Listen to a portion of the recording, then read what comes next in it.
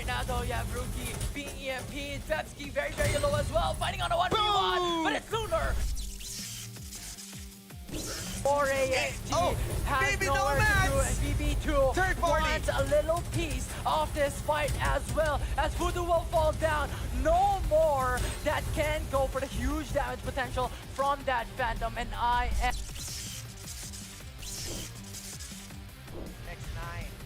And what is the lead? Just right there, but you The can see Tarantula. the Tarantula. That's a Raining beat! That's a down. wipe up!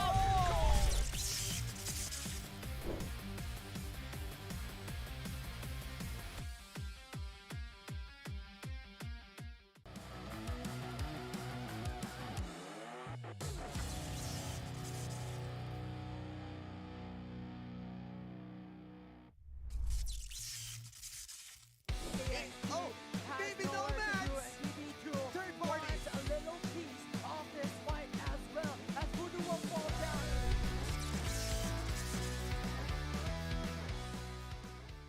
We were able to come up with this lineup because we have done a lot of trial and errors using different kind of heroes. And this lineup that we currently have, which consists of Cypher, Sunil, MKR, and Ember, is what works for us. So that's why we chose this lineup. Played a lot of ranked games and tournaments that we were able to know the strength and weaknesses of each other on and how it helps us building up our strategies. That by playing a lot of games with them, we were able to build up our chemistry. I just giving some ideas and they are actually helping me. It's not just me. They are also helping me on the shot call. But whenever I tried to like tell them that this is the go signal, this is what we're waiting for, they have the confidence that I am doing the right decision.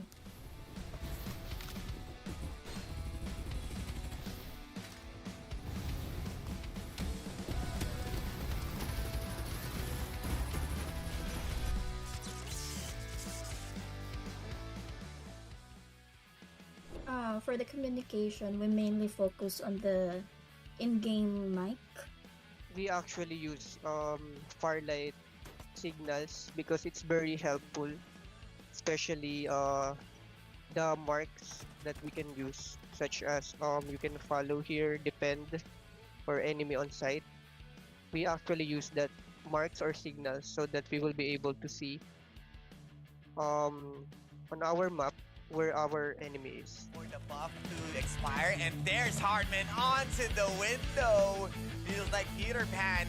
He is ready to take away these four kids as they are slightly going in, slowly but surely clearing out every members. Markman really, really low, but you have the response coming in from the captain. Oh, and it's that is 64k main I am a down. Sunil, and I've noticed there's two people in the second floor, and I just push it on the rooftop, and Calix is pushing the enemy at the bottom. I just push it and go with it, and I know Iska is going to back up me. That's how strong is our backup if there's an engagement.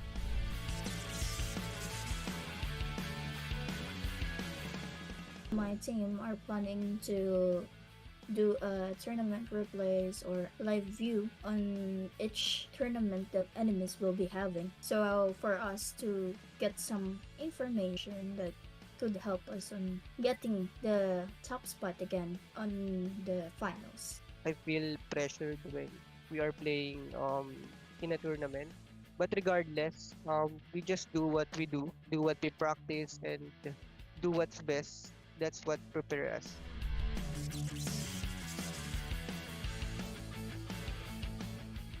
We actually shout for being top one. But We shout they're- and we're very happy for being top one. We're so very thankful to everyone who's rooting on us, and I think we didn't disappoint them this time because we got the top one spot for this week. I actually feel confident and great because this is an achievement that we work hard for, so I think I should be confident with it. Thank you for everyone who's rooting on us, as Iska said. And that's what we really want to be the top one. We didn't expect that. We're happy, and next game, we will try our best to wipe it again.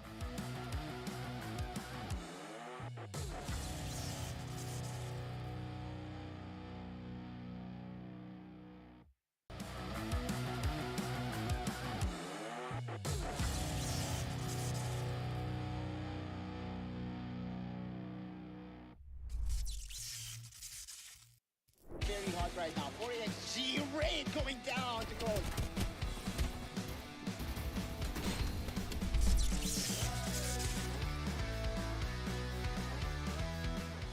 We've already known each other from 2018, 2019. We've already been like teammates, so it's not hard for us to adjust when it comes to our gameplay. We already have the team chemistry and have developed a strong understanding of each other's play styles and communication patterns and strategy.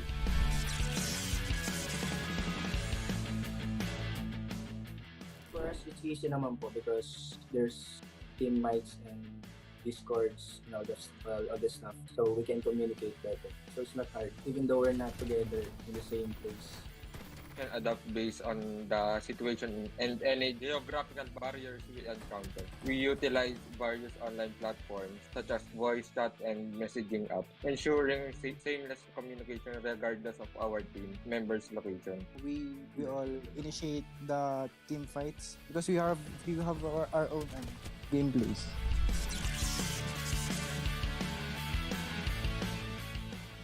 Maybe Akise or Golas, but mostly Akise because Because may sariling mundo siya. I'm too confident. I think I can kill the enemy.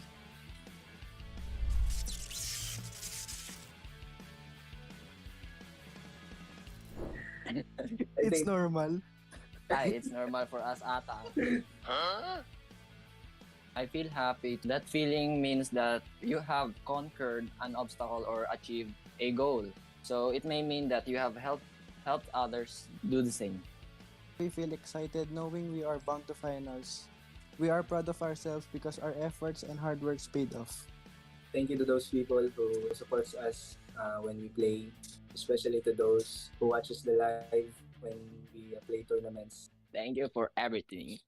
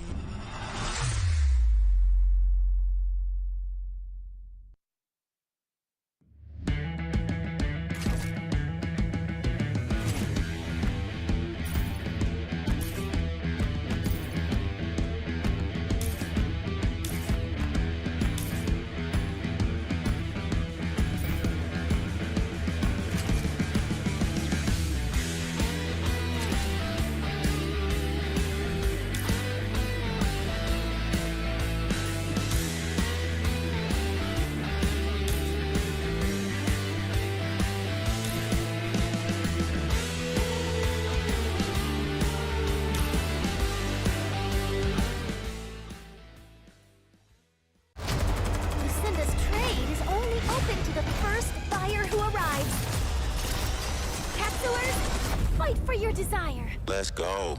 Never back down, and I never run. Coming last place, that was never fun. Time to elevate. Looks like we gotta make it harder. Let me see who's the lucky one. I'ma let it go.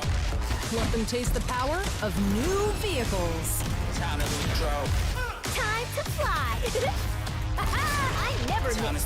You are now the Reaper. 5, 4, 3, 2, we gon' run it up. No days off. Precision bombing. One shot, so you better not miss. Night, sweetheart. One shot, so you better not miss. Fire hazard. Emergency team, go! Love doesn't just explode once.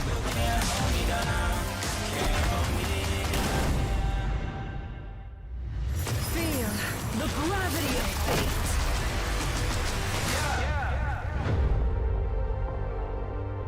One shot, so you better not miss.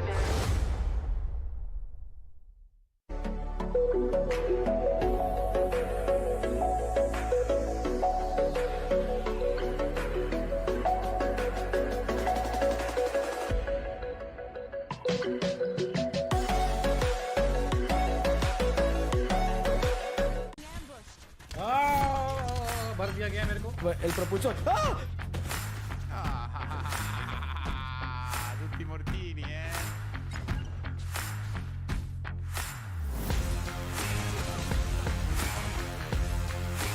Saco bomba contigo. Granada por tu vida contigo. Distrutto.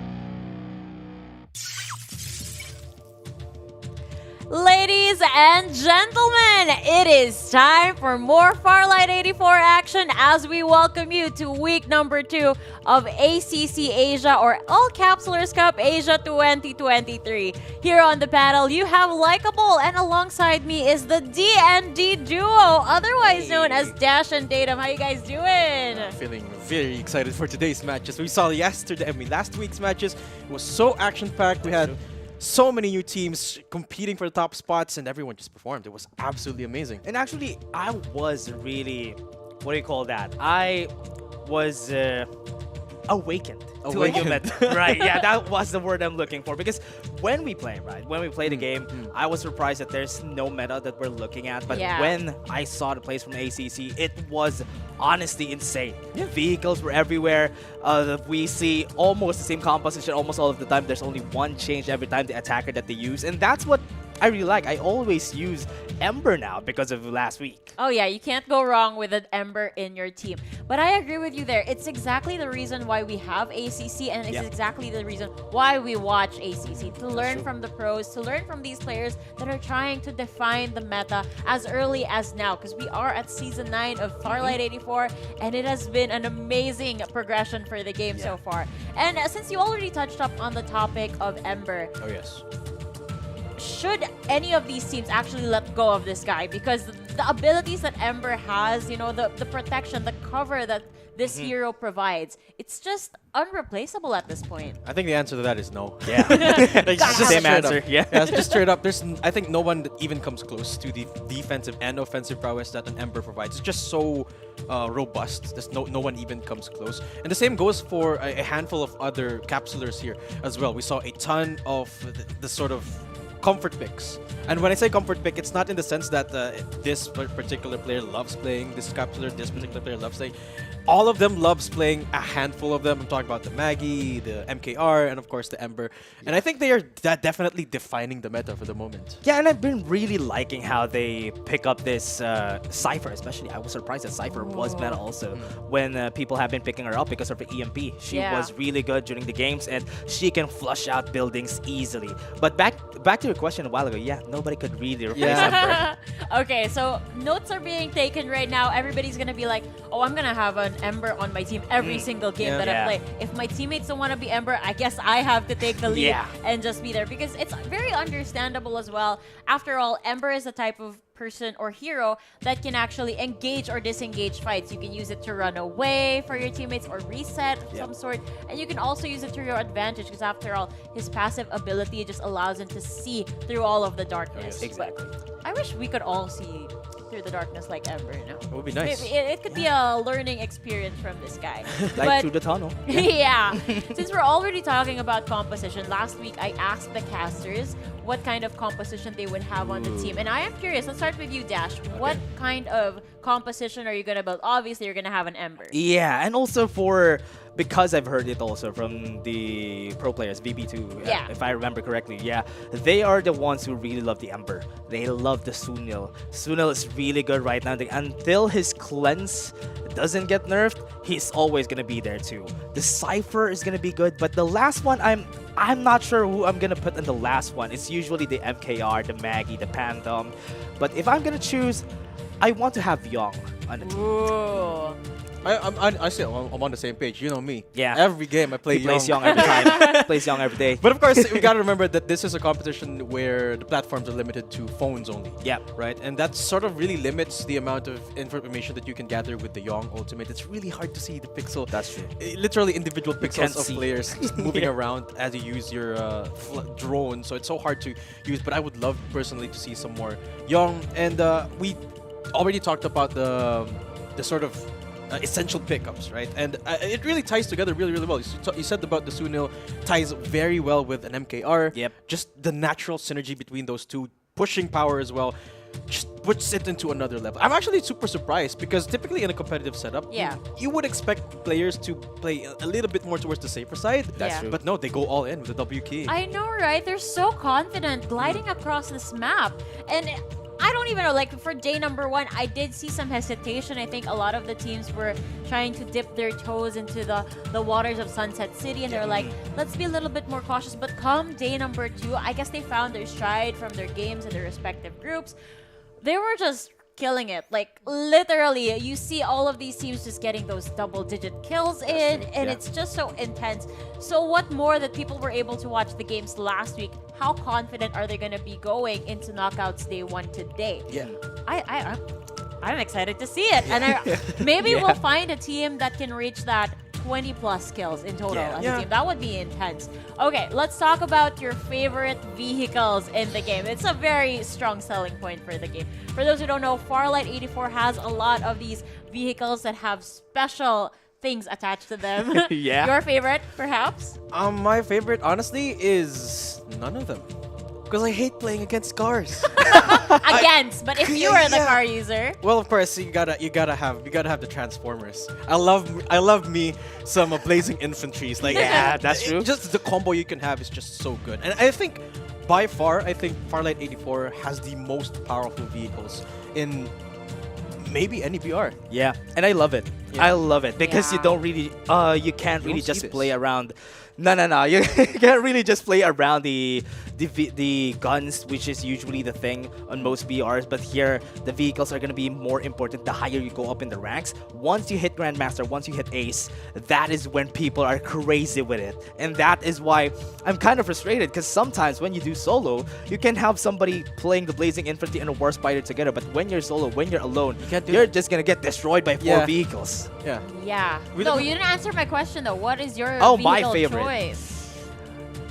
I want to go with a War Spider. Oh, it's really fast. yeah, That's why it I is. really love playing with it. Yeah, I've actually come across a player that was on the War Spider. It was like 4 of us chasing one player. The War Spider? And he got away because it's just no. so hard to reach after Yeah. anybody who's on the War Spider, you know? What's your favorite? Okay, my favorite, obviously, like, I can't believe this isn't your answer. It's the Rocket Tarantula. That's true. Yeah. Listen, yeah, I've seen squad wipes with that. That's why my answer is nothing, because I hate playing against these mechs and these vehicles. And the Rocket Tarantula, you can't even see it coming. Like, it's just gonna bombard you from nowhere. Don't worry, guys. I'm gonna bombard you with something else because let's take a look at the map schedule, or the event schedule rather, that we're gonna have for these next couple of weeks, right? So today is gonna be a Knockouts 1 group stage wherein we get to see from groups A, B, C, and D in best of 3 games. And then whoever progresses for today will proceed tomorrow at the Knockouts 2, wherein we have 2 groups, and we will be collecting 30 teams to move on. Or, sorry, 15 teams to move on to the finals, rather. There you go. So today we need 30 teams. We're going to tally all of their scores across the groups. We're going to check them out tomorrow, and that's going to be it for the schedule. There's a lot. Yeah, we're gonna have a look at the qualified teams for today. My goodness. It's always a lot of things to think about because you guys are going to be casting this, but any unique teams that you guys are noticing on this list? You know, there's a lot of really strong competitors from last week's qualifiers, right? And the most interesting part about this week is that these teams, I believe they're allowed to play again. Yeah. Even though they're already qualified. So I think that's really where the sort of confidence, the sort of testing the waters is going to come away. It's going to go away. So you can expect some of these teams have next level confidence coming into today. Yeah, and what I like about them though, especially I'm seeing very familiar faces here, BB2 and 1HD. I've seen them during the last time, but again, what I like about those is that they have more power to experiment, more power to test out the meta, test the waters if they want to change things on their lineup, maybe on their strat, maybe on some drop points that they want to go, maybe. So that's what I like about seeing very familiar teams right here. Yeah, I mean, I already see Osiris here, if you guys heard from last week. I was actually looking forward to seeing Team Autolus in the list because he was so confident in his lineup. But unfortunately, we won't be getting that just yet. Autolus, I know you're probably watching this. Come on, man, we want to see your team. They want to cast your team too. I miss Autolus though. I miss playing with that guy. I hope I could play with him again. I hope we could play with more people. Yeah. Yeah. Let's all play with the uncles. Yeah, but we added each other on the game, which means we're all gonna get carried by Isaac. Yes. I'm just kidding. But okay, one more thing. You mentioned earlier the drop points that we're gonna be seeing from these guys. Any particular drop point that you would love to drop at? Honestly, our squad, when Datum and I play a lot, we always go to Tinmanplex. I love Tinmanplex so much just because after you go there, you have Todd's Hot Rod, which also has a lot of shield points. That's why that is one of the good drop points that I see in the game. And also Sunflower is also one of the good drop points that I want to see teams in because it really wraps around the circle perfectly. That's why I want to see a lot of players go there. And what I love about Tinmanplex as well, it's surrounded by a ton of open areas. Yeah, that's right. Apart from Todd's Hot Rod, there's really not a lot of entry points towards that area. So you can play very safely, or you could just go W key. If you have the opportunity of getting these cars spawn into you, you have an opportunity to play safe or play super aggressively, and that's one of the beauties about this game, right? This map, Sunset City. You have very versatile areas, and Tinmanplex, I think, is one of the most. Oh, it is very versatile. But I agreed with Autolus last week. I am a Carnivale type of girl as well. We used to be too. We used to be. No, because I think that Carnivale especially is a good area to warm up your aim. Because it's going to be disaster, just chaos, all of the words that can best describe Carnivale for that matter. It's a hot drop, basically. It's not hot rod, not hot drop. It is a hot drop at Carnivale. So it's a good warm-up. But I do agree that if we go for Tinmanplex in that area, you're going to have a lot of loot and you're going to have a lot of shield. And that is the safer goal, at least for the starting out area. But for our viewers right now, I know what your actual goal is. And your goal is to get some giveaways! Yes! Yeah, so let's take a look at what kind of code we'll be seeing because we always have giveaways for our viewers if you guys miss it. Oh, wait, that was so surprise! That was a surprise! Oh, there you go, there you go. It literally says, okay, go, let me type go, go. Type it now. Type Whoever it now. goes type first. It now. Type it now. Whoever goes first. Wait. I think we're not gonna get it. Though. Yeah, guys. You have a chance. It's the first first 1,000? 1,000 viewers. We have a chance. Yeah. Which does bring me to the next topic. I feel like our viewers should actually start inviting their friends to not only play Farlight 84, but to watch the stream so that before they even play, or if they already play together, they can learn so much more. So if I were you guys, I don't know the number of viewers that we have right now, but the best thing to do right now is to call on your friends and share the stream because we have unlockables to give away over here. So anything on your mind, guys, over here that you're kind of eyeing on? Last week I was eyeing on the UMP skin. I'm eyeing Cake. I love myself playing. I love playing Maggie. Yeah, I think Cake is a good skin too, if Yeah. ever. But I'm a type of guy who really likes gacha, so I want to see what's in that chest. Well, that's fair. That's wanna fair. We know. have to unlock the 500 viewers first, Yeah. and then we go to the 1,000 viewers.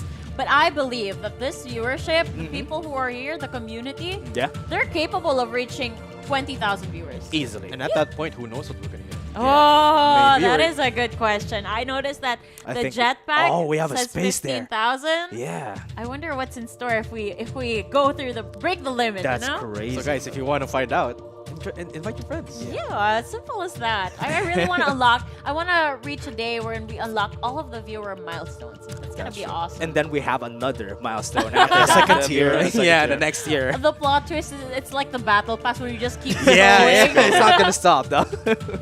Okay, since I do, we talk about the battle pass. You know, you have XP there, but that also goes for the level of these heroes as well. Yeah. Yes. We talk about the respective heroes and what kind of special ability or special buff that they unlock every time they talk about the level. Yeah. So let's talk through that. You guys love dropping at Tin Man Flex. By the time you're done there, what do you suppose is the level at that point? Yeah, considering that it is probably a second hot drop, Yeah. there's a lot of people there also, Yeah. which is the problem. But after you finish it, for example, you get 2 squads, you're probably at level 6, level 7 by then. So that's why I love dropping there, because Yeah. I don't need to think about XP after. Yeah, provided that you win the fights.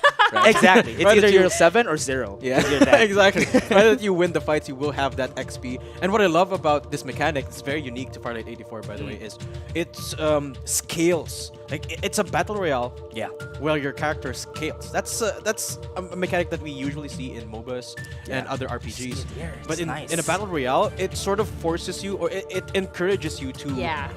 look for these fights, which actually ties into the meta really well, because as we're seeing a ton of Sunil, a ton That's of true. MKR, so it encourages you to look for these fights, and that's why the game is so much fun. Yeah. I mean, it's not just with the heroes that you see here, it's also the loadouts. True. That's How many true. people are just holding on for dear life for their Jupiter 6s over here? Yeah. I had a 2 a.m. thought though. Why Okay. is it named Jupiter 6? Because Jupiter 6 is the 6th entity in the solar system. Right? It's the 5th planet, right? And the sun is at first. So it's the 6th. Right? So that's why it's Jupiter 6. Yeah, but like, why not name it? Jupiter 5? 4. No, why not name it Mars 4? Yeah. Yeah, I don't know. It was just a 2 a.m. thought, and I was like, why is it named Jupiter 6? I was kind of boggled, and it's also like a sci-fi weapon too, because it blows out Yeah. lasers. That's why.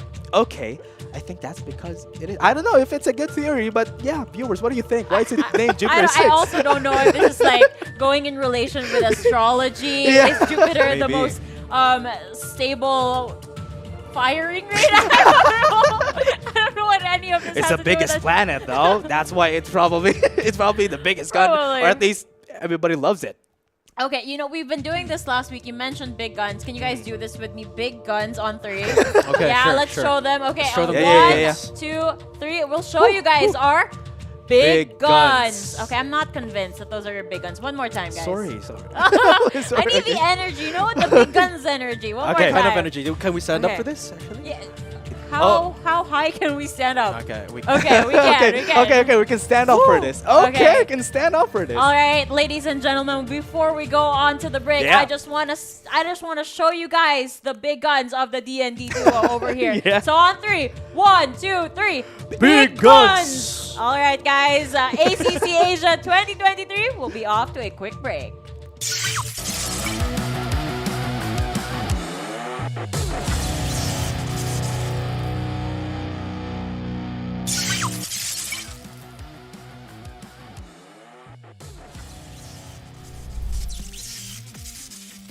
One HP as you have stated.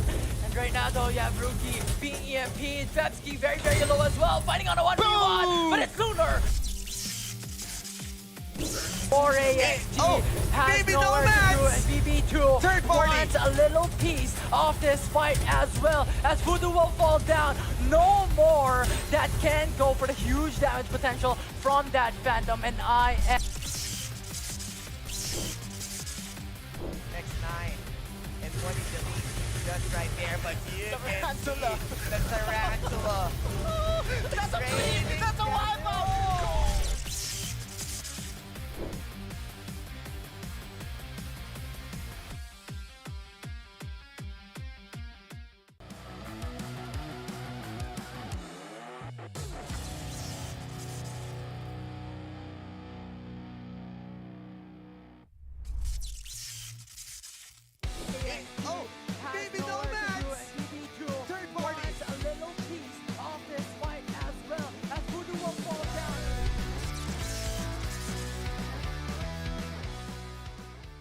We were able to come up with this lineup because we have done a lot of trial and errors using different kind of heroes. And this lineup that we currently have, which consists of Cypher, Sunil, MKR, and Ember, is what works for us. So that's why we chose this lineup. Played a lot of ranked games and tournaments that we were able to know the strength and weaknesses of each other on and how it helps us building up our strategies that by playing a lot of games with them we were able to build up our chemistry. I just giving some ideas and they are actually helping me. It's not just me. They're also helping me on the shot call. But whenever I tried to like tell them that this is the go signal, this is what we're waiting for, they have the confidence that I am doing the right decision.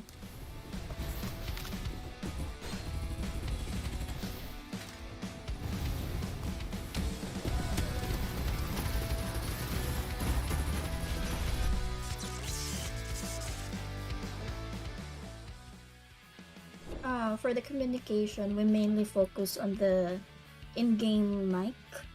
We actually use Farlight signals because it's very helpful, especially the marks that we can use, such as you can follow here, defend, or enemy on site.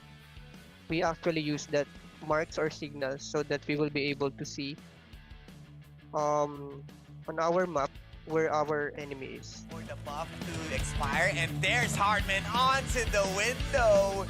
Feels like Peter Pan.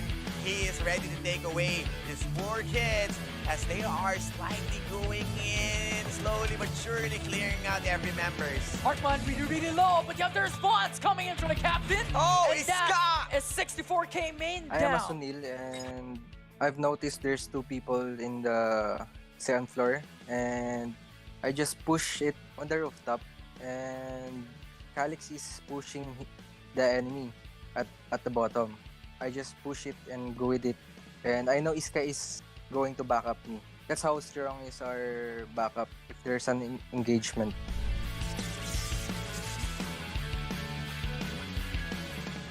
My team are planning to do a tournament replays or live view on each tournament that enemies will be having. So for us to get some information that could help us on getting the top spot again on the finals. I feel pressured when we are playing in a tournament. But regardless, we just do what we do what we practice, and do what's best. That's what prepares us.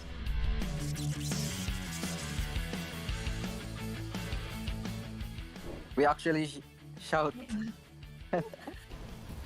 for being top one. But we shout they're- and we're very happy for being top one. We're so very thankful to everyone who's rooting on us, and I think we didn't disappoint them this time because we got the top one spot.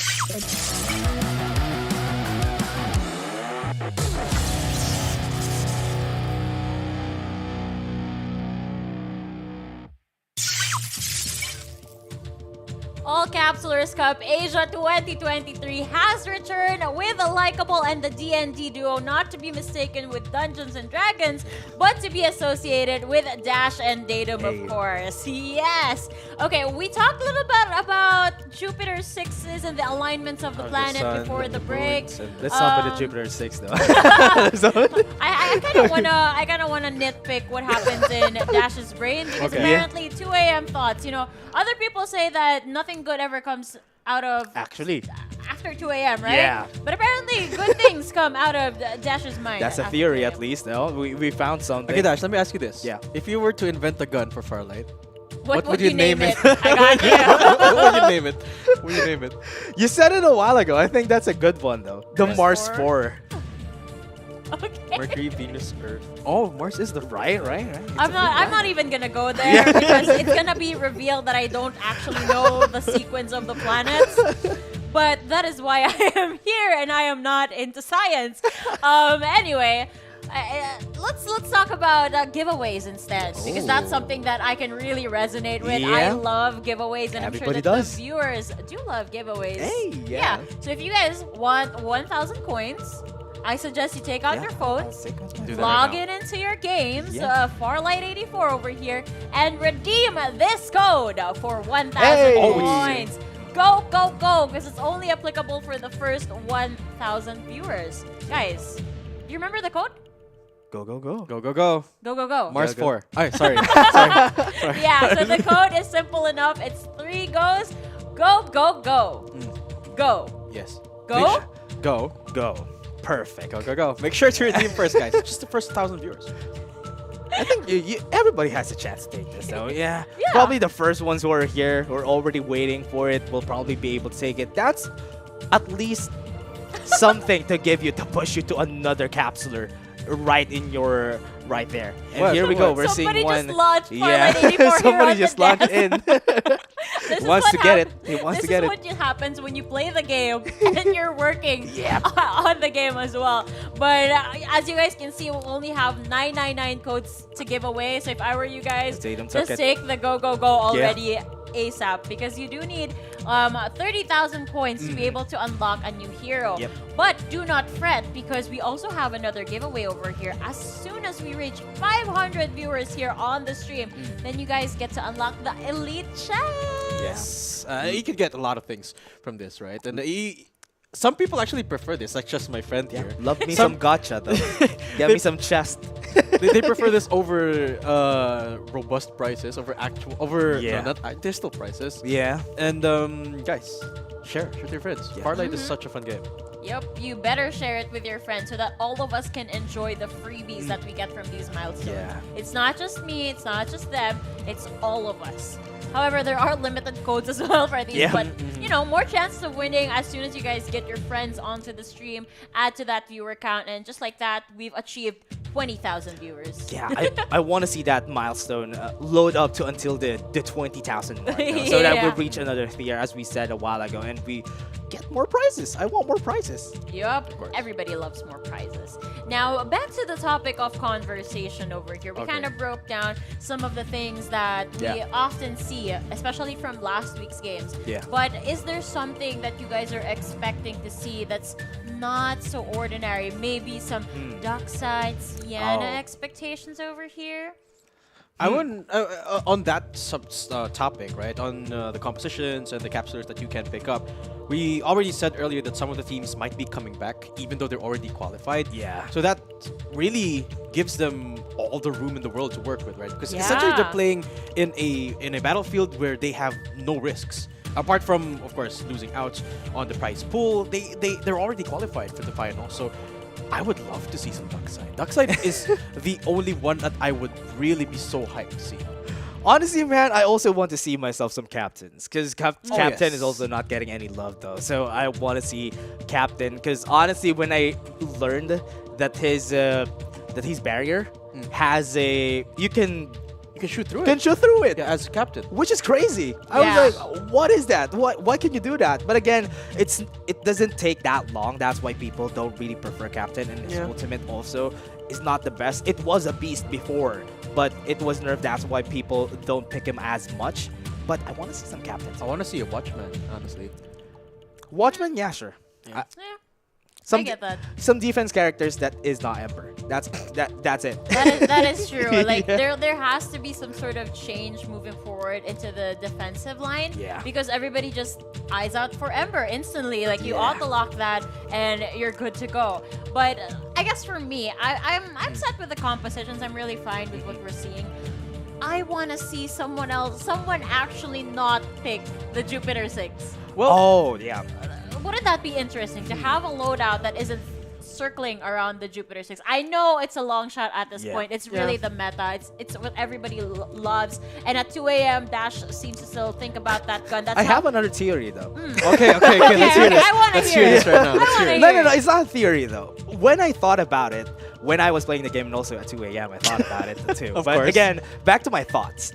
I think AK-77 is actually good. Yes, I absolutely agree Yeah. with you there. I think AK-77 is one of the highest DPS assault rifles, It has the highest if damage. if not the highest Yeah. of all the game. The only problem with the AK is that it's got also the highest recoil. It's so hard. It's so hard to hit with control it. it. So Yeah. what you can do is to complement it with a long range weapon. That's true. A Bar 95, which is surprisingly very powerful, even at close range from Yeah. last week's games. Yeah, and what I was thinking though, the longer we go into tournament, is the more we'll see AK-77, just because people would at least be a lot more confident with their recoil control by then. And that's why I think AK-77 would have a place in the meta maybe at the end of the month. I have an idea, Dash. Why don't you host a podcast at 2 a.m.? That's Oh, that would be some actually weird thoughts, very right? interesting. Like, I feel like we'll be listing out everything about Farlight 84, and Dash is gonna be nitpicking. Everything. The intrusive thoughts will win basically at that hour. Why That's is it exactly 70? what Why is it that 77? I don't want to know. Maybe I'll think about that tomorrow. Don't worry. For now, you're gonna be thinking about the game Yeah. because it's finally time, you Yes. guys. Hey! For this weekend, this is gonna be game number 1 with Group A. So, boys, let's take them to Sunset City. Let's go. First game of the day.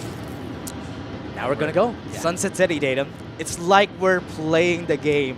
And again, I hope we don't see some Carnival drops this early. It's a good thing that we're quite far away from Carnival. I hope we do. I actually hope we do see some Carnival drops. You know, this brings an extra element of chaos. But one thing I noticed from last week's games, Dash, is the drops is not as spread out as they could be in other typical scenarios. And I think that's attributed to just the Resurrectors. You can play clumped up together and then go for a second chance, rotate towards the edges of the map later on. But so far, no early skirmishes. It's just Exis looking for someone with the hover car. Yeah, he's just doing damage to the hover car, and that's also has been one of the strategies that people have been doing. Get a War Spider, get a hover car, get any vehicle, then try to damage somebody just to not let them loot effectively. And now he's getting a lot of the shields and maybe some loadouts for everybody. I like how everybody's just so close to each other. And we were talking about Team Complex a while ago, and there's 2 squads close here.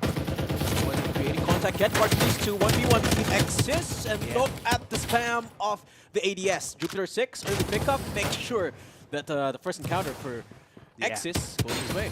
Yeah, and also Exis gets another kill, and this is something that I want to say though. The revivers are really good. You are really forced to go for fights at this early because at least you have another way of going in. After that, you can change a spot wherever you died. Go away because somebody's probably going to be there again and try to loot out again.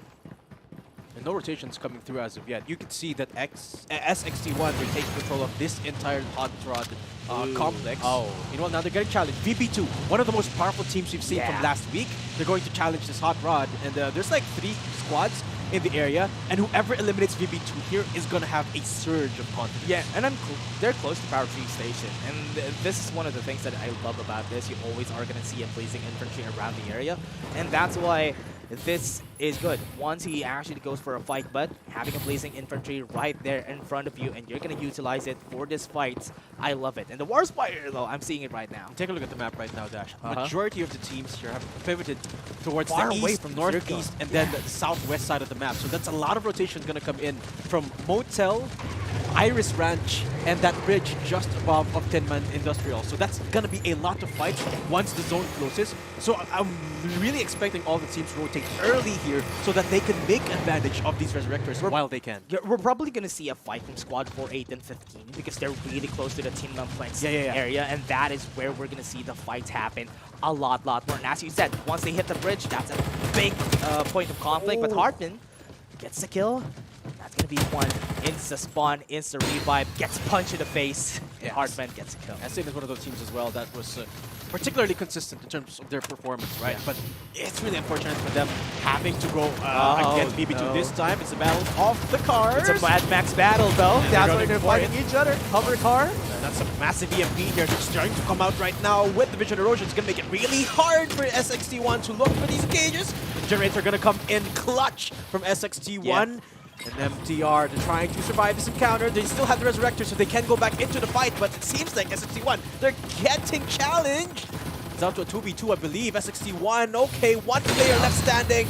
That's an easy cleanup here for MTR. I love it. MTR gets the kills, and they were just able to move around. Vision distortion, vision erosion was used in order for them to just stop them from using the vehicles. They were forced out of the vehicles just because of that, and now they need to run away. They need to try again and loot again, but MTR really on a good spot. In terms of loot as well, that's a ton of that's an entire squad that they eliminated. So that's a ton of XP, a ton of ammo, and a ton of guns as well that they can make advantage of. On top of having 3 cars at their disposal, make that 4 at this very moment. They're getting challenged. They're destroying by this, the vehicles though, just to make sure that no one else can use it. Now they're going for an engagement right inside, right just on the hot rod itself. Exhaust, good for 1 knock. 61, of course, again going for the early skirmish here. And again, they're really making advantage of this early game Resurrect that they can take advantage of, but what? Their Ember's down. Yeah, he was seen there. And what I like about that, though, there was a smoke bomb right there. That's why he was seen by the Ember. And that's perfect timing. Now that they have the holographic glide, they're just going to go in, just going to do damage, going to go for more, and they are just going to take them down, the squads down. And XDIM was able to get victorious on that area. Yeah, early success from S61. Immediately nullified here by XDIM. Not sure if they still have the Resurrects, but inside Iris Branch, there's another fight breaking through. Hasbulla, one of the most powerful players from last week, immediately knocks down that opponent. BB2, they're looking to establish dominance once more here in Iris Ranch. YCKU, are they going to go for the punish? Are they going to go for the engagement? And it seems like BB2, they're going for the push instead. The got punish, the takedown. the beam down from Iska is beautiful. And YCKU, they're going to regret that decision. Oh, what a kill from Iska. That's perfect. Now they're not going to be able to run away, but now we're also at the bottom of the map. Hot Rod, we're seeing a fight right there. JRC1 and 1 MTR, they're hiding through the corners. The zone is not hitting that hard yet, but they are aware. They're aware that somebody's there. They got the damage in. They're going to go through the building. They have the EMP. They're not going to be able to move. They're trapped, and they are choking out of their minds. That's a kill, and they still have the vision erosion. They're not letting them go away. They don't have any vision except for what they hear, and Wraith was able to take it. 1 MTR just took down Squad 4. And I think this is a textbook example of just how you're supposed to play Farlight, right? Yep. Be aggressive. Use those ultimates to your advantage and get the first damages rolling in. MTR, they got that fight very easy because they pushed up, but JRC1, they're going looking for the shutdown, but BMax pushed up, but chewed up way more than he can eat up there. Yeah, I tried to go for a pick-off, maybe just reset their revive. Yeah, I was surprised that he actually fought that. He did have information that the team is there, but they tried. At least they still have the revives on their side. Now that we're gonna go away from the side of 1 MTR, this is what's great about this squad though. They know the damage of the first zone is not that hard. Now we're gonna see another fight here. So far at the edge of zone, it seems like everyone's looking to contest for the air. NRX have joined the squad. ROB is here as well, and it seems like it's an absolute fiesta of squads here. I believe there's 3 squads fighting for this map. JRC1 spotted out. What? That's an isolated fight because of the vision erosion, but NRX looking for the punish. Tentan Shon is the first one to go down.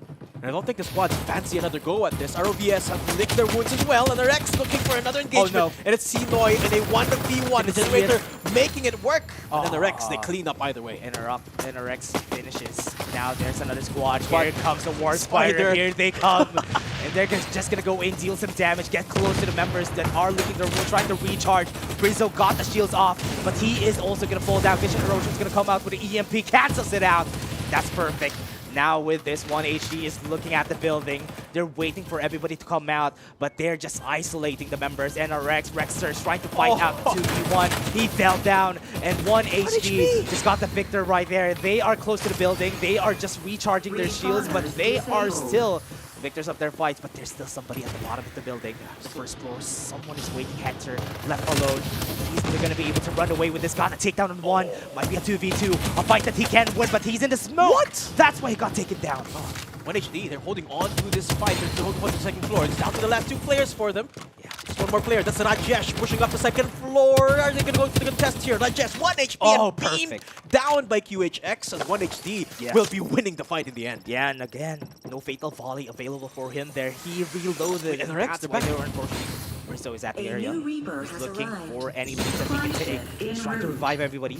Here comes QHX was able to get to the second floor. Britzo doesn't have any shields anymore. Might fall down. He's gonna fall, and that's one of the squads taken down. Yeah, and the Rex getting eliminated there. Not sure if they still have the Resurrects, but the fact of the matter is this area is now in the hands of 1HD. And it's really interesting, Dash, that a lot of the teams converge to this position.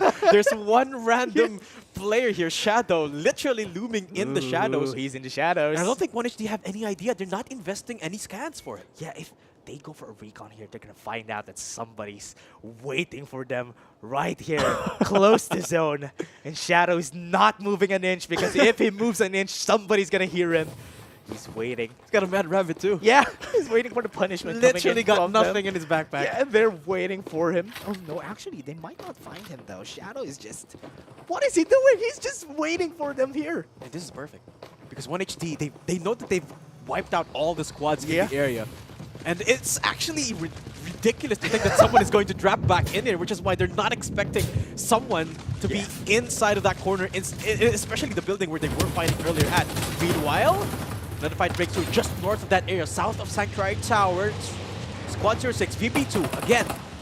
They're looking to establish their position here, but take a look at the squads. Once they know that VB2 is there, they don't want to fight anymore. Yeah, because they know that this is VB2. Once they try to go for a fight against this, Squad 6, they're going to be really scary. They still are running the same composition as what they had before. They still have an MKR in the squad, and this is why they were able to make it work. The last time that we saw them, they were playing really well, and until now, they're still at the halfway point. You know what's really interesting, Dax? We saw a ton of conflict in the east side of Riverview, right? Because that's the very edge of zone. That out of all the potential choke points that I was talking about, that was not one of them. And that's attributed to the teams wanting to play safe. Everyone wanted to play safe coming in from the south, and everyone converged in that safe area. Everybody's in the tower too. There was everybody on Sunflower, and they need to really go to that zone. And once they hit Riverview, there's not really a lot of covers except when you're already there, when you're already in the buildings.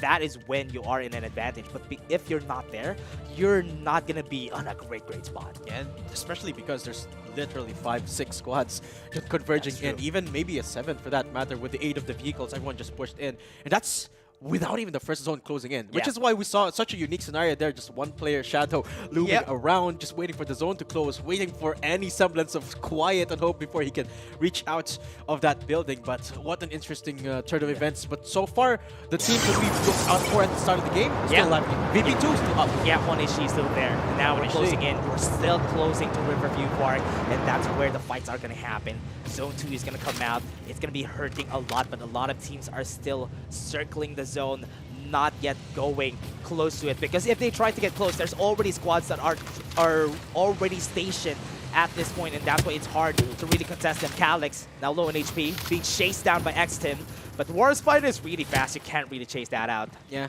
But at some point, you have to stop and regen. You look for... He's still running. Healing. Exactly. This is War Spider things. You can basically walk around the map scot-free, but Hybrid, once he gets discovered here, he might get pushed up. He's just looking for a little bit of extra damage onto Hasbulla, who's isolated at the moment. This is the perfect opportunity for XCIM to push up Hasbulla. They have very little information, so they don't know that Hasbulla is alone, but once they push up, Hybrid can take advantage of this position. Hybrid can see where Hasbulla is. He's trying to regen. He's going to fall down. Wow. No more revivers for that squad. BB2's down. Gets advantage. Yeah, BB2's down for the count. That's because they were a bit too confident out of the zone, and because of that, they got killed. And this is now a time for X-Tim, because they're the ones who took them down with 16 kills on their belt.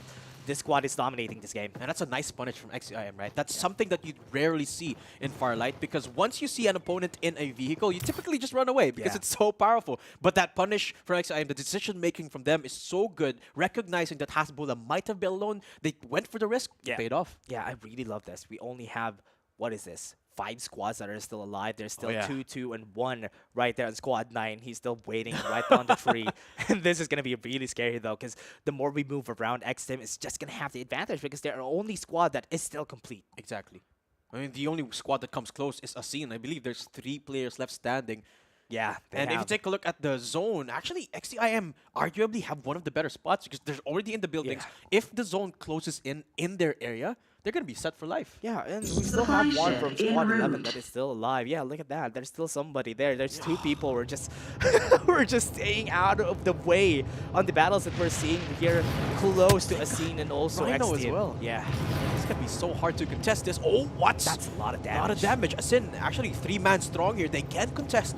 But with the Rhino being alerted to their attention, I don't think they're gonna do that now. Yeah, and JP is gonna go in. They already have their infantries out. Here we go. The AMP is gonna come in. They did some damage. Vision erosion is already used. They're gonna go in without any hesitation. The holographic guide is already there. They're doing a lot of damage. They're trapped. EMP is just not letting them move around. They're getting destroyed by the DPS from the smoke. And that is gonna be the kill. X-Tim was able to take the squad down. Yeah, Sin played that as well as they could. They focused the Ember, forcing out the vision erosion before they could even come close. But X-Team, they were just too quick on the trigger, utilizing the Sunil ult to get the gap closed really quickly. And take a look, not a single person from X-Team even went down. Yeah, everybody forgets about the springboard. The springboard is just so good at making you move around. Now we still see one. Hiko has been discovered by YCKU. They got the kill. And you can't move anymore, especially with that EMP. YCKU taking what little that they can at this point, but it's down to the last 8 people. But remember, these are all scattered squads except for X-Team. So they're in the best spot. This is their game to lose now. Yeah, now with X-Team, still has 4 people. GRC1 with BMax waiting, with also a green armor on his hands. He can't even fight this in a 1v1. Everybody's just wrapping around the circle, but now X-Team is already here stationed. They're just like towers waiting for everybody to go and converge against them. And BMax can hear all of them. He can hear every little thing, every little footstep around him happening. All it takes is one mistake, and this could signal the life of BMax here. Just one wrong angle and he might be discovered here, but thankfully enough, X-Team, they're using the power of their vehicles to rotate and find anyone else apart from BMax. So actually BMax can take advantage of this. X-Team, they found their first spray. That's Waiton going down from RVOS. There's only 3 squads left. Yeah, exactly. 7 people. Yeah, with 3 squads, with 2, 1, and 4. I think this is X-Team's game to win. Exactly. It's their game to lose. If they lose they this, make a mistake though. Yeah, it's gonna be absolutely brutal for them. It'll be crazy if they lose this. Look at them. They already have full armors and like 3 people. They're on the hunt. But again, Dash, it's all about the execution here. Oh, used up the ult already. So this is a prime position for anyone to go in, but this could be used for a bait. That can only be used right here. No guns are being heard out of the zone. The zone's closing in. Squad 5 needs to go close to them. I think they know. Yeah, and they're not gonna see they're not in front of the buildings now. XM already moved in front because they know YCKU is now being bombarded by a lot of explosives. Demon King, shields are down, and they need to be careful around because they need to move. This zone is gonna hurt. This zone is gonna hurt. And they got no choice. They have to push out away.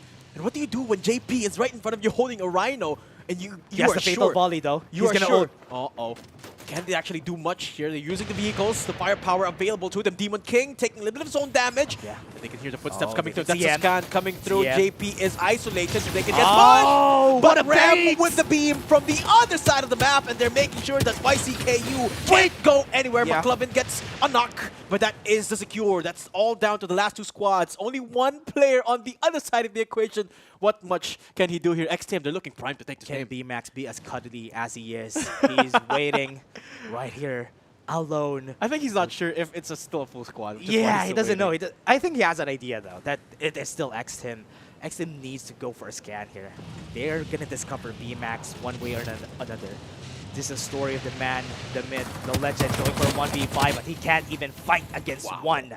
JP takes him down, and they win for the first map. XGIM with the first win of the day. They're definitely going to be feeling really good off that one. Apart from the top 1 win, they also got a ton of kills. Yeah, they got a lot of kills. They are the ones who took down VB2. Oh, yeah. And this is a squad that we are really looking forward to see more on map 2 because this was a great performance from them. And I love that we're seeing more and more fights earlier on in the game, right? This is the confidence we've been talking about before the game started. When you've got a team that's essentially got nothing to lose, this is what you get. All-out warfare. And I'm loving the confidence coming out of all of our players. Yeah, and as we said a while ago, the revivers are going to be very important on this types of fights because when I think X-Team really try to go for the fast fights early on, and even if they don't use the revivers, it's okay. That's why we talked about the revivers a while ago, because those revivers are the reasons why these squads are confident on taking those early game fights. Yeah, but I want to talk about the kills here, right? It's the victor of the match is not necessarily the team that's gonna have the most points. Last 23 kills. I believe last week we had a team that did not win a single game, but they walk away with the most points in their respective group. I failed to remember what team that was. Yeah. So that could be the case here, because X-Team, they got 23 kills, which is not too shabby, but it could be overshadowed by a team that could have been more aggressive. Maybe there's someone else who got more kills. Yeah, I highly doubt that. I don't. I mean, I mean, it's possible. It's possible, but it's I doubt possible though. But again, 23 kills is not really an easy way to go about it, because they also had a lot of vehicles in their favor, and most of the time teams that win are because they have vehicles that they have, and also because of the confidence right here. And yep, JP is going to be our MVP this game, rocking 9 kills and 5 assists this game. Just the damage alone. It's a telling sign. 2k damage. Yeah, JP, and you can see the confidence as well, right? JP was contesting an entire squad in front of him with the Rhino. Yeah. And again, XEIM, such a fantastic showing here on the first game of the day. They're coming out of the gates, swinging here, Dash. I'm excited to see the next couple of matches if X-Team can continue this streak on. I mean, if you talk about kills and placements, right? The number 1 placement doesn't guarantee of the max points, but if you win 2 games in a row, it's really almost impossible to stop. Honestly, yeah. And also JP also was playing the MKR during this game, and honestly, that is expected. Whenever you have an MKR in your team, that guy is going to be having the most damage. That guy is going to be the one pushing for the squad. But also, let's take a look at the squads who got 2nd and 3rd. At least BMax was able to put this squad on the 2nd place just because of staying alive in the game. I wanted to see the number of kills that FVB2 has. Of what we see, it's just That's 10 kills. 10, yeah. Yeah, but they could have more.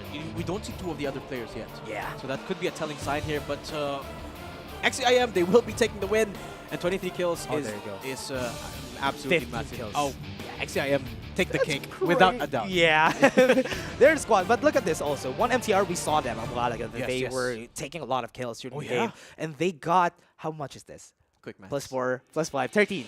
Right, 13. 13 kills is what they got. We're taking a look at the kills, everybody, because this is also an important stat that we need to look at during this game, because even if they don't get a lot, at least they get some points with these kills.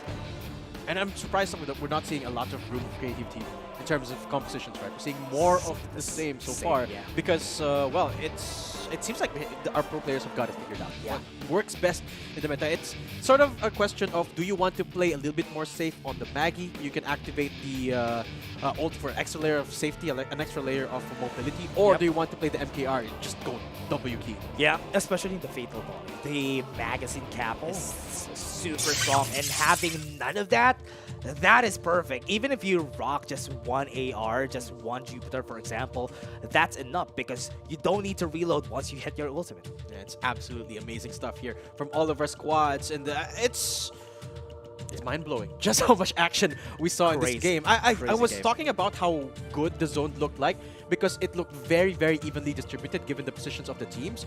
I honestly didn't think that there was going to be a singular point of contact. Yep. But there was. Yeah. There was a really great point of contacts for all of our squads. So, but we're going to be having 2 giveaways right now. So let's wait for the giveaways to actually come out in front of us. They get, oh, look at that. We already have the viewer milestone. We're in the legend chest, everybody. That's what I like, though. I love having a legend chest. Chest. Yeah. We're going to be taking that, everybody. Of course. And guys, do keep sharing to your friends. Let's hit that 20k milestone.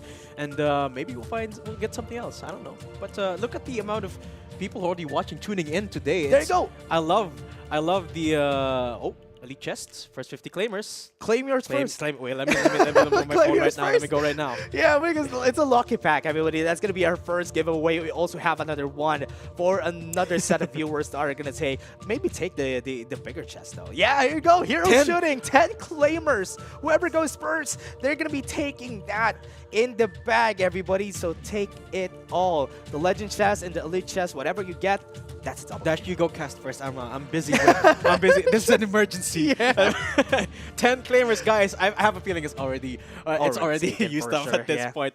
But of course, guys, do keep tuning in because X-Team is not going to be the only winner. The viewers are, and other teams are going to be having a second chance. It is a best of 3 after all. So the teams do have 2 other games to claim that win. But until then, we'll just be having a quick break. This is the All-Capsuler Cup Asia 2023. This is TNT, your caster for the day, Datum and Dash. We'll be right back, so don't go anywhere.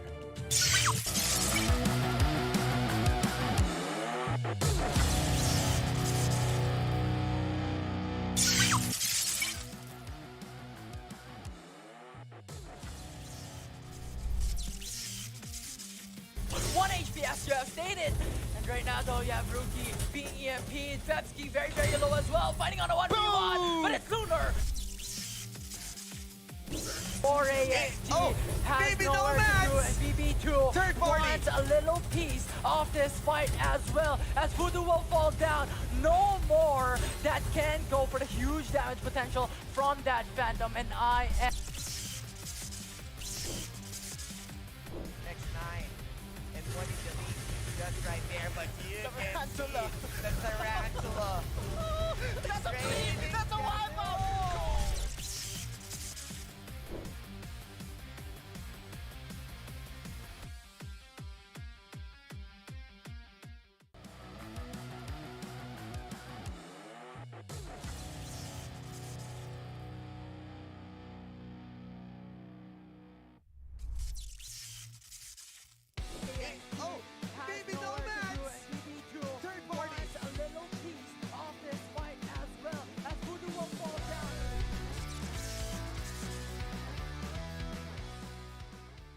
We were able to come up with this lineup because we have done a lot of trial and errors using different kind of heroes.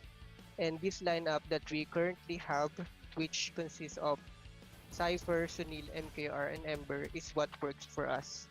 So that's why we chose this lineup. Played a lot of ranked games and tournaments that we were able to know the strength and weaknesses of each other on, and how it helps us building up our strategies, that by playing a lot of games with them, we were able to build up our chemistry. I just giving some ideas and they are actually helping me. It's not just me. They are also helping me on the shot call. But whenever I tried to like tell them that this is the go signal, this is what we're waiting for, they have the confidence that I am doing the right decision.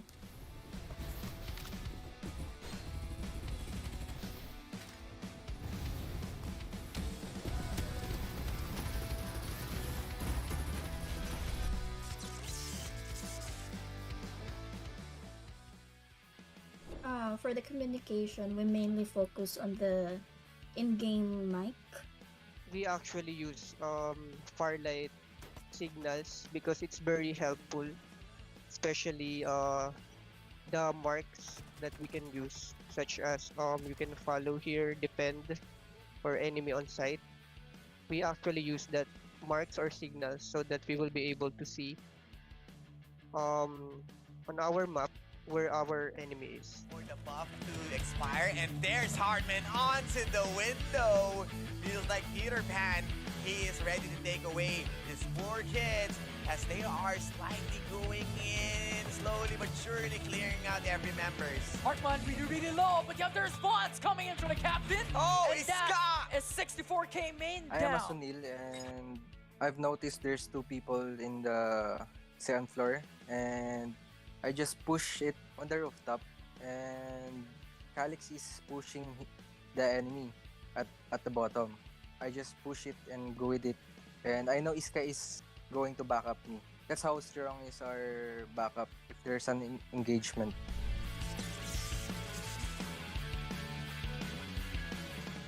My team are planning to do a tournament replays or live view on each tournament that enemies will be having. So for us to get some information that could help us on getting the top spot again on the finals. I feel pressured when we are playing in a tournament.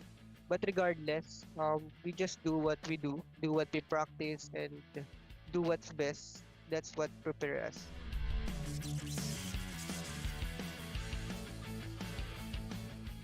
We actually shout for being top one. But We shout they're- and we're very happy for being top one. We're so very thankful to everyone who's rooting on us. And I think we didn't disappoint them this time because we got the top one spot for this week.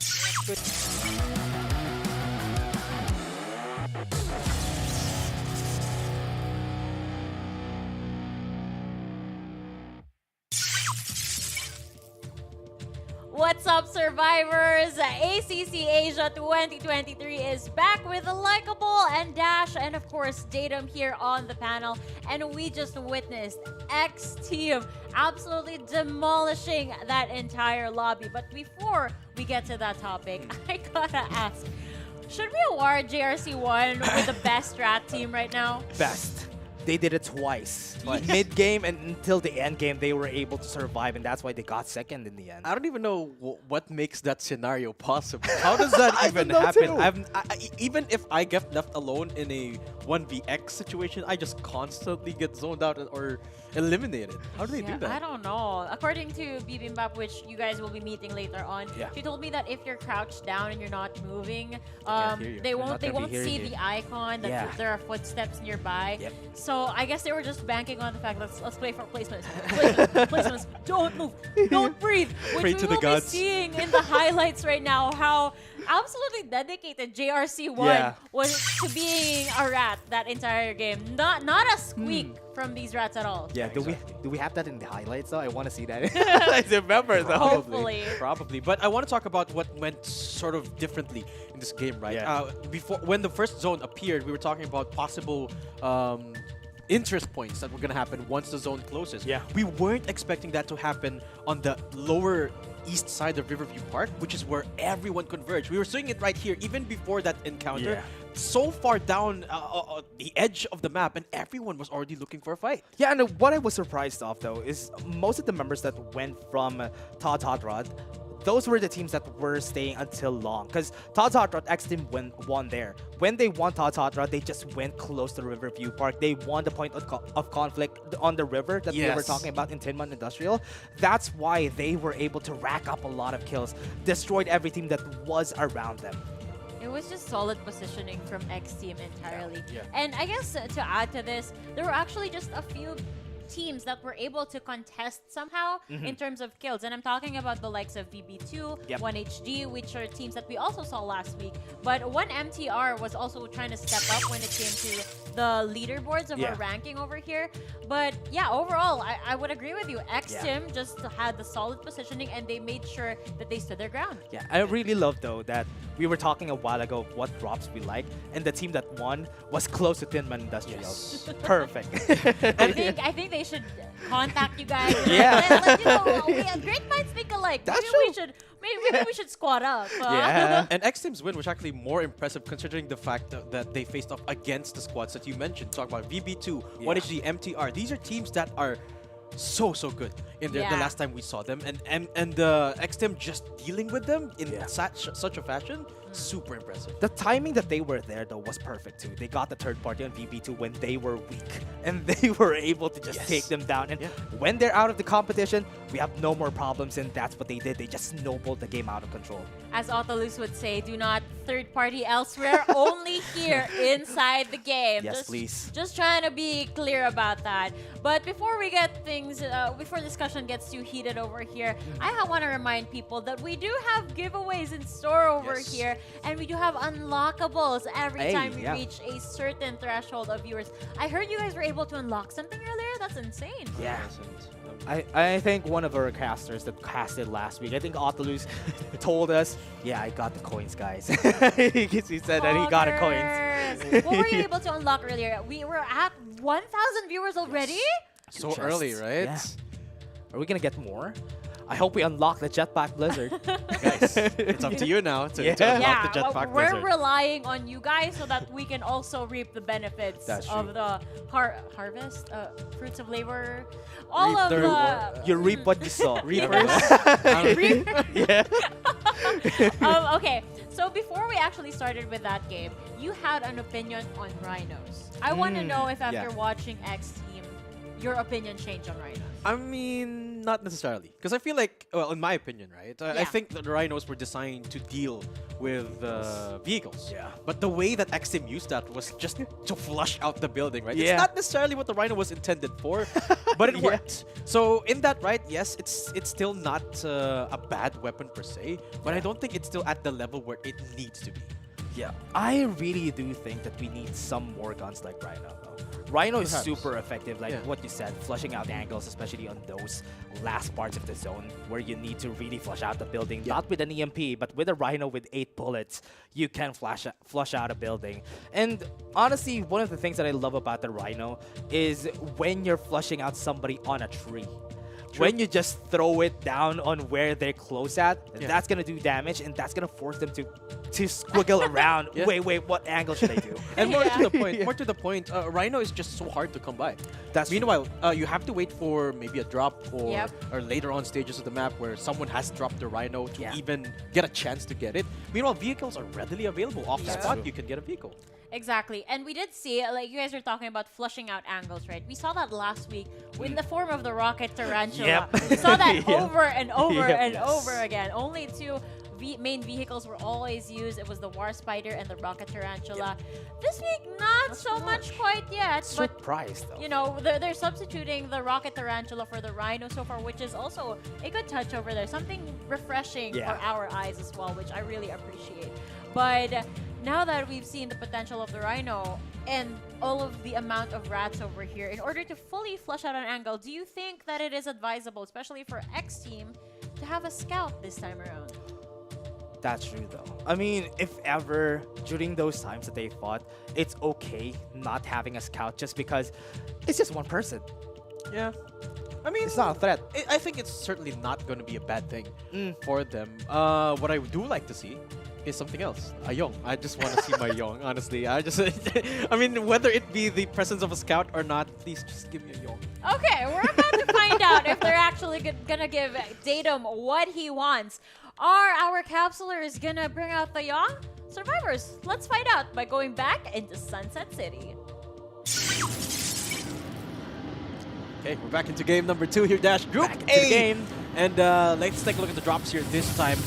Just the same. It seems like the teams really are banking on those early skirmishes instead of spreading out, which again, is something that I have. Yeah. And what I really love about this is the priority that we have right now around the map. Look at that. There's only one squad going to Sanctuary Tower, and that's the closest spot in where people really needs to go. But with this changes things, Tatum. They went to the last part of the capsule before they went down. All of them are converged again at the bottom of the map in Tinman Industrial and Todd's Hot Rod. We're probably going to be seeing It's the the same same. squad. Yeah, but it's not the same squad that we're seeing right there in those spots. ROVS is the only one that changed up their landing spot. They're Yeah. landing on the far right northern corner at Sanctuary Tower. Albeit not the best drop because it doesn't have the most shield XP. That's true. Doesn't have any. But at least they're staying relatively safe. They can path towards the west, towards the south. They have a lot of options should the zone not really favor them, which is something that I like. But here we go. This is Sunflower Shopping Mall. I believe there's maybe 3 squads in the area. 2 squads. So Asin might be in a little bit of a contested spot.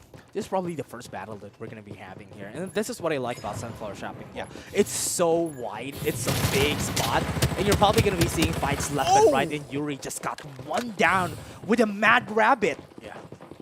Amazing beam down here. Didn't even take an inch of damage there. Looking to push up. He can't hear. The rest getting pulled out. That is a very aggressive play. And Salty Yuri will be looking Wait, to he's find fighting it. against three. Finds another target. as you said, overwhelmed by the players of OSR. Yeah, that's 4 people waiting for him there to try and contest the revive. But because he actually killed that forced the reviver to actually come down from him and the one player that he was killing. Fluffy doesn't have a great gun, does have the Hound, and also when you have a Hound, you need to really get close, wait for them to come to you before patching up the Hound on their face. OSR, they found another one. Soned will be going down, so it is a crouching 2v4, all things considered, because Yuri is dropping away from this area. So once they get scanned, this is going to be very, very risky here for Asin. Good thing they haven't been spotted yet. They can isolate these fights. So Sota can push up to his close left and can look for a fight here. And he spotted one and get immediately traded out. It's a 2v1 now. At this very moment, Salty, can you actually clean this up? Fluffy is alone in a 1v3. Suitable is there to aid OSR. And Fluffy will be able to find one still. Fry looking to push up. The EMP is not going to help him survive as Fluffy will be forced to respawn. Wanted to go for the kill, wanted to thirst that last one in order to force a revive from them. Now they're going to be going away far from the shopping mall itself. They're going to go to the area at the village on the other side. Now let's take a look at what's happening in this close one. I want to see what's happening in Cinmanplex because that's a lot of squads right there. Oh, I'm seeing another point of contention in a very similar area from the last game here, Dash. In the far east corner of the map, that's the exact same area that we saw all teams converge. This time, there is a possibility of that happening, albeit a little bit smaller, but take a look at the positions of VB2, YCKU, and NRX. They're all so far from the zone, they can meet up with each other in Riverview Park. Yeah, and we call that spot the the southeast part of the map, the Riverview, because it's the park. Then that's the Riverview where you see Hot Trot. Now they're going to go for a fight. Already have the ultimate rush. Already in front. X-Tim again. Doing a lot of damage. He has the fatal volley. He has the holographic guide. He's not going for any fight just yet. He wants to go for a kill, so he was able to get one. Exhaust pulls down. There's going to be McLovin. Takes it. And now they are just going to be going for revives. Exhausts eliminated for now. Gonna have to go for the res. And other people on the roof. XTim actually in a pretty good spot still, but S61 on the roofs to give them a positional advantage.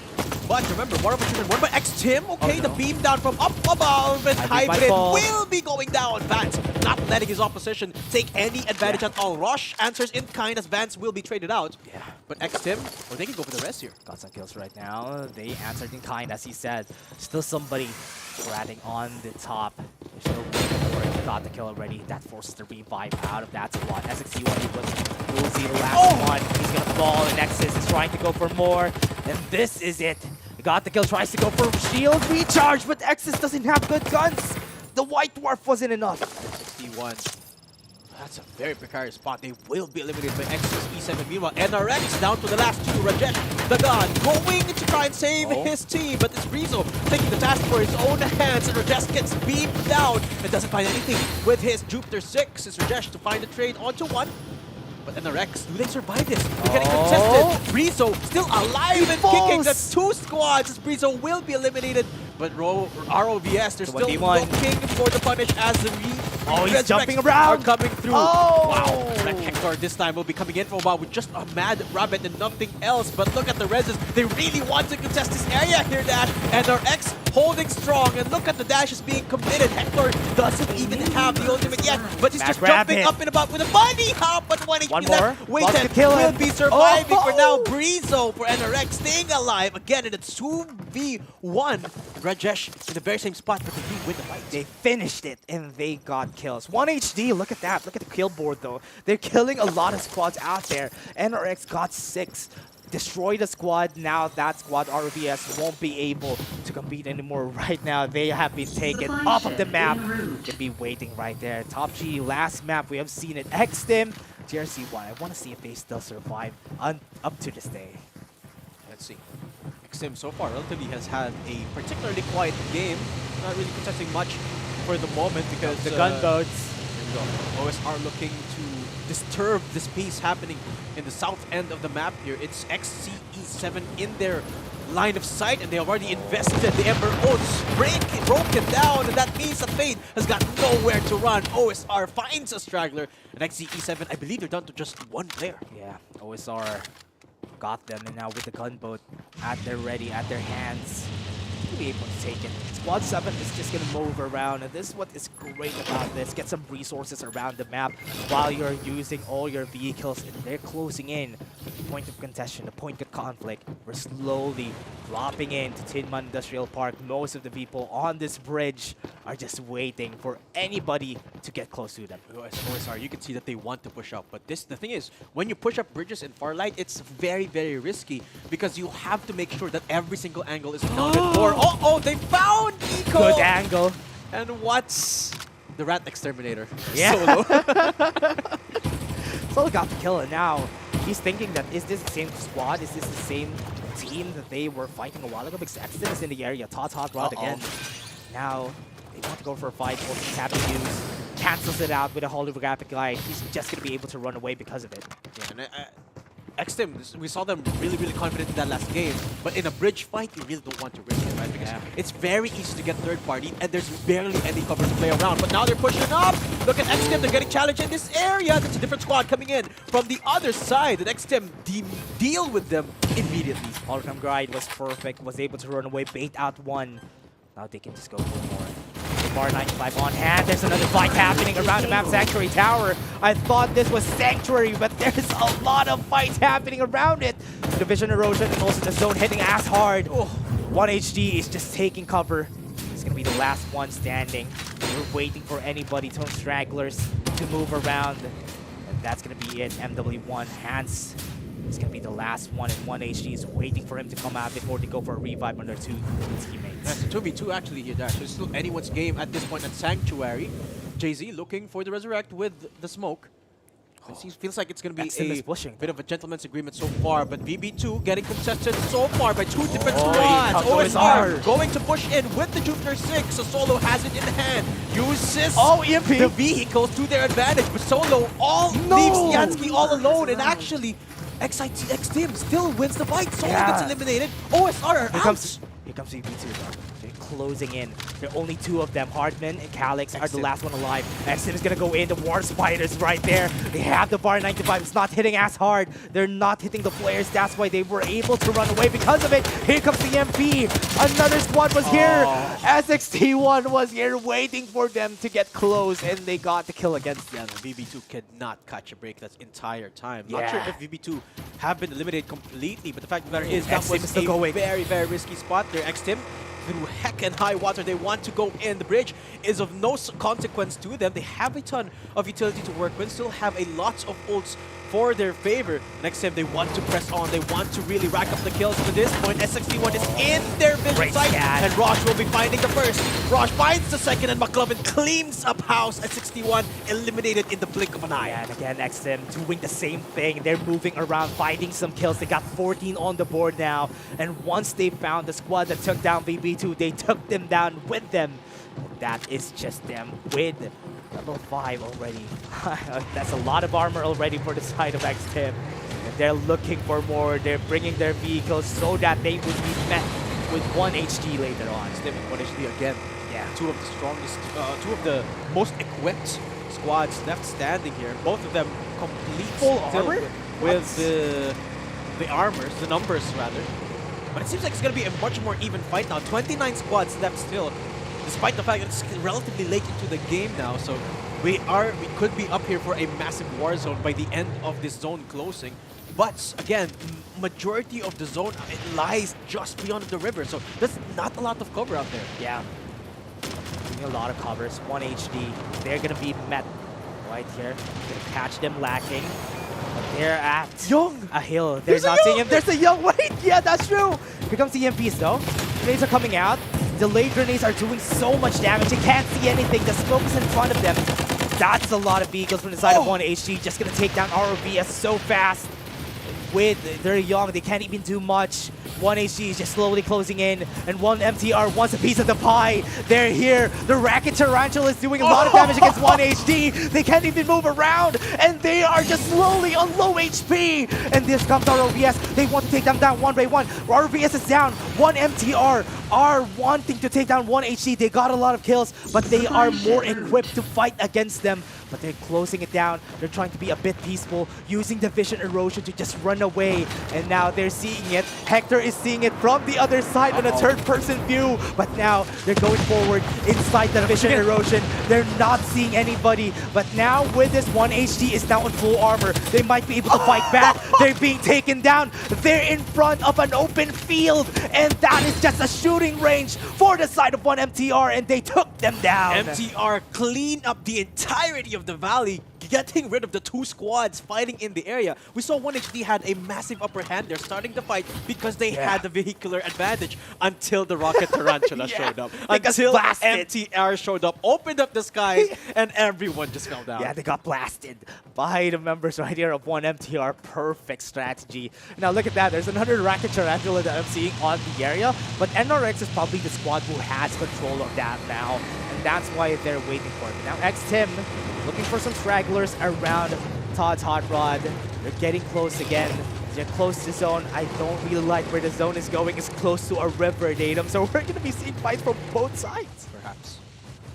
Now look at this though. NRX got themselves a pretty good package here, looking for any stragglers. Doesn't find anyone as of yet, but they know that that is a very, very bad spot. So they're the ones who used the Tarantula though. That's why 1HD... Oh wait, 1MTR didn't have any Rocket Tarantulas. It was NRX from doing a third party against them, but now they're trying to get close to the zone. They can't even because the Rocket Tarantula is at the ready. The smoke bomb's doing damage. He won't be able to get a medkit in. He got close and he got killed. And they are just trapped by the station members with the Rocket Tarantula. And they got taken down off the squad, but Wraith is still alive on the side right there, but there's a lot of kills happening on the other side. That is so rough for MTR. After fighting through all that to get eliminated by the zone closing, this guy. by being gate kept by Rajesh the God. What's a turn of events? But MTR, they are out for the count. It's now between X-Tim again, looking to make themselves established into this game number 2. And they're at a pretty good spot. I think there's like 4 squads left. Roche has 9 kills though. That's crazy. That's a lot of kills, and now they have a War Spider too. That's going to be perfect for them if they're gunning for the kills, gunning for the first place spot. They're about to bolt in. Yeah, that's true. And now level 8 already. So this is a good point for most of the members here of X-Tim. Getting to level 8 and level 9 is just a treat, especially for a squad who wants a lot of kills.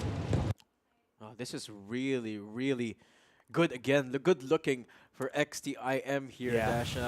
Really good spot. VBS actually not eliminated, VB2 rather, not eliminated yet. They're down to 1 player, I believe. And YCKU down to 2. So there's still a lot of opportunity for these players to rat it out as we saw in the last game. But again, X-Tim looking to take this game in their hands once more. They don't really have a lot of things going for them now, though, because they have, YCKU especially, only has green armors, blue armors. They might be able to take some loot, maybe, if ever.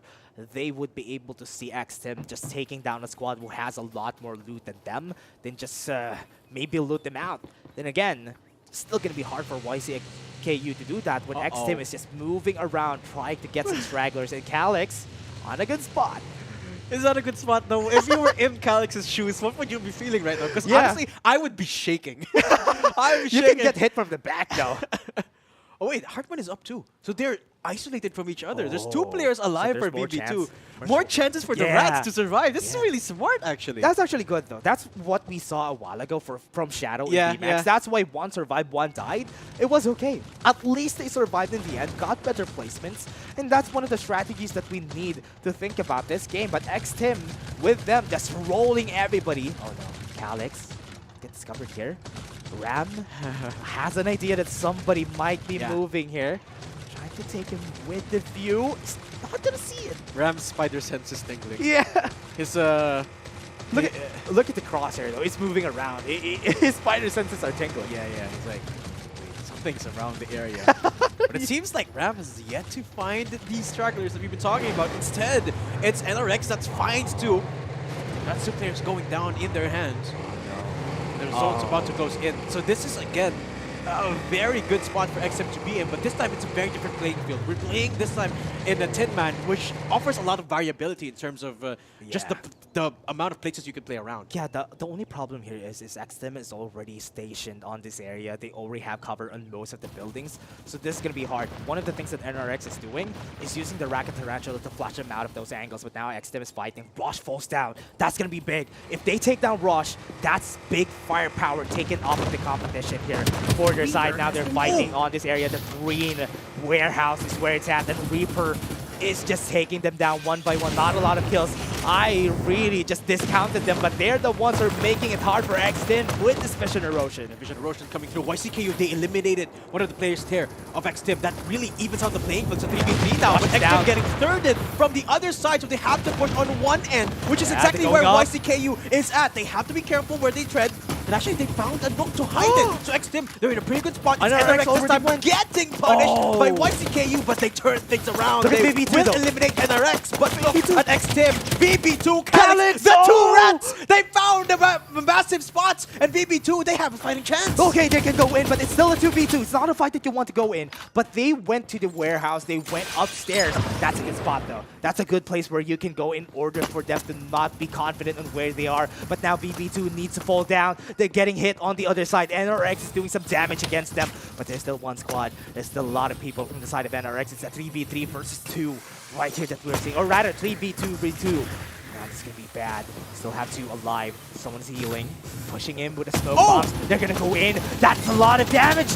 That's Hartman down. And Kali's gonna be next. He's gonna be met with the members of NRX, and that is one more. Members of NRX wants to converge on this last zone versus XTIM. They already have this building in their favor with the Vision Erosion. Nobody's gonna see them, and this is with the EMP together with them. They're gonna push forward with the Vision Erosion. The smoke bomb is seeing him, and he's not on a good spot right now. XTIM has been met. Hector wants to go for a kill, but he has been killed instead, and that is it. Rexer wants to rat it out, get some shields first. 3v2 and NRX in a very precarious spot. They have the disadvantage here. They have to push up if they want to press on into this fight. Remember, you got to deal the damage first if you want to take the advantage. And NRX, they found the structure. 2v2 and XTIM. Will they be taking the second game of the day? It's a 1v1. Wait, it's a 1v1 though. Rexer still has a chance. Someone shielding. The EMP stopped him though. And now Rexer might be able to have a chance here. Taken down. XTIM has been on this spot for too long. Just one game, but they don't want to give this. With the vision out, with the zone closing in, everything is making sense now for Rexer.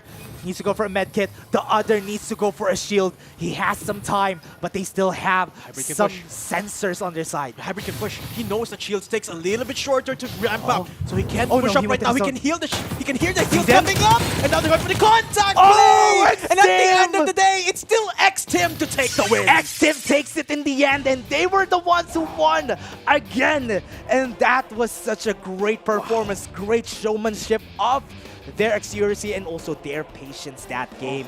XTIM, Rexer, especially, he tried, but that was just XTIM winning out. XTIM at endgames is just next level. They were getting contested by 2 massively talented squads. That was BB2 and NRX that was challenging in that area. They got knocked once, and then BB2 pushed up. They immediately adapted, and they cleaned up house. They got the revive though, which is perfect that time. They needed to go for a 3v2 or maybe a 3v3.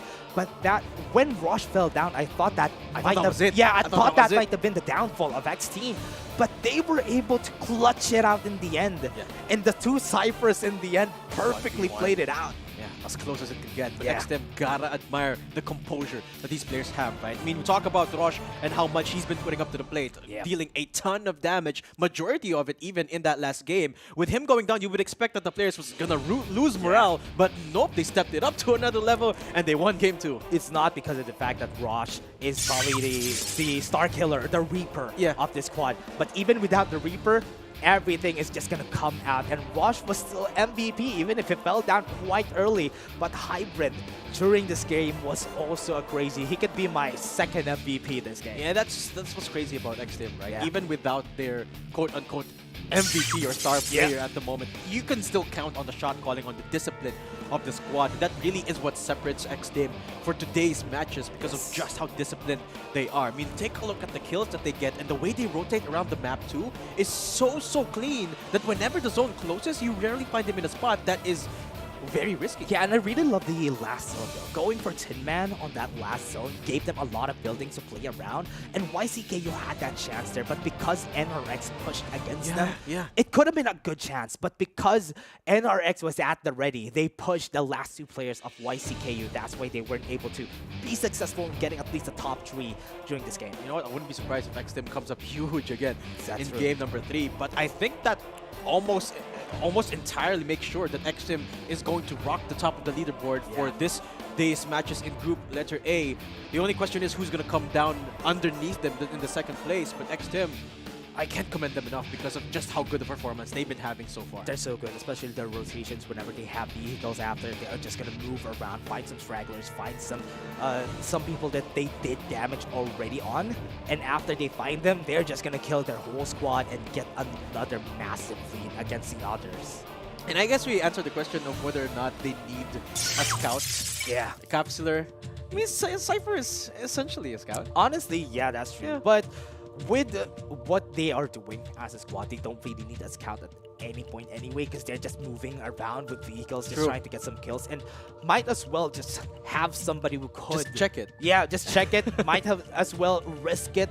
Even if a Rosh falls down, it's still okay, because at least they did some damage already with the MKR, and with that, I think with this lineup that they already have, that's good already. And I love the play I love the way they play around Rosh as well. They're treating him like a self-sufficient demon of sorts because he's just so good at staying alive that you can dangle him in front of teams and you can make sure that he survives or even gets a frag or two and just turns things around for XDM no matter how disadvantageous it looks like for them. But that concludes game number 2 of Group A here. There's still one more game for Group A, so let's see who is going to come out on top on that one. But for now, it is XTIM with 2 wins on the board. Don't go anywhere. We'll be right back with the All-Capsuler Cup Asia 2023 with D&D.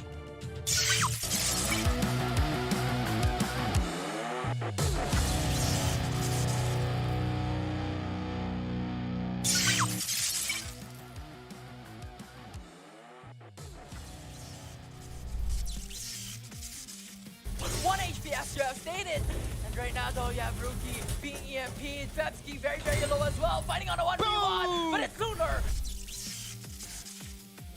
4AXG has nowhere to do, and BB2 wants a little piece of this fight as well, as Voodoo will fall down.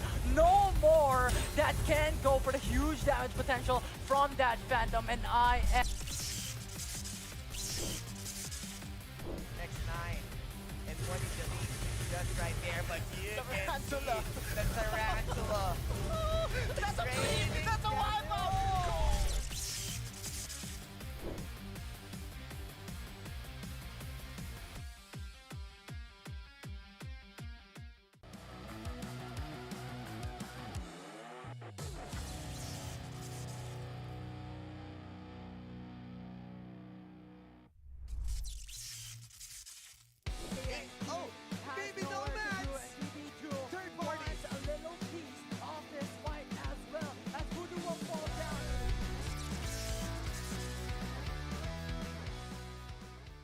We were able to come up with this lineup because we have done a lot of trial and errors using different kind of heroes. And this lineup that we currently have, which consists of Cypher, Sunil, MKR, and Ember, is what works for us. So that's why we chose this lineup. Played a lot of ranked games and tournaments that we were able to know the strength and weaknesses of each other on and how it helps us building up our strategies, that by playing a lot of games with them, we were able to build up our chemistry. I just giving some ideas and they are actually helping me. It's not just me. They're also helping me on the shot call. But whenever I tried to like tell them that this is the go signal, this is what we're waiting for, they have the confidence that I am doing the right decision.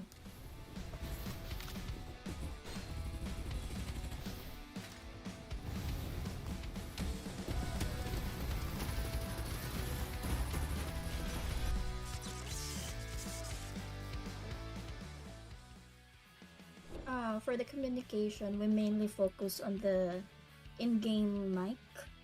We actually use Farlight signals because it's very helpful, especially the marks that we can use, such as you can follow here, defend, or enemy on site. We actually use that marks or signals so that we will be able to see on our map where our enemy is. For the buff to expire, and there's Hardman onto the window. Feels like Peter Pan. He is ready to take away his 4 kids as they are slightly going in, slowly but surely clearing out every members. Hartman really low, but you have the response coming in from the captain. Oh, and it's that Scott! is 64k main I down. am a Sunil, and I've noticed there's 2 people in the second floor, and I just push it on the rooftop, and Calix is pushing the enemy at the bottom. I just push it and go with it, and I know Iska is going to back up me. That's how strong is our backup if there's an engagement.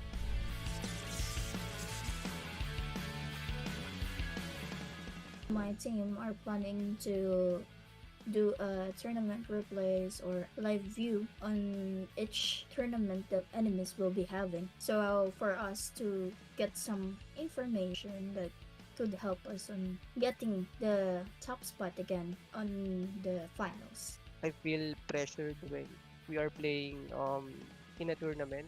But regardless, we just do what we do what we practice, and do what's best. That's what prepares us.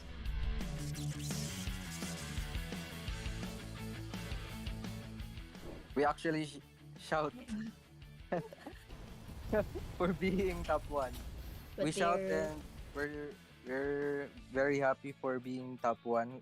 We're so very thankful to everyone who's rooting on us, and I think we didn't disappoint them this time because we got the top 1 spot for this week.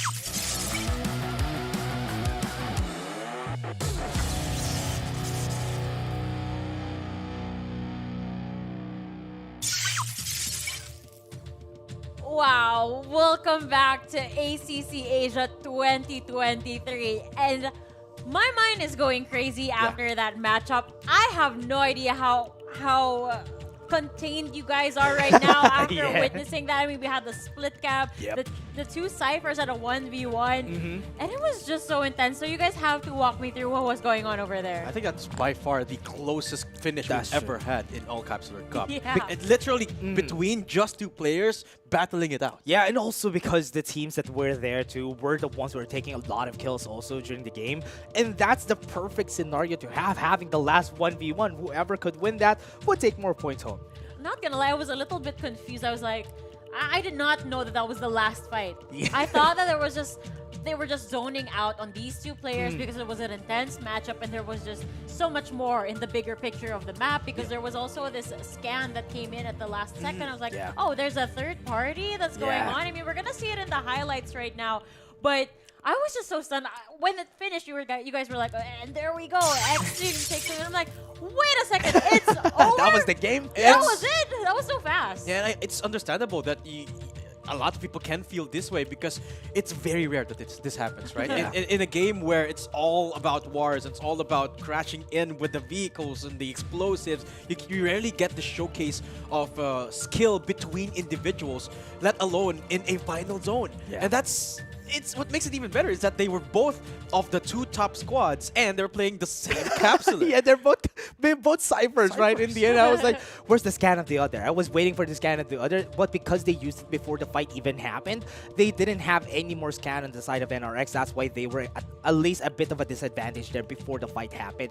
And honestly, the last fight was honestly magical. Just one individual, not vehicles, not a 4 versus 1 perfect situation. Yeah, props to our observer team as Yes. well. That was a chef's kiss right That's there. true. That was so good to watch. But I'm also loving your caster cam here at the corner. I love the reactions you guys have been feeding the audiences every single time because I'm pretty sure that they also feel this way about certain clashes. Let's also talk about, again, NRX9. These guys were gatekeeping at one point in the map. That was so impressive to me.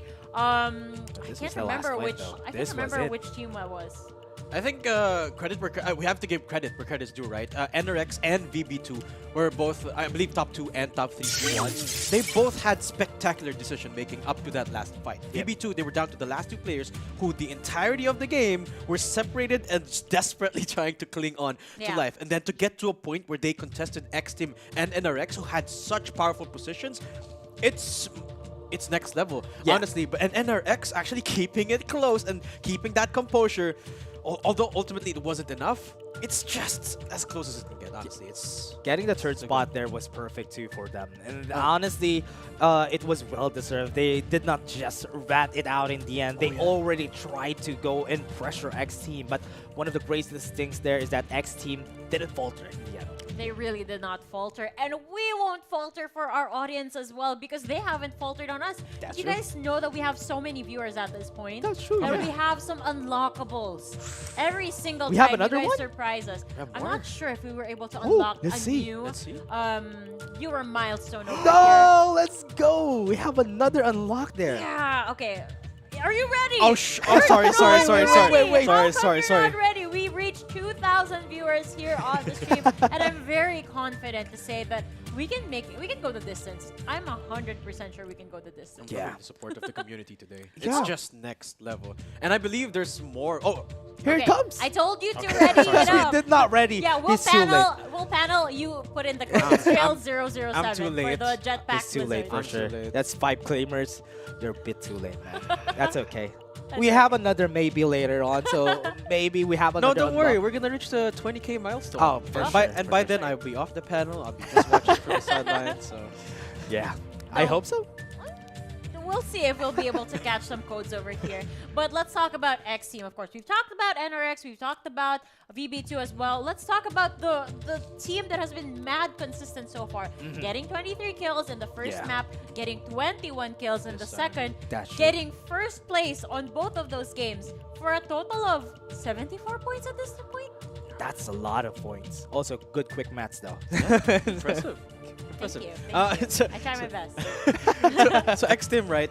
They won the first 2 games. Yeah. So I think it's very improbable that anyone gonna topple them off the leaderboard now, right? At the top 1 spot. Yeah, at for least. sure. And the reason for that, or the way they accomplish that, is with sheer decision making. Just how quick they adapt on the fly. Even with Rosh getting eliminated early on in a bit of a precarious position, X Team was able to adapt really, really quickly. Yeah. They were able to compose themselves back. Yeah, and what I like about them though is they drop always in the southern side of the map, and that is where there's always a lot of squads. Yeah. And that's why they got a lot of these kills in the end, and now they have points that is not reachable. Okay, Dash, this is my question for you. If you were in the game and you were against X Team, and you know that they're leading right now, so are you the type of player that's going to be like, I have a target, these guys are my target, or are these the guys to avoid in the lobby? Oh, I always go for the outstanding squad whenever I see him. He wants the bounty. Yeah, I want the bounty, or maybe even take them down. The others might be easier after, because that is always what I'm thinking. If I take the Ripper down, at least I have a chance against the other squads. It's sort of like out-alphing. Yeah. But that's exactly what X Team was able to do. They took out Osiris solo, who was the Reaper at the time with 6 kills earlier in the game. Yeah. And then they ended up winning. They went the distance. So maybe you have the same mindset with these guys. It's either go big or go home. Yeah. Okay, so you have the same hot drop. They have the same drop with these guys. Tin Man Flex, Todd's Hot Rod. Yeah. You have the same mentality. Yeah. I think Dash is... We probably lose against them a lot of times. I think Dash is secretly the coach. I feel like there's something going on here. Maybe. But for now, the story once again for map number 3 is gonna be with these guys. So I hope you guys are excited to hear more of their voices as we dive right in back into Sunset City. And we're back. Yes, thanks, Laika, for that, again, wonderful introduction for game number 3, the final game of Group A today. And next Tim on a hot streak. I think even if they get eliminated first in this match, they're good to go. Yeah, even if they don't really do well during this game, they're still at the top of the leaderboards. They already got a lot of kills. And that's what you want whenever you're in these types of competitions, right? You always want to get a lot of points so that it's okay if you lose during the last time. And if they go to Carnival for any chances, but they're not going to go because VB2 is already there. In Carnival. I'm taking a look at where XTIM is actually rocking. They will be landing onto Tin Man again. This time actually 2 squads contesting their area. That's Asin and SXT1. So perhaps a little bit more of a scrappy early game here, but I'm seeing a more spread out drop here, but Asin actually getting contested. MTR first on the board. MTR already starting out with the kill. Now let's take a look at the map first, what already is happening around the map, because even if they contested there, the revivers are still going to be there. So one MTR just got a kill, and that's honestly okay. With 1 kill on the board, that's enough. But SXT1 sees another one. Not going to be able to get the kill on him. He has the VSS. Would it be perfect to actually go to the VSS, goes away, Yuri's going to fall, and that is Exis taking one more. Yeah, Yuri didn't really have a choice in that scenario. Exis, all he had to do was push up, and with the M4, of course, he's pretty much set for that early engagement. So SXT in a pretty comfortable early game here, as long as they don't push their limits, right? If they push these 2 squads in Tods, that's XTIM. That's not who you want to fight. Here comes the top squad. Rosh already pulled out the ultimate, got taken down. Now with this, slowly creeping out. The first squad that they've seen. Next team, not even hesitating, might get a fall down on one. They got already a kill with a War Spider. It's going to be perfect for them. Not down, still shielding on the front. Hybrid falls. And SXT1 might contest the top squad on the board. And as we were seeing, Rosh already fighting against them. App already have the ultimate to the vision erosion. Not going to see anybody except for his life flashing before his eyes. Rush survives with 1 HP. What is this? Okay, he falls. That's good. Okay, almost everyone going down there for XTIM. Gonna have to go for the res. Has to play safe this time. S61. They've spotted out the reigning champs. And they risked it, just like what you were suggesting, Dash. Yeah. And it paid out massively there this time. They punish and take control of Todd's Hot Rod. But meanwhile, east side of Todd's Hot Rod, it's a Sin again in a bit of a skirmish, this time against one MTR. Again, another powerful squad here.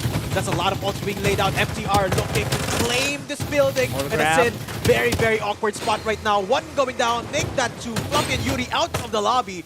And then MTR assert dominance against That's perfect, though. Again, MTR seeing them on this spot. They were denied a while ago just because of NRX. They were not able to get the win because they were in the open field. They were crossing the river, and now this is a river that they need to cross because once that they got the takedown, but once X team is down their revives, they might have a chance here. They do. Meanwhile, a lot of skirmishes already. This is barely... I think Zone hasn't even started closing as of yet. Yeah. And XCE7 looking to push ROVS. They don't have the best position, but they do have the Rocket Tarantula. Keiko throwing the Rocket Tarantula, getting a lot of damage on the vehicles right there. And Titan already half on his armor. Wait, did XTIM get eliminated? Go full? Yeah, I think that's him. Rosh falls down again. I want to see what's happening there, but right now we're seeing the action for XCE7. Baby Boss is still running around, still closing the distance. Still are just self-preservation for the squad. Yeah. It's still a 4-man strong squad here. Not the best of armors, but will do in the event of a fight in case they want to push up. XCE7, despite not having the best loot, they do have the liberty of having these buildings under their control, so not the worst of scenarios. Meanwhile, for XTIM, they're down to Lucky Blade. Yeah. And this 4 are going to be converging on them. Here comes the springboard. We love the springboard. It's going to go in. Not getting any kills just yet. Even if they lose, as we said, it's still going to be on the top spot, but they're still holding their ground right here at the top of the building. And they're just going to be taken down by 1. And that's it. That squad is down. X-Team is out. Yeah, 61 looking primed and confident to take this game under their hands as they take out the reigning champs of today. So far, X-Team eliminated early. This is the earliest they've been eliminated, but now another squad looks to be fighting. That's VB2 against MWI1. Down to the last player here, Bijo. Can you actually do something against VB2? Oh, no, wow. he can't. Will be knocked down, but thankfully, he still have the reses. Yeah. Bullet to the backs. Here comes 1HD. Wants a piece of the pie. He's gonna go in running from NRX. Don't want anything to do with NRX as long as they're in the area. It might be a hard battle. 3 squads might be meeting each other today. Squad 11, 13, and 10 are in the same area. This is a fight that they don't want to take because 1HD is running away. Yeah, they see 2 squads and they're like, nope, not fancying a fight there. VB2, though, they're heading straight into the fire. They found one player. That's from XE7 also contesting the area, but I think they're giving up this place. VB2, they've claimed it already. Yeah, this could be good. A good development to our story, though. Yeah. VB2, 1HD, SXC1 is still alive, and with the top 1 squad down, this is a chance for them to grab the spot. Yeah, actually, they realistically have they're the only ones who have a chance to maybe contest that position. NRX already using up the Emperor ultimate. That is the Vision Erosion, not in their advantage anymore, so they have to take control of this building. 1HD right in front of them, front and center. They look for the bite as Apollo struggles to survive. Broadcast first to go down. Jay-Z gets traded out, so it's still a 3v3 at the end of the day, and Apollo almost getting broken down. It's QHX struggling to survive. 1HD, what can you do? They have to find the knock here and there, but the Vision Erosion buying them so much time. Here comes a lot of damage coming through. Zones closing in as well. What can QHX do with this Tarantula? Actually, not a lot here. Yeah. Still not done. Still in the zone. Still on the roof. Santa wants to go down. QHX is the last one to survive with that War Spider. Is he going to be able to run away? Yes, he was successful. We're still so close. NRX just took down their whole squad except for one. And that squad is going to come back for more. They want revenge later on. And I think the respawners just expired here. That's true, yeah. So I don't think they're going to be able to do that. Maybe they've got one player in the nick of time able to respawn, but realistically, they won't be able to contest gonna be hard. NRX position at this point. So that's another secured victory of a fight there, a victory of a skirmish for NRX. Meanwhile, this is a completely different playing field from the last 2 games we've seen, because there's brand new squads that we have yet to see step up. Now, perhaps being able to do so. Taking a look at the map, though, there is a lot of players in the middle of the point. There is a lot of point of contentions here, especially when Carnival is not really a good spot for everybody. Looking at them, there's a lot of players at the bottom side of the map. That is where they're going to meet, most likely on the side of Tin Man Flex. The bridge there, that is the biggest point of interest. See, zone yet to close in, so they don't necessarily have to move at the moment. This time, south side pull for the round number 3 closing. And ROVS pretty much has, well, one of the worst positions here. But look at this. Yep. They're rotating early. They're reaping their rewards. Nobody's here yet. Yeah. Stationing themselves. Just in Motel. Yeah. In Motel, it's a really good spot to station yourselves because you really have a good spot of getting some shields. They're still going to run away. Just took some shields out. They're going to be running with a Rocket Tarantula, but they might be met with Squad 13 on the other side of Motel.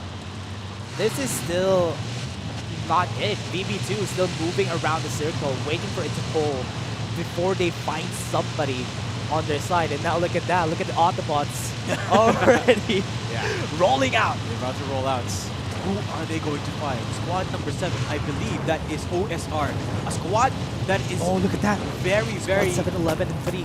Exactly. They're all converging onto OSR, XCE7 and VB2. These are 2 confident squads. And MTR looking to take a piece of the cake as well. So OSR, they have a storm coming to them. You gotta be extra careful. This is gonna be crazy. The zone is not pulling on their side. They're still so far away. Right now, seeing Squad 15 might be met with Squad 13 here at the bridge. Close to Tin Man Plex. They're still not fighting, trying to fix their vehicles before they go for any fights. It's a good thing that nobody is hitting them on this open area. And take a look at the rotations of the squad, right? Take a look at the state of the game with X-Tim not present. It's so much more quieter. It's peaceful. It's peaceful. No, it's fighting. Because right here, because of the last 2 games, X-Tim were just finding it. Because they know that they're higher leveled, have better armors. Oh, yeah. They're more confident taking fights. But now, with nobody getting that much snowball in the game, VB2 is at just the edge of the zone. And I think that's the stark contrast between the playstyles of VB2 and previous winners, right? VB2, they One want turn. to play it safer. YCKU, though, getting the brunt of the damage there as VB2 looked for the punish. Calyx gets the first knock. Is there going to be a full-on frontal war here? It seems like YCK gonna want to contest this area, but how long can they survive outside of the zone? VB2, they have control of it. They have 3 people still up and kicking. Calyx finishes up one. VB2 recollecting themselves. I believe they can. Yeah, do they have the time? No, they have no time because most of the members of VB2 are already in the zone. They're trying to revive somebody at least this long. YCKU finds the punish. Now with this, I think Calyx is going to be discovered. A lot of damage. He punched him in the face, and that's a kill. But he has been killed himself because of it. They can go for the revive. They have some time. It's still a zone in where you can maybe revive one before going back. And they are still super close. I think Phil might fall down here. Yeah. Reaper and well, the only one left standing now. I don't think he can even go for the res. Yeah, get res. Here comes the EMP! Up by SXG1, they're looking to shut down NRX, one of the bigger squads in the last game. It seems like they're succeeding so far. NRX, they're getting bloodied up, and SXG1, they clean up house. That was so quick. What an EMP placement from SXT1. That's why they were able to win there. They're fighting around the EMP. Nobody could dash. It's easy to just stick the crosshairs on their heads, and that's why they were able to win that fight. And now SXT1 with 13 kills on the board. Wow. This just says a lot on how much chaos X Team was ensuing against everybody, that SXT1 would now have a chance on that spot, on that top 1 spot. Realistically, it's anyone's games at this point. We were alone and it's trying to survive against 2 players, chasing him down. The peak is perfect, and he shuts down one of the players from MWI1. Yujesu will be going down early, but heal in front doesn't of him. have time. Does he have time? I think he doesn't have time though. Reaper might fall. He's dead! No! What? The timing of that heal was... Oh no! It was just perfect. No, that's Jaws. No, he can't revive that though. You don't need to revive. He needs to go to the zone. 15 seconds. He might get killed. Yeah. Bijon's got to yeet out of here right now. He's alone, so if he gets caught out of the zone here, it's lights out for his squad. At 61 though, they're on the hunt now. They want to look for this straggler. Yeah, getting some shield XPs. They still can't survive. Probably have a lot of medkits on their side. So that's why they're just moving around, getting some shields, get some advantage again. Squad 15 just doing this way better. I am really liking this conservative playstyle of SXT1, just getting some shields, not fighting any kills as much, just pulling onto the edge of the zone. Using the cars very, very effectively. That's true. Well, keeping themselves grouped up, shielded from the blunt damage of these assault rifles, but it seems like Vance's spider sense is tingling. Asin is just around the corner. Oh, he's healing. He's healing up? Does he have a clue that Asin is here? Oh, wait. Fluffy is in the area, especially that Asin is waiting for them. They're level 5, doesn't have a lot of armors. With Yuri down, this might be really hard, but as long as they have an Ember on the hands of Fluffy, might be able to contest them even on their vehicles. I wonder if the hairline here can be seen. What do you want to see the hairline? No, because take a look at the semi-mohawk that Ember has. Maybe they can see it from outside. No? Oh, right. You got a point there. Yeah. I think not. I hope so, because it's gonna be devastating. Oh wait, yeah, it might be seen outside. Fluffy though. has got to play the corner of the building here if he doesn't want to be seen. Yeah, but I don't think anyone spotted him so far yet. So yeah, it's a good thing. I think it's just a pixel though. You can't really see that well. But with 1HD closing in on them too, it might be really hard to fight against them. But the plan here, I think the game plan here of Asin is just to hold this out, wait for any pushes, and they don't need to do anything much except when, oh, here comes SXT1, they need to be careful. Do they see the head? Do they see the... Oh, he's hiding in the corner like what you said. Do they see the mohawk? The gray mohawk? Yeah. They can't see it. They're gonna flush this building. Yeah, I can see it. You know they are. Oh no! Now they see him. Here comes it. EMP won't be able to move. Doesn't have any dashes on their side. So this can be perfect for their side. This is what I'm saying. The vision erosion was perfect. That could just flush out the members of SXT1. No! One is down. Soda did a great job there, just moving around. Got the EMP against the enemy, but can he survive this? He's gonna fall down. There's somebody on the other side, and that is still SXT1 at least. They took them down, and Exhaust is the last one alive. He might fall, but at least he has one more of his teammate alive. But can he revive him? No, he can't. He might fall down here. There's one squad waiting for them at the bridge, and he's getting hit. Does he have the time for the med kit? No! They're eliminated! Exhaust goes down. Sota popped off in that fight, but it just wasn't enough because there's too many people Enough to pushing take them down down. SXT1. SXT1 will be going down. Yeah. And it's not because of Sota, it's because of another squad coming in from here it outside comes. of the zone. They're looking to gatekeep, and they're successful in that regard. QHX will be weeded out. 16 people left standing, and MTR, one of the strongest positions available to the squad, to the map. But it's, I believe, 3 full squads alive and kicking here. Yeah, I want to see how much kills Oh no, XE7 is not taking any fights though. They're not taking any chances. And the highest kill squad that we had today has been eliminated too. So it all is on the hands of one MTR on how they play it. I love this, that people are wrapping around the buildings, just keeping a feel out of each other. This is a good spot for most of the teams, the 4 squads that are still alive. And look at how XE7 are playing this competition as well. They're sending the Ember up front because they know that they can use the vision erosion just as a bailout tool for the Ember. And the rest of the squad just trailing in behind just at the edge of zone. That's really, really smart from them. Oh, Heart Island. But this is vehicular warfare at this point. Look at the bombardment coming through from MTR. They don't even need the Rocket Tarantula. It's just... here comes the Springboard. The Springboard bailout here from Exodus and ROBS. Good reposition. That's why you always need a Sunil or maybe a bow in your squad, because this is just good reposition just after that. And they were not in the best spot, but now they can just wrap and pull through the zone. Yong, let's go ROBS. No bias. No bias. Sure. I'm just rooting for the Yong. The only team that pulled out the Yong, ROBS. Yeah. But honestly, they're not at the best spot. They're in the open, and right now they're getting punished. ROBS, they have to push the building, and now they are the ones getting contested. OSR from up above. The Devi with a clean beam gets one down. ROBS, they can't even get into the building. They're getting beam from the windows, and they're just dying to the zone. Now it's closing down. There's going to be the ulti coming in from all directions, and the EMP denying OSR of that mobility, but that's okay. They have the liberty of the walls. They don't have any vision. They can't move They around. can play safe, but no, they don't want to play safe. They're gonna clean up house, claim the spot. Devi good for 1. Solo gets a 2nd, and ROBS, they cannot survive this fight. Stopping from some loadouts, very characteristic of Sunflower Shopping Mall, and this is gonna be it. One MTR slowly falls down one by one. OSR is still alive, and this might be the last stand for the squads. There's still 4 squads still alive, but one MTR fighting against Devi. With that hologram guide, it's not gonna help them, and they took down one MTR. OSR is still on a power position. Yeah, definitely so. Despite the fact that they couldn't see much in that fight, they still took the fight. 2 squads. Yeah. 7 people remaining. It's a 4v3. XE7 has the man advantage. Cyrus. Oh, I love this. Yeah. Cyrus in a power position. My boy. XE7. Yes, that's true.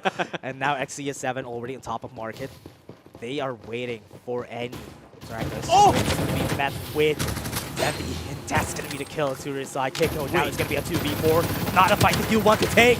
And next CS7 are falling down like flies, and Osiris, the man, is gonna be able to take this, and that's it. The last man of the squad has been taken down, and Osiris takes it in the end, and we're not gonna see the Faces of X team in the top 1 today. Osiris takes the 3rd game of the day here, but at the end of that fight, it could have been anyone's game. Everyone had such powerful positions, but Osiris with the best adaptation. They take out the Struggler on the roof, they kept control of it, and they kept control of the game. Yeah, and Sunflower Shopping Mall is one of the best. When the zone pulls there, it's a very big spot. People have a lot of rooms to really wriggle around, and when we saw the last fight on the 4 squads, a lot of EMPs have been thrown, and it was utter chaos right there. And I think a lot of the success from Osiris there was just because of the discipline that they had. You talk about the ults getting thrown out early for that last fight. Yeah. Osiris did not participate in that fight at all. They just waited at the edge of the building, of the mall. And then when it was just down to the last 2 squads, they pushed out the roof and they got control of it. Yeah, and what is great about Osiris there, though, is that they cut off the running route of everybody who was running. That's why they threw the EMP on their route, and it was perfect. And Osiris, this was such a great performance from them. And it's just sad that we are not seeing X Team here because they got taken down, and Devi taking the MVP. honestly could have been anyone here for Cyrus. It felt like all of them contributed equally to this success. I mean, you talk about Solo, sort of like the scouting player. Not necessarily the scouting capsuler, but the scouting player of the squad here. Just creating that information, that space that is needed by their squad here. You can see him almost creating flanking routes out of nowhere that just netted them of a lot of the information that they needed for that final fight. And XCE7 coming in super close as well. It's a 3v4, but they put up such a good fight. Yeah, super surprised that XCE7 didn't really take a lot of fights here. They were just wrapping around the circle during this time, and they were able to get a second place because of it. And now Cyrus got a lot of kills too. This is going to be a very big characteristics of most of the teams that we're going to be seeing on the top and winning. It's also because of the fact that when you get a lot of kills, you also get a lot of levels. And levels are a big advantage in this game. Oh, I wonder how many kills all of these squads got though, because I'm looking at it. Look at SXT1, SXT1. They've wow. got arguably the most kills. Even, I think, more than the winning squad here. So yeah, they have the same. Oh, they have the 16, 16. So yeah. it makes you wonder just how much that's going to factor into the placement. That's but congratulations to Cyrus. They will be taking game number 3 of the day. Certainly a good thing for them in terms of the leaderboard. And very well played for them. Yeah, one thing that I really like is that Cypher on most solo queue games you don't really see a lot, but on this game she's so valuable. And the power of the EMP and where you place it and where you put it is really strong, especially when you're chasing down somebody with a car. Yeah. We've seen it happen during these games. Once they threw the EMP, nobody could move. Nobody could really run away to reposition themselves out of the DPS. And I would argue that Cypher's scan is one of the better ones in That's the game, true. right? Because it's That's the only one that's instantaneous. For, Yep. for Young, it takes the longest. You have to set it up. You have to play safe to use the ultimates. And then for Phantom, you have to throw it first. Yeah. And that's very risky because that split second difference in cast time could mean the difference between getting beamed down and you getting the beam down. Yeah, and that's why it's really great to have a Cypher on your team. And it's again one of the most of the times we see a Cypher on almost every team. But again, everybody, that was just Group A that we've seen today. Probably later on, we're going to be seeing Group B. After that, again, we're D&D. My name is Dash, and I was here with Datum. See you guys in just a bit before we go to Group B.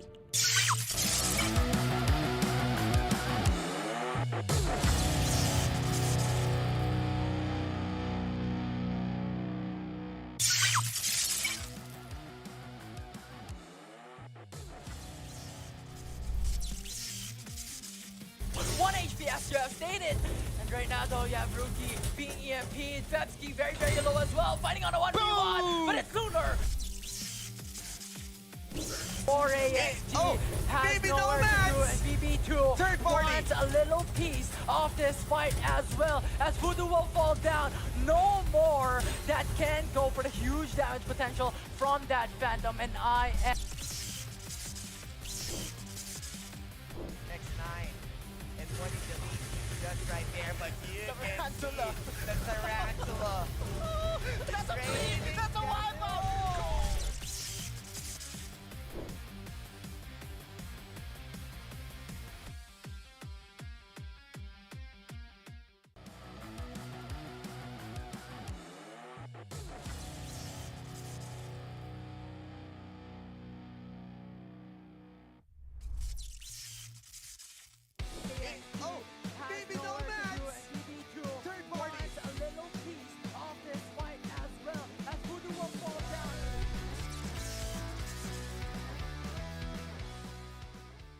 We were able to come up with this lineup because we have done a lot of trial and errors using different kind of heroes. And this lineup that we currently have, which consists of Cypher, Sunil, MKR, and Ember, is what works for us. So that's why we chose this lineup. Played a lot of ranked games and tournaments that we were able to know the strength and weaknesses of each other on and how it helps us building up our strategies, that by playing a lot of games with them we were able to build up our chemistry. I just giving some ideas and they are actually helping me. It's not just me. They're also helping me on the shot call. But whenever I tried to like tell them that this is the go signal, this is what we're waiting for, they have the that I am doing the right decision.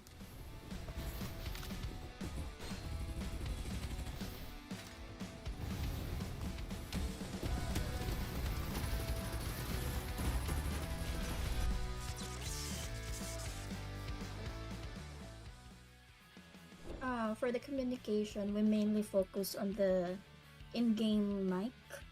We actually use Farlight signals because it's very helpful, especially the marks that we can use, such as you can follow here, defend, or enemy on site.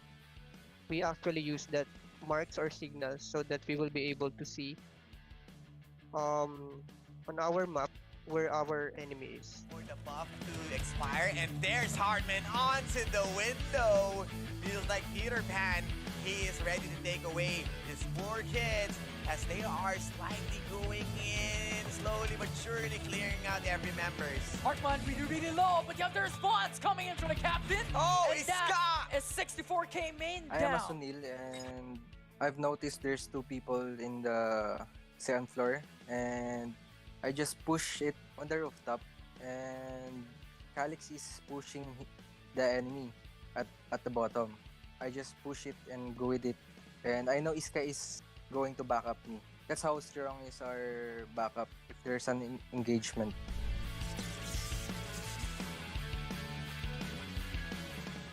My team are planning to do a tournament replays or live view on each tournament that enemies will be having. So for us to get some information that could help us on getting the top spot again on the finals. I feel pressured when we are playing in a tournament.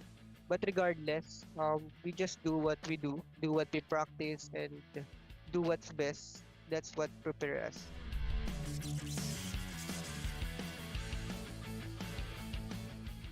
We actually shout for being top one. But we shout they're- and we're very happy for being top one. We're so very thankful to everyone who's rooting on us, and I think we didn't disappoint them this time because we got the top one spot for this week.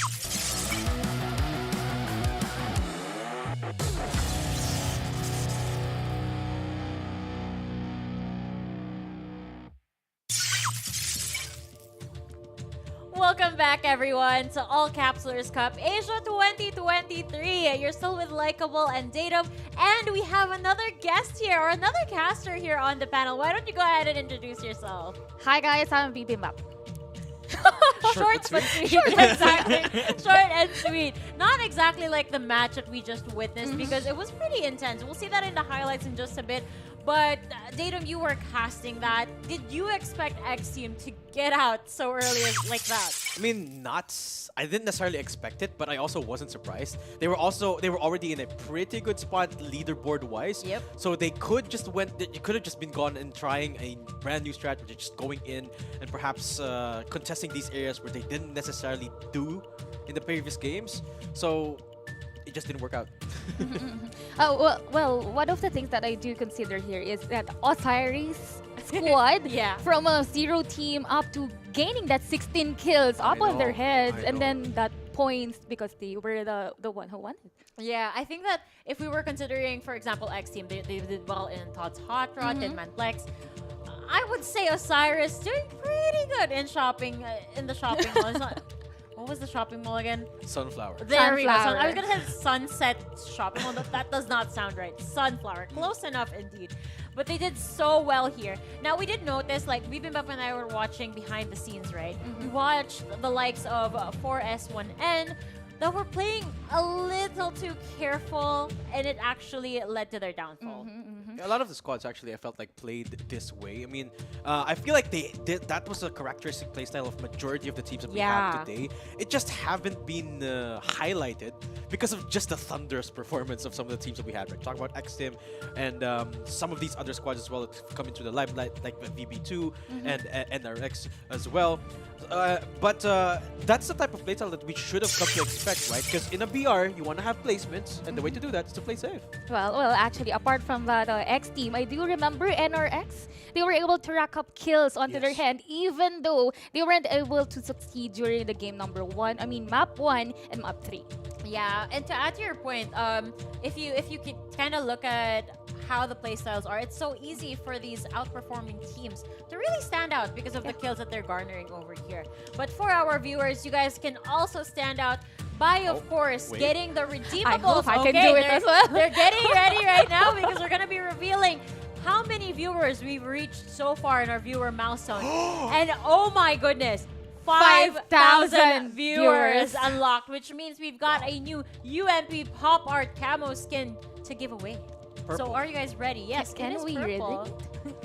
There we go. Pop art. For the first 5 flavors. really These guys are hoping, but I want the viewers to win instead because Yeah. why not? We're giving away to No. you guys. No, they tried. They failed. I'm pretty sure you guys are faster. Oh my gosh, 5,000 viewers though? Yeah.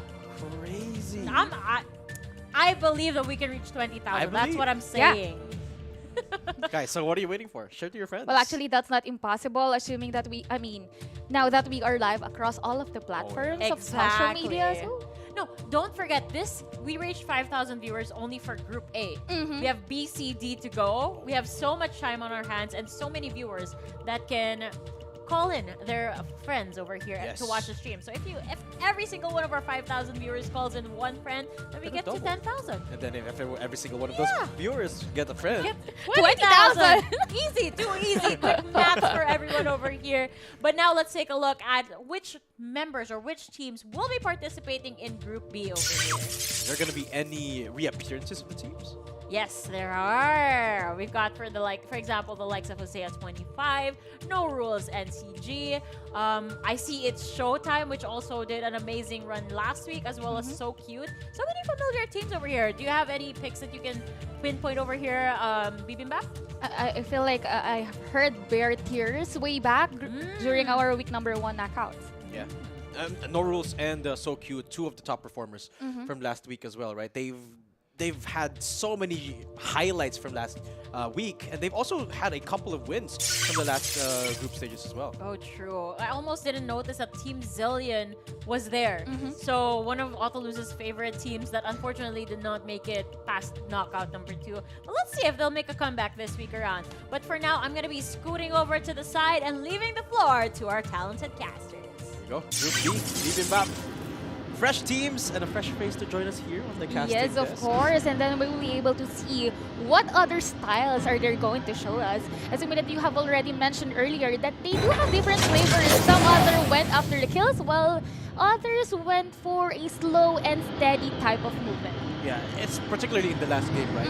When these explosive teams are somewhat eliminated early, it's a drastic change of pace for the entire lobby, which is very curious. Now, though, we're going to be seeing a very compact type of drop here. So many teams dropping on the northwestern side of the map. Could signal to be an early skirmish towards that area. URS and actually XFAL in a quiet spot for now, but I would expect a ton of fighting over towards the north side of the map. Actually, that is really possible, especially that they have to gain up those shields or shield generator and to be able to, be as tanky as possible. Although, I've seen earlier during our map that Sunflower, the shopping mall, is not even occupied. Yeah, exactly. That's the thing, right? With these squads, they really like fighting early. So they would much rather fight someone else in that spot than claim another spot and risk it. Here we go, though. First contact coming through. It's ETX1 on the board. They immediately eliminate Fawn, triggering the resurrect of those players immediately. But no one else following suit so far. Are they going to redrop back into Irish Ranch? I don't think so. I think they want to bail out from this area. I feel like they could go after Power 3 Station to be able to get some arsenals, and just when the timing is right, they can still knock up again. Yeah, exactly. Power Tree, though, one of those areas that we did see is quite populated from earlier. But here's what makes it interesting, right? For the rotations of our teams, they're gonna want to prioritize the shield experiences, right? Exactly. They want to go through those areas, which are also going to be the objective of other squads. So even though it's a pretty quiet start for some of these teams, they're bound to meet other teams in these areas. That's why before they go to those shield generators, they really need to be equipped first. Because assuming that some squads did drop here early, they could have gone after Jupiter 6 or even M4, let's say, and that's totally dangerous for them. Actually, let's take a look at the first zone closing in. It's off the top left corner here, so majority of the lobby is already secure in this area. If we could remember earlier, a lot of the teams landed in that precise spot, so they're just gonna want to have and hold on to these buildings, but it seems like Gores have found a struggler. That's one player standing alone, dashes and jumps to safety. Empress, can you survive? And it seems like the answer is not. That's the flamethrower just mowing down Empress. But the good thing is our respawners is still enabled, so he can go respawn and recuperate or reconcile with the members of SCQT, which is already up on the other side of the map. But the other thing here is, again, we can see the same tactics wherein all of our squads are utilizing vehicles pretty well. Yeah, of course, of course. Really rotates into that defensive strength, well, with the guns as well. But take a look at this. The Ember Oath making it so hard for HS25 to find these kills happening inside of Sanctuary Tower. It's two squads in one entire room. Egoist and Kutabu find the frag each. And actually, it's BETE struggling to keep it together now. 2v2 for the moment. 1 HP left on Botabu, and it seems like HS25, they will recover. It's all down to one. BETE, can they survive this? It seems like no, they can't for the moment. Good thing is, they're still the resurrects. They could still resurrect. They could still drop on that exact same spot. But are they going to do it, though? You have mentioned earlier about the vision erosion coming from the Ember, which gives us one of the reasons why it is really viable to have an Ember on your lineup. Yeah, one of the most powerful in the roster of capsulers right now. I mean, he really overshadows every other defender capsuler, in my opinion. So that really turns the tides here, especially if you have a player that is really good at taking fights. Put them on the Ember, and you really have the potential to pop off. Especially if there is a couple. Sunil. Yeah, actually that's a good combination. Ember plus the ultimate of Sunil, the hologram guide, wherein you'll be able to remove the debuffs onto your enemies. I mean, onto your squads. And then have that fast mobility, but just like that, there goes another clash. Yeah, one going down. ETX1 and the other side of the equation. So far, a 2v2, I believe. There's 3 different squads in this area. And it seems like it's a struggle for ETX1 to actually keep hold of this area. Instead, they knocked down one. 64K is the first to fall through in this 3-prong fight. Fawn, can they actually survive this area? It's actually getting spotted out from the other end of the equation. ETX1 pushing up. It's a 3v1, and I don't think Fawn can survive that, so that's going to be the Reaper going down. ETX1 looking for more, and they will be backing off for now. So far, things are not quiet anymore. Things are actually messy for all of the squads. As we can see, they were able to survive some casualties, but there is always a souvenir. There is always this one person or one member of their squad that is being wiped out or that is being dead already. And we have made mention about the ultimate of Sunil, and rightfully so, they could use that to jump and cross this red zone. But before they do so, we are going to get another one and about to clash again with this one, right? Ooh, the movement coming in from Egoist, just dodging bullets left, right, and center. It's a 1v1. It's a battle of dances. And it seems like Egoist is just going to win that fight. But Diablo from the other side of the map will be beaming down Egoist. That's a trade of kills. Diablo will be going down as well. HS25 struggling to survive. It's just a mad rabbit available for AoE, but will be finishing down Diablo. Do they have the res? No, they can't. 50 seconds to revive. I think they can go for this res here. They could actually do it, especially that they do have the Cypher, assuming that it's pacifist. You can rest properly or easily your team members. But another thing that I have witnessed is the Action Jackson type of movement coming from the member of the that squad, especially using this flamethrower. Oh, yeah. So good coming in from Egoist there. But BETE in a bit of an awkward spot here. They've already been down to 2 players. It's Yurbay and Starlet now, the only 2 standing. They have to separate. This is the recurring theme that we've been seeing. When you have a scattered team, you have more chances of winning because later on you can just group up together and look for fights. Speaking of fights, FC69 looking for their own encounter. Look at the Blazing Infantry and Top G. It don't matter how well you can move, the flames are going to eat you up until you use that Vision Erosion. Back to the Blazing Infantry, step through goes. Will be going back into the safety of outside of that ultimate. But FC69, can they actually recover from this fight? It's way in the open. They can get third. Stack Pro 1 HP will be down by Hatman. That's the power of the AK right there. LCXA looking for the finish, and it seems like they will be getting to do so because every single member of XFAL will be going down. FC barely survived. I've seen a lot of very timely usage of the ultimate, of the usage of Blazing Infantry. It's just so happened that he overstayed on that same exact spot that you shouldn't be, especially that the other squads are already third party, and rightfully so. I thought Maggie would be able to survive, but there you go.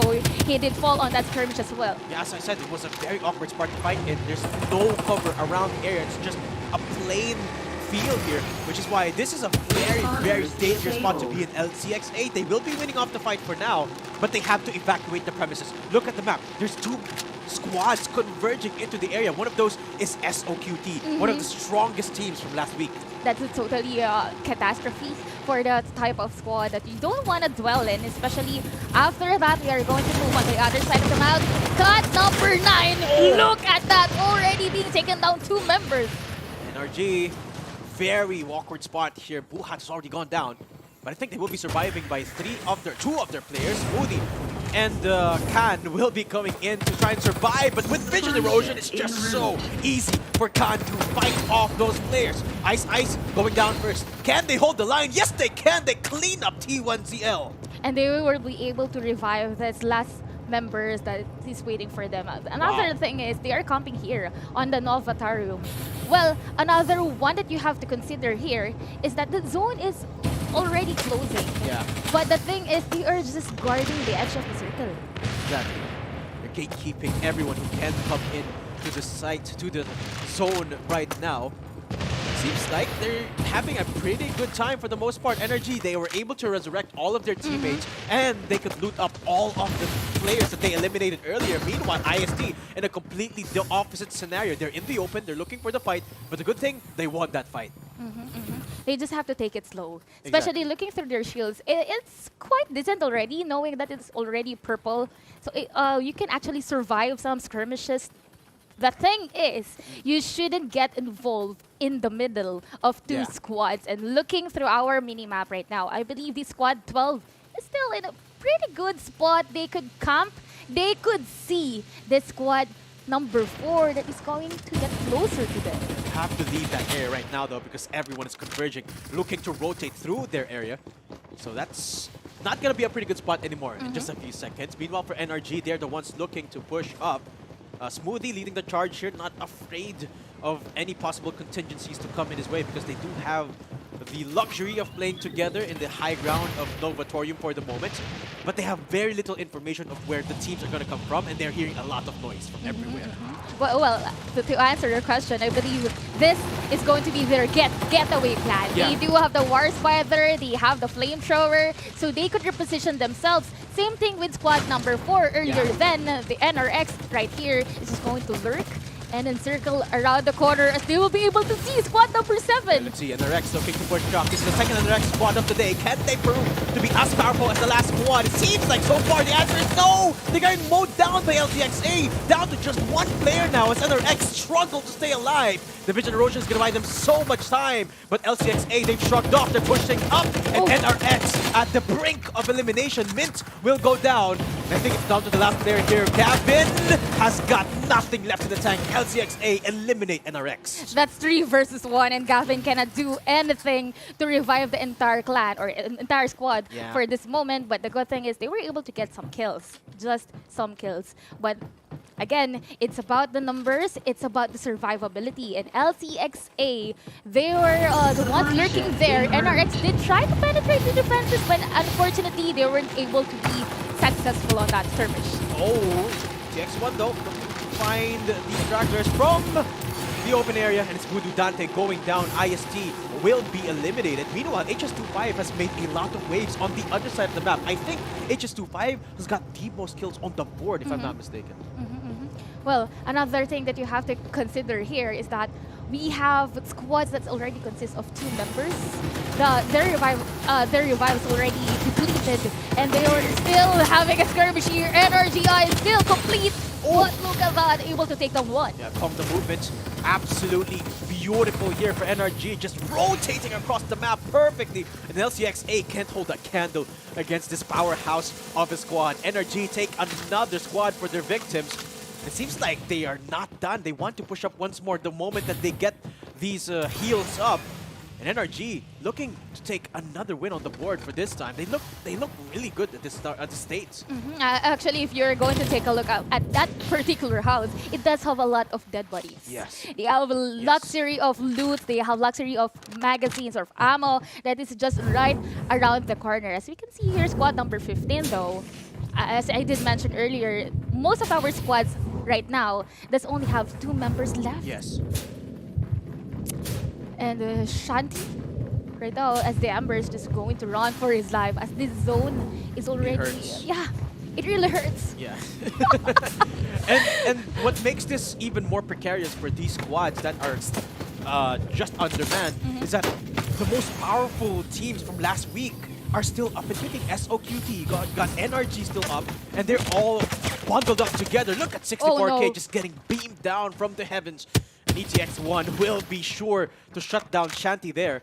What a beautiful spot in here. But at some point, they have to rotate. That means that these 17 people left on the lobby, they have to, at some point, make contact. I feel like they already knew that someone from behind is going to enter. That's why they have gatekept this outside form of the circle. Another thing is EDX1 and NRG1. They are taking the time carefully. Like, well, if I do have that kill, look at that 16 kills. I'll be calm enough. But no, they're not going to hold on any longer. Look at that Yugi boy. They're looking to farm more of the frags on the board. 17 now and counting for ETX1 as they find another rat in the map. SOQT has joined the fray though. They're entering the party. And remember, they're one of the most powerful squads in this lobby, but they're getting a taste of their own medicine. ETX1, they hold on and they fend off SO. Krimers is the only one that has been taken down, but they were able to resuscitate. They were able to rest. Krimers on that skirmish from 16 kills. They were able to wipe out those 3 members from that squad. And look at that, 19 points onto this squad. This is really a scary squad for me to say. And another one is squad 6. They are close to squad 9, but I believe it is very... this is more likely to have a clash than squad 10 and 5. Yeah, and we've been seeing more and more of these squads that really want to take fights. Now that we're in the area where it's so late in the game that the only squads left are the ones that really love taking fights, they are getting toned down in terms of tempo. They're thinking, let's wait for the other squads to fight first before we actually push up. Speaking of which, HS25 is the first to find contact here. I think they're fighting off against ETX1, who for the most part have had particularly a safe game. They could do so actually, especially they do have lots of kills already. But this exact spot, the top of the Power 3 station, is one of the trickiest point at this map, especially if you don't have a Sunil or Young. You cannot just go up there because you need the power of Springboard. Yeah, exactly. It's so hard to contest, especially in these final zones where position could mean the difference between life and death. Egoists, he was able with the kill. Actually, they pushing down into them. EMP. There comes the ult. The EMP raining down on them, denying them off these dashes. But Flux unable to find anyone, and for the most part, it's getting turned around by HS25, and you clean up, and ETX1 will be eliminated. HS25, no harm done onto their side. They did rush. You have made mention that they do have a good, proper place onto the top of Power 3 station, but they were really confident. They did rush into that small house to be able to eliminate that entire squad. And rightfully so, we do have 5 squads left. Right now, NRGI utilizing this War Spider. Yeah. This exact vehicle that did wipe an entire squad during our week number 1. Yeah, and if you want something that can deal with these up positions, with these elevated positions, the Rocket Tarantula is one of the best to do so, right? Rain bombardment on them. That's exactly what they're doing. HS25, they're getting challenged from the spots. They have to drop down now. Look at NRG though. They're getting pushed up as well. Kong, gotta be careful, and I think he can't go back into that bombarder that is the Tarantula. But so far, damage done. They proved that they have to move away from that elevated position. I feel like they did use it just to reveal the location of the enemies. Rightfully so, they did utilize it. They know as well when to give in and when to give up, especially talking about Kong and CG right there. And right after that, they have to reposition. Yes, they do. ETX1 now. There are actually 3 squads remaining. I think it is ETX1 that is the squad that is not complete. So it's a 3v4 at this very moment, and everyone just patiently waiting for the zone to close in. Nobody pushing any further that they can. And HS2 and 5, they're going in for the push here, climbing up to the position. And look at this, they found a pocket. This is a very good spot. Nobody's going to expect them from here. And we did mention earlier that you need to have a springboard to be able to go up to this type of situation or location. They have been scanned, but no, their location hasn't been compromised yet. Nobody can push them at this point. If anyone jumps into their spot, it's going to be a meat grinder and a half. And actually, no, URS, they still have 1 player on the board. Game is here, just ratting around the corner. It's actually just, I believe, 4 squads at this point. But all of them have pretty good spots, in my honest opinion. Anyone could take this game at this point. It's all a matter of execution now. Who has the better execution from here on out? Kane is all alone, about to spot out one of these players from behind. He's not looking. But Game is just not pushing either. He can hear the heal coming up. Kane! Oh, the timing is so close. But Kane still survives for now. He's just going to take things slowly and do not even make a sound. Kane, you have to be quiet and let them kill each other first. And then he really knows his job. He is just waiting for these 2 squads to finally have the perfect flash. Egoist going down, HS25, that's 1 member out for the count for them. This is the final fight of the map. 10 players left standing, and look at Lux, the best position available this entire game. Just throwing down the smokes, melting everyone before he goes down against 64K and HS25. They want to clean house. 7 players left standing. It's a 3v4. HS25 looking to make it clean. It's NRG in the way of them and the win, but NRG not done yet. They want to clean up, and they will be doing so. NRG are your victors for Game 1 of Group B. Whew, they have been consistent right from the get-go, assuming that we are already talking about their position. They do have the high ground advantage, and looking at that Ember. Oh yeah. I love just how much patience Energy had that entire time, right? They had beautiful position, and they knew that they want to take a fight, but the question is when they're going to execute that fight. It was perfectly timed for them, just in the nick of time, where ETX1 and HS25 were already dwindling in both numbers and in health. And NRG, just knowing when to strike, netted them up that win. The perfect situation, and they did use the vehicle pretty well. And well, apart from NRCG, we have to give acknowledgement to Kane as well for being able to survive up to the very last circle. Yeah, these are kind of like the deterrents, right? When you have those last remaining players from a squad that you thought was eliminated, surviving up to the last zone, they could be the difference makers in these leaderboard scenarios where 1 point, 2 points could make the difference between qualifying for the finals and not. But let's take a look again at NRG here. No Rules NCG. 12 total kills. Not the most explosive of games, but a very, very surgical game for them. I feel like they did try to be outsmarting the opponent. Yes. We are looking for the kind of players that will do it, you know, in a nice way, do the placements just like the usual Battle Royale style. And look at that. 4-3-3-2, all of them did take a kill onto the enemy. Yeah, take a look at the ratings as well. It's also close between all of these players because the way they play is very, very huddled up.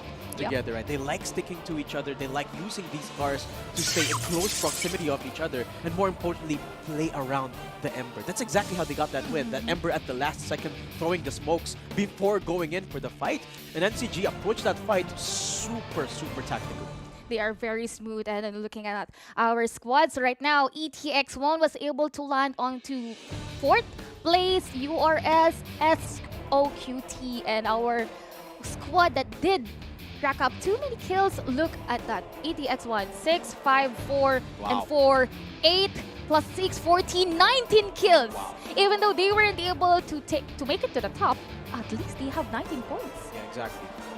This is where those kills really make the difference, right? I think they have more kills than the top 1 squad, so that 12 kills for our top 1 squad. I think that really makes it close for the leaderboard here, right? But at the end of the day, it will be NRG to secure a win for this week, still showing us that they are at top form, similar to last week where they actually were one of the squads that secure a win as well in their respective group stage. So looking really good again, especially against such confident teams this time. And such great execution for them. But gotta give credit to HS25 and ETX1. They both were outstanding in that last fight. Actually, they are the ones who wreak havoc all throughout the Sunset City. And right after clashing onto one squad, they move on from one house to another, utilizing the vehicle perfectly well. Especially our top squad, wherein they have utilized the Tarantula. Unluckily, though, they weren't able to kill from utilizing the vehicle, but they were able to reveal the location of the enemy squad. And sometimes that's more than enough, right? Just force them out of somewhere or just find out where they You just are. have to flush them out. Where are you guys? Exactly. And that's more than enough, especially in a game where you have to be somewhere at a specific point in time. But that's just it. That wraps up our game number 1 for Group B of the day. Don't go anywhere. We'll be right back with the All-Capsuler Cup 2023 Asia. My name is Dave. I'm here with Bibimbap. We'll be right back.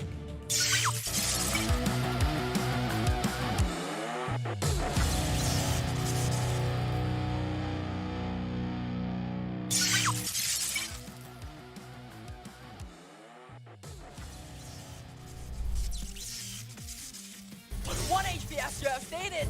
And right now, though, you have Rookie being EMP'd. Pepsi very, very low as well, fighting on a 1v1, but it's Lunar. 4AXG has nowhere to do, and BB2 wants a little piece of this fight as well, as Voodoo will fall down.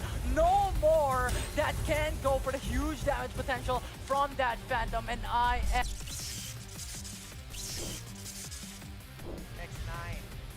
What is the just right there, but you can see the Tarantula. That's amazing! That's a wipe up!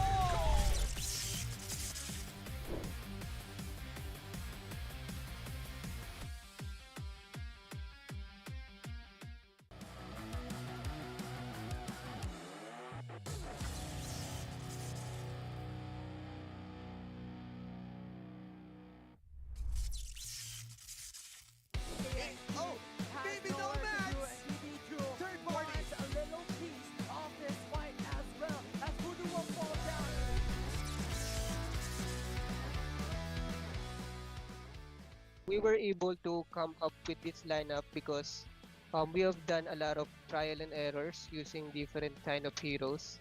And this lineup that we currently have, which consists of Cypher, Sunil, MKR, and Ember, is what works for us.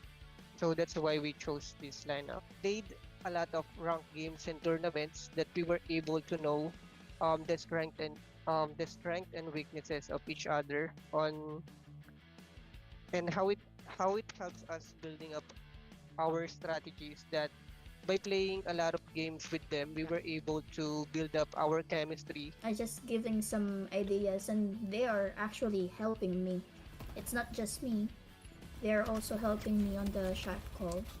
But whenever I tried to like tell them that this is the go signal, this is what we're waiting for, they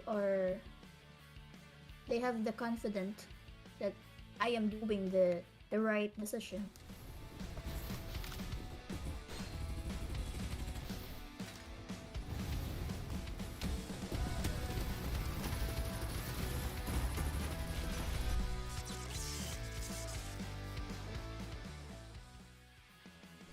For the communication, we mainly focus on the in-game mic. We actually use Farlight signals because it's very helpful, especially the marks that we can use, such as you can follow here, defend, or enemy on site.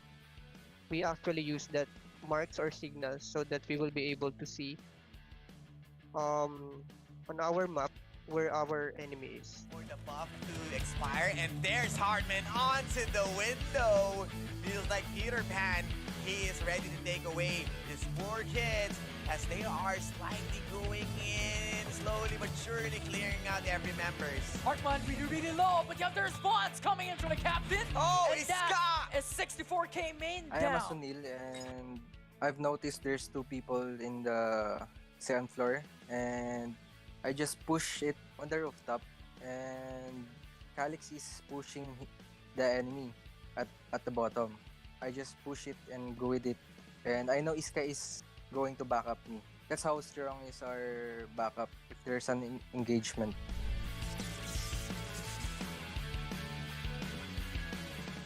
My team are planning to do a tournament replays or live view on each tournament that enemies will be having. So for us to get some information that could help us on getting the top spot again on the finals. I feel pressured when we are playing in a tournament.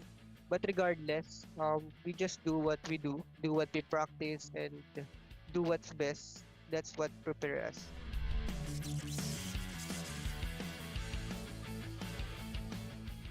We actually shout for being top one.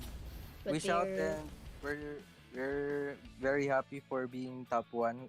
We're so very thankful to everyone who's rooting on us, and I think we didn't disappoint them this time because we got the top one spot for this week. I actually feel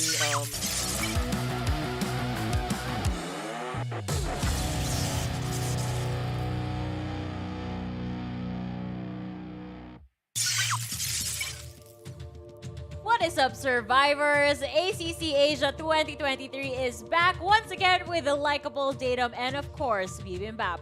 And we just saw that Group B has something unique to offer as well. If it felt like Group A was a little bit slow and steady with some outstanding, how should I say this, mechanically gifted players, for Group B, it was a little bit more chaotic, wouldn't you say so? Yeah, I think it was just a clash of titans here. There's so many squads here that are very talented who want to rack up the kills early on. And we saw that clash until the last remaining moment of the fight. Even though it was a battle of 4 whole teams, Yeah. there was still a rat that made it to the top 3. Yeah, exactly. And to drop the name of this rat, that was actually Kane, and he was really doing pretty well onto that round. Yeah, we're gonna see that all in the highlights over here. But I just gotta say, comparing to last week, where we saw Momoy Yeah. over and over again, today, not so much so far. I mean, if we go back to the previous map that we had, a lot of these teams were trying to heal outside of the safe zone, and they didn't have enough time. And we also saw that in some moments of this map. I think that's attributed to the teams really wanting to push the envelope in terms of maximizing each match for getting more kills and less of playing safe. Because when you have a Momoy, right, you generally want to make advantage of that supportive role, that extra bit of healing, of extra bit of resurrecting that makes it easier for you to play back and play into the zone. This time, each team are just battling for every last inch of the map that they really want to make the most kills out of every scenario. Actually, I do think that most of our players right now prefer the male heroes than the female ones. We have to acknowledge that most of them did use Sunil, Ember, and the only female that I saw is Cypher. Oh yeah, and Cypher is a force to be reckoned with. That's for sure. I don't know. Maybe it's just by chance. It's not exactly like a gender thing, of course. Yeah. But they do have differences in mobility, just because. Of course. 461 is for the female heroes, and then 481 for the male heroes. So maybe that's one of the factors that they do consider. it's definitely not with the appearance, but it's just something. There's just an attribute there. Oh my god. I was actually talking to Dash about this behind the scenes wherein I have a strong hate for the Irish Ranch area. And we just saw in the highlights that one of the players got trapped there and had no escape because it's way too open. Yeah. Where do you hide? In the bar? Don't get caught. That's No, but he was outside of the ring. He was trying to move inside the safe zone.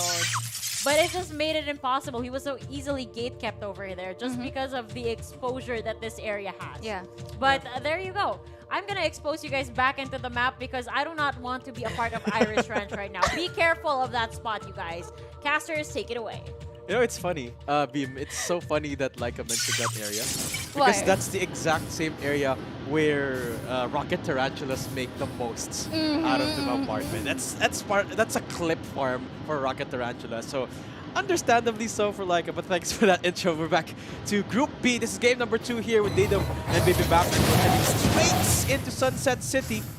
Let's take a look at the drops. Yeah, I was about to say Talman's about to drop onto Irish Ranch, the most hated place of our Laika ball. But, well, contrary to Laika, I love Irish Ranch more because of the generator shields that you were able to get from there. And the rotation would be a little bit okay, especially if you are going to go after the power tree station. Rightfully so, if you have the perfect arsenal, you can go on to Carnival. It's just an arms race, right? Get to the position faster, get the loot faster, and you are bound to have a better time in Irish Ranch. However, we are in Sunflower Shopping Mall where there is an absolute war. And it's actually between L627 and the XFAL going at it at each other. 64K dipping their toes into the fight. Actually finds a strategy here with Pau RBL leading the charge. He's actually alone for the moment, but it's okay. He's got a Jupiter. He's got a prime position for the third party. And it seems like NRX, they're in a bit of a tough spot here. It's very scattered, the fight here. 64K makes the most out of it. Low-key, the only one with a safe position for now, which means that 64K looking to back off.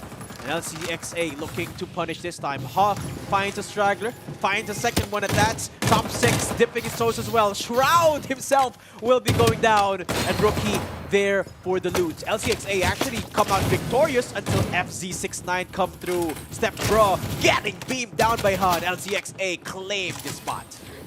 That's already 3 members now. I mean, 3 kills onto the heads of 64K, and they were just taking things slow, as you did mention. But here comes another 40 joining the fun. NRX again, assertive dominance here. 64K though providing a lot of resistance. Pau, RBL this entire time has been staying alive.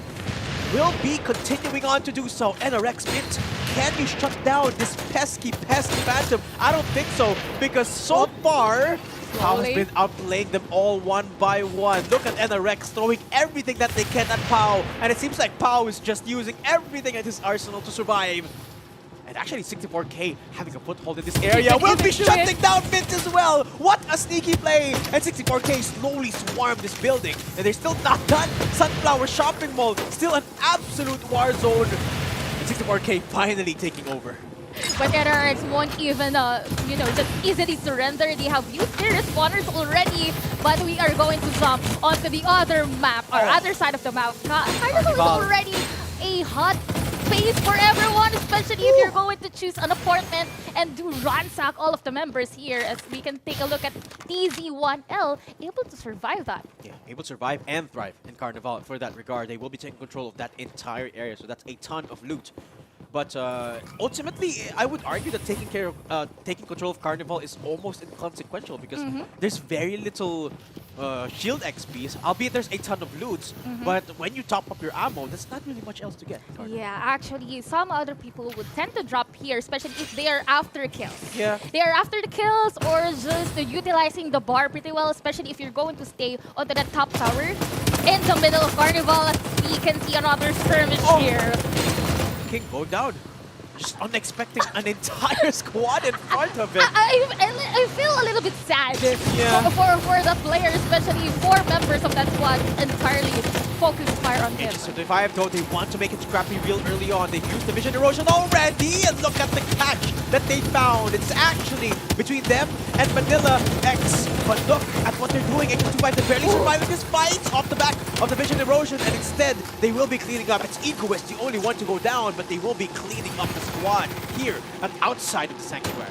They were able to utilize their ultimates, their skills pretty well. As we can remember, Egoist is the person that we could remember onto our map #1 for our Group B, wherein he was able to utilize that vision erosion pretty well, and rightfully so. During our map #2, they are still pretty consistent.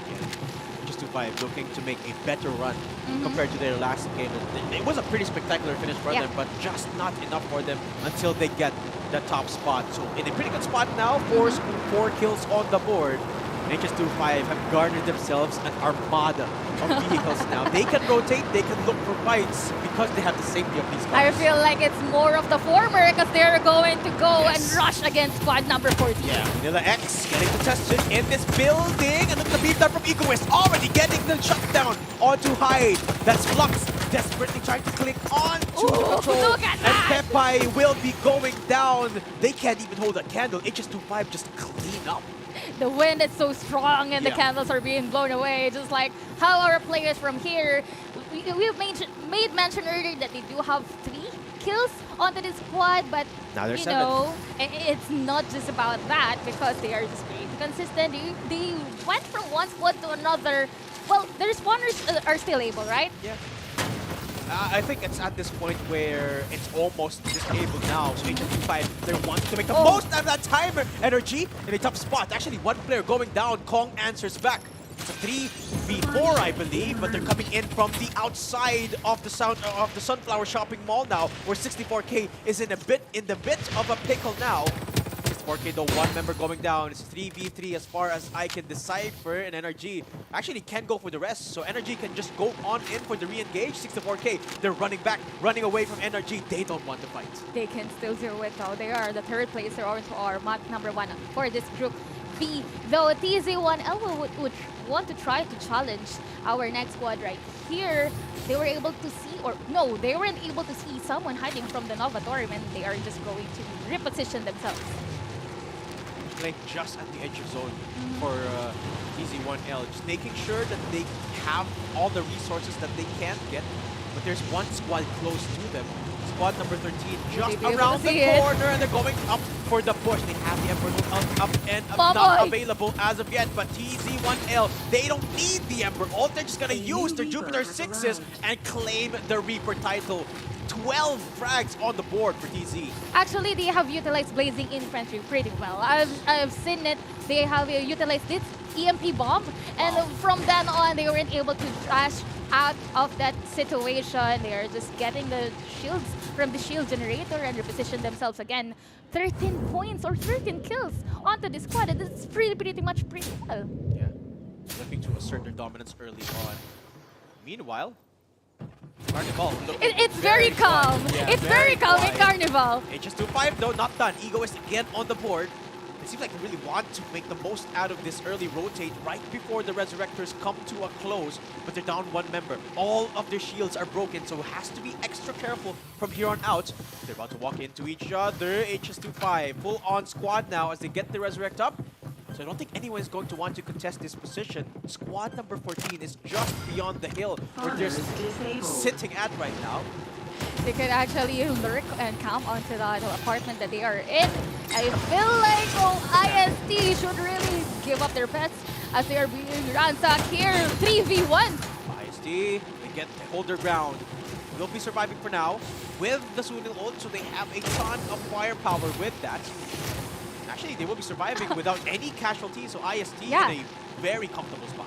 Actually, that's just one member of the other squad, and I've seen earlier, he's really in a good situation, but you can't just outnumber these 4 members that's going to, you know, to Foxfire on you.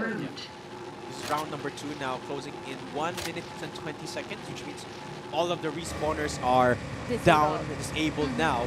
Which means that SOQT and the rest of the lobby here are going to look and play a little bit more safely. SOQT, not characteristic of them to play safe, but they don't really have much of a choice now. They do have a flamethrower to play safe now. They want to get the good position, but IST is just on the corner. There's another squad in front of them. Where is SOQT gonna go? They're getting beamed from all directions, so they have to fight somewhere. It's kind of dangerous move for them, actually. I was assuming that they are just going to look for the opportunities wherein they can see where the other players are hiding. But yeah, I feel like, yes, they were able to do so and reposition himself using this Stellar, but they are going to be rushed by IST. Yeah, let's talk about Stellar Wind. I think it's one of the most underrated guns in this Star game. Deals a ton of damage. And it also has a very decent, very long range actually. So I love you seeing finally a difference in terms of weaponry. Typically we only see Jupiter 6s and SMGs getting picked up and assault rifles and whatnot. But hold that thought, so cute. Actually in a bit of a pickle. Control getting broken down to pieces. They have to look for the fight. Some point. Control looking to challenge and will be getting the knock into his face. He will be going down as IST will be challenging the area. That's a good start for the fight here for IST if they want to push up against SOQT. But it seems like SOQT, they don't want anything to do with IST. Actually, they're just lurking up and doing things or taking members down one by one. ETX1 on the other hand. This is Kane, our MVP, almost during our last game, and they're still complete. They have 8 kills onto their head. That EMP was able to do its damage, but they're just challenging the other players, taking down one. From 8 to 10 kills, they're outside the circle though, so they have to go in. Yeah, at this point, zone is getting really, really painful, so ETX1 has to make a hasty run for the zone. But it's okay, nobody is gatekeeping them for the moment, and they have the luxury of these vehicles anyway, so in a pretty good spot for the moment. Meanwhile, for the rest of the lobby, I'm not so sure because 30 squads, 30 people remaining, that's still half the lobby up and running. So they have to be careful where they tread because the zone is only getting smaller from here on out. Take a look at the position here of TZ1L. They have no clue that there's a squad behind them, but they still don't want to fight. Yeah, they just have this vehicle to utilize pretty well. Just so worst case scenario, they can go out or go in to commit. Actually, we have 29 squads, or I mean 10 squads remaining, still 28 heads that we have to kill. Kane, on the other hand, ETX1, they are kind of different flavor from our game number 1, wherein they are just taking things slowly, but rightfully so. They are thirsty for blood. Funny hop from Kane will not save his life this time as he's the first to fall down in that fight. Reaper will be going down. That is exhaust, so NRG joining the fray now as ETX1 getting challenged. NRG entered the party, and Kramers will be shutting down Zeno. Okay. But they will be able to revive Kane for this scenario because they have won that skirmish and 12 kills or 12 frags for this squad. And that's actually pretty good. No. Nope. Yeah, a bit of a desperate attempt there to save that fight from falling apart, but ETX1, they've already huddled up, already recovered from that fight. And that, what a nice adaptation from ETX1 there after getting pushed, right? They hold their ground, hold on to their position, and it was just picture perfect from there on out. Meanwhile, ETX1 again looking for another skirmish, and it seems like they found another straggler, but this time they're getting traded out. ETX1 though, yeah, they still are gonna clean house and getting the res. Kane having a blast. 15 kills on the board for ET. They're just on a shoulder's length or shoulder space apart. That's why they were able to resuscitate every time they have this one member being, they were able to survive that one member. On the other hand, on the other side of the map, here comes the battle for the gunboat. But that's just a one member. Yeah, I believe so. It's just one member from this squad. LTXA will be able to get it and go for the win. Yeah. Quick execute there, top G with the MPR ult. Really make sure that those pesky vehicles will not survive there. Deals a ton of damage, chips them down very, very easily. So that's an easy execute here for LCXA. But now they have a conundrum. Where are they going to go? Look at all the interest points in the map. Every single one is occupied. That's why they have to go and look for a proper place, especially right now. This is already a space where it's way too open. You need to be sure where to commit, and we haven't seen a squad yet that have gotten into the airdrop. That's true. Nobody wants to risk going to it yet, right? It's a very open spot for the moment, but LCXA, this is not the best spot to be in, but also not the worst. The only worry that they have is wait for the zone to close, and then that's where they're faced with the problem of where they're going to go next. But for the most part, they are at a pretty decent spot. However, TZ1L have got arguably the best spot right now. Look at their position. Look at the building they're holding on to. This is a powerhouse of a spot.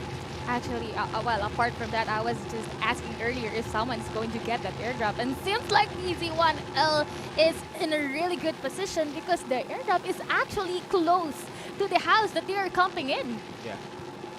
Here we go, 64K. These are the same squads, it feels like, from the last game that have made it into the top 10, into the top 7, it feels like.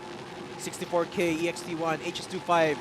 And I'm not sure if NRG is still here. I know they're eliminated already. But majority of the faces that we see from the last game... HS25 is still here, though, though they only have 2 members left. They could still rat it out. But the difference is IST complete. TZ1L as well, looking primed to win this game. They could do so if, and only if, they would be able to go into the third party for this one. But Air Beast onto Exhaust. Would he be able to reveal the location of the other squads or of the other clans? As I can see someone lurking under the bridge. Oh, he spots out so many players underneath the bridge. They're like trolls hiding underneath there. And the Air Beast is going to make it so easy to navigate across the area. They're going to be triggering Division Erosion. But Exhaust, he doesn't even have to push up. TZ1L, though, they're looking for the punish. It's instead IC holding on for dear life. L627. Can they find anything more? TZ1L, okay, holding on for dear life. They overstep their bounds. And TZ1L get punished. LCXA actually getting eliminated. TZ1L still alive and kicking, but at least they can get the rest onto Exhaust. That's just one fatality on the side of TZ1L. 64K on the other hand is still alive, would be able to spot one. And yes, they were able to take him down. EMP is there and has silenced them for quite a while. Meanwhile, ETX1 has been having a blast here. They're having a party with 1 car apiece for their players. They're hanging out, just waiting for the players to run into them because they know that they've got the best resources available right now. There's only 1 squad, that's squad number 12 in Riverview Park, the final zone. That's the only squad they have to fight for the moment, but they don't necessarily have to do so. They could just wait for everyone else to converge. They could just have their tea and wait for this clans or for the squad to have the final clash as IST. On the other side of the map is almost complete. I mean, already complete. They do have a decent and proper arsenal, Jupiter and UMP onto their hands. So we are just waiting for the perfect opportunity. When are they going to reveal themselves? As this life is not in a pretty good situation. He's alone right now. He's an Ember after all, so can use the Vision Erosion as sort of a bailout on top of this tactical smoke as well. But he has been discovered. There's 2 squads around the area. Asta is alone, remember. IST so far away from the rest of the squad, so Asta has to be calling for reinforcement right now. Yet to pop the Vision Erosion, but now reinforcements are about to join the fray. Everyone converging onto Asta, so I don't think anyone's going to be pushing Asta this time. It's really hard. He does have the advantage of having the high grounds. But the other hand, there's a flop side because squad number 12 is already having their eyesight, having their cursor onto Asta's head. Well, off-cam earlier, we were able to see that he was able to take down 1. Exactly, Asta. We've seen this Ember strat over and over again from the last couple of games, right? Put Ember in a very forward position and then wait for the rest of the teammates to converge whenever you need it to. That's very, very strategic from all of these squads, but it seems like all of them are adapting to each other's playstyle. They learn from each other. Yes, you have to earn it. You have to learn it to be able to go to the top squad. And rightfully so, ETX1 on the other hand would try to challenge. They have seen some members of TZ1L onto the top of that gasoline station, but Home is not able to take down 1 onto that bar. Look at the arsenal here for ETX1. I think they're one of the few squads that really like holding on to a bar composition.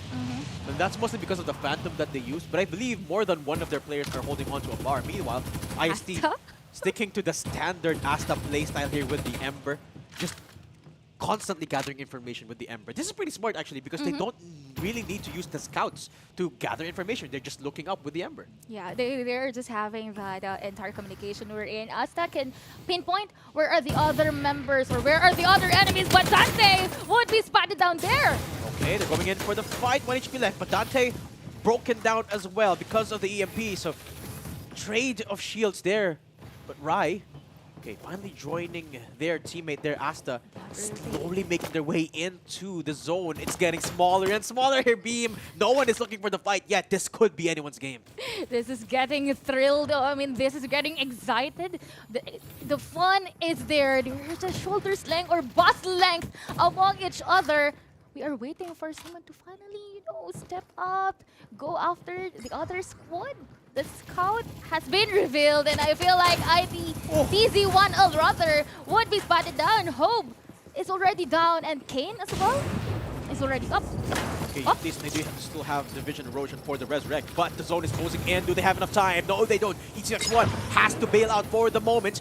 They are in a pretty bad spot, but until this ult comes down, they have no choice. They have to look for the fight. Dante is in a very awkward spot. Another vision erosion comes out from all of these squads, frantically trying to stay alive, but ITZ1 will be mowing them all down with very little vision. ITZ1 is so far making the most out of this spot. They're just dancing up and about. Dante with the fancy feet. ITZ, TZ1L rather. How are they winning this fight? They've taken the game. TZ1L backing our game number 2 on this Group B. It's really messy, but we have to commend that both, 4 squads onto that area really did it really well. I wonder how. I don't even understand how TZ1L was able to survive that encounter with only 2 people left standing and so many smokes going around. I believe it was each and every squad pulling out the vision erosion, which meant that it really was anyone's game. So the Embers really came into the limelight. But TZ1L, I believe their Ember was down for that last fight. And especially, I appreciate right now the usage of Cypher with its EMP. It's very timely that they have utilized it, and right after so, these players, I believe they do have one thing in common. They are really, really patient. Yes. They don't give away their positions easily, but of course, it's going to be Team Zillion with his 27 kills and getting our perfect spot on this top #1 squad. 27 kills. I think that's the most. I think that's the most we've had in any game we've had today. Even on to our week number 1. Yeah, that's pretty too much. 27 plus the top 1 point of 15. So imagine. And rightfully so, our MVP is none other than Ice. Look at that, 8 kills. But so much damage as well, 2,400 damage, while also having high damage taken. I wonder how players are able to pivot at that the enemy crosshairs towards themselves, like fight me instead of my teammate, and get the damage. I'll be the human shield. Yeah, I'll be the human shield for my team, and I will survive. I'll be dealing the most damage too. I have no clue. But perfect execution there for TZ1L, just playing the mechanics solidly. Very, very robust playstyle, especially with the MKR. Ice there playing so massively as well towards that final stage. And TZ1L taking the win. Congratulations to them. And what a performance from them. And another thing that we have to consider it now, we have different names of the squads. Onto our map number 1, it was a totally different set.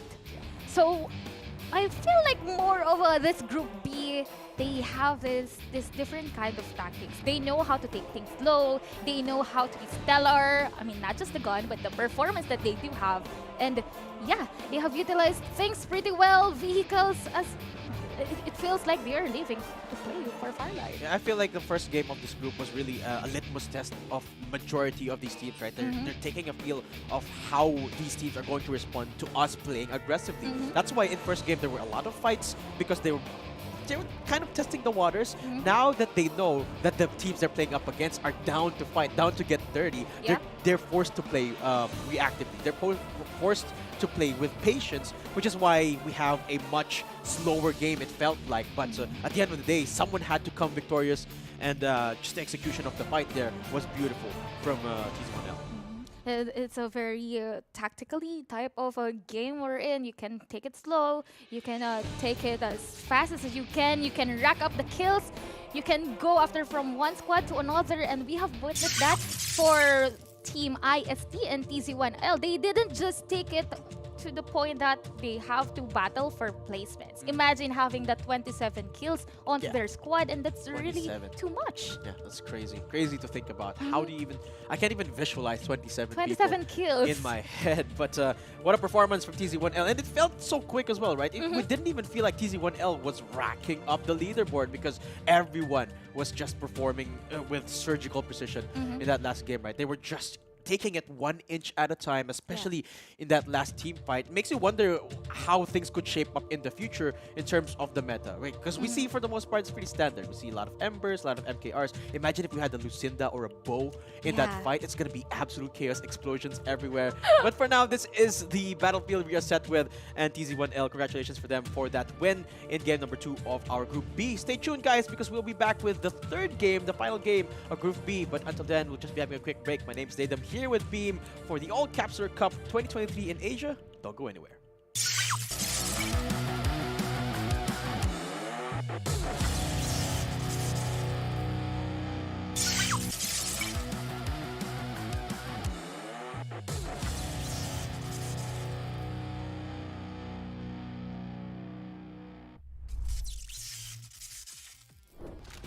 Only thing standing in their way between them and victory, and look at the beam down. Watts gets the first, looking for the second here against Majo, and another quick shutdown with the Lucky goes low-key, isolating the target. They're still looking for the other members. He got the assist. They don't have the vision, but that sliver of health, they are going for the kill. Kage again with the push. That's a jump pad from QT, and that's a quick scope, sending Top G down. See if they're running for the hovercraft play, but the invis just not available. MKR with the ult, most them down to dust. This might be the final fights of the battle, and look at the beam down. Xiaolong Bai gets destroyed by Nakage. G in a 3v4, they know they can win this fight. XCTV in a bit of a pinch, and what a knockdown from Kiko. MKR doubles down as well. Fight here for XCTV, they're going down for the chase. Ben on the hover bike. Claudia is so low, almost broken down, will be broken down eventually. The Wild Goose chase ends in Claudia going down. That's what. The EMP bomb, they are inside, and Salty's pushing in real hard. They are eating up by the zone, but this is a sweet victory coming in from Salty. Oh, this looks like a Mad Max movie. Maximum efficiency and mad skills to take down Kane. Hi, hello, goodbye with an easy kill.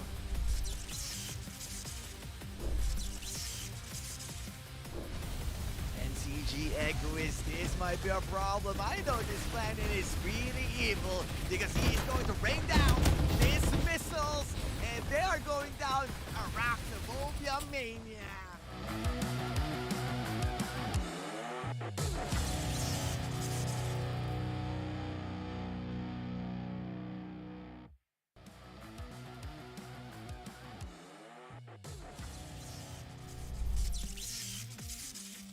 One HP as you have stated. And right now though you have Rookie being EMP'd, Pepsi very low as well, fighting on a 1v1, but it's Lunar! 4AXG has nowhere to do, and BB2 wants a little piece of this fight as well, as Voodoo will fall down.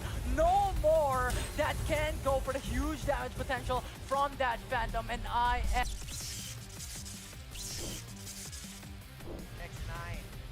What is the lead just right there, but you can see the Tarantula. That's a bleed! That's a wipe out!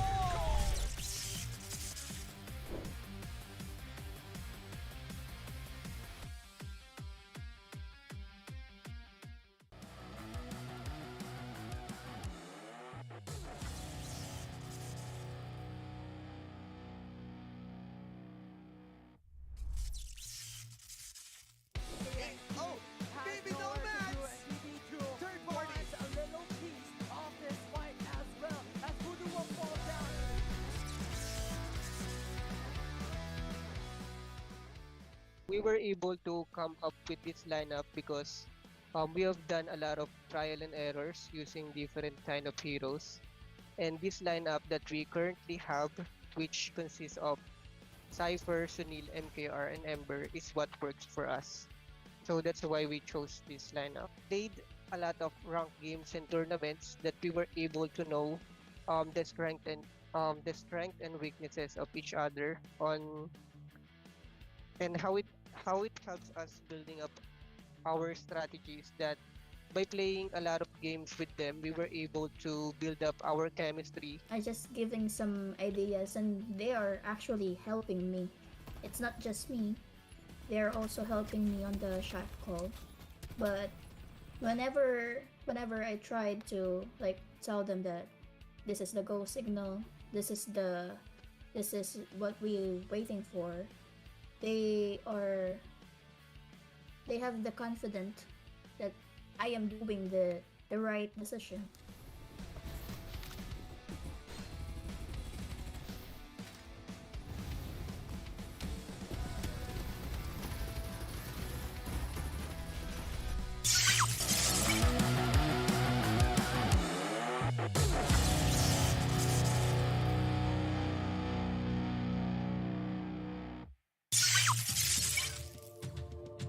Welcome back to ACC Asia 2023. You're still with Likeable, Datum, and of course, Bibimbap over here. We were just having a pretty heated discussion. How do you guys pronounce Carnival? Carnival. It's a carnival. Carnival. Yeah, it's I like say the it as Carnival because I don't know why there's an E at the end. Everyone else says it too. Like when I Yeah. jump into game, yeah. When you listen to the all voice, Yeah. let's drop at Carnival. Oh, God. Yeah, because when you look at the spelling, it seems like Carnival. I'm not quite sure, but I don't know. I want to know what the comment section thinks about this. Let's have a respectful discussion on how to pronounce this part of the map. Maybe the developers will chime in as well and tell us, you know what, you're all wrong. It's actually pronounced Carnival. Silent Silent L. L. It's Carnival. Yeah.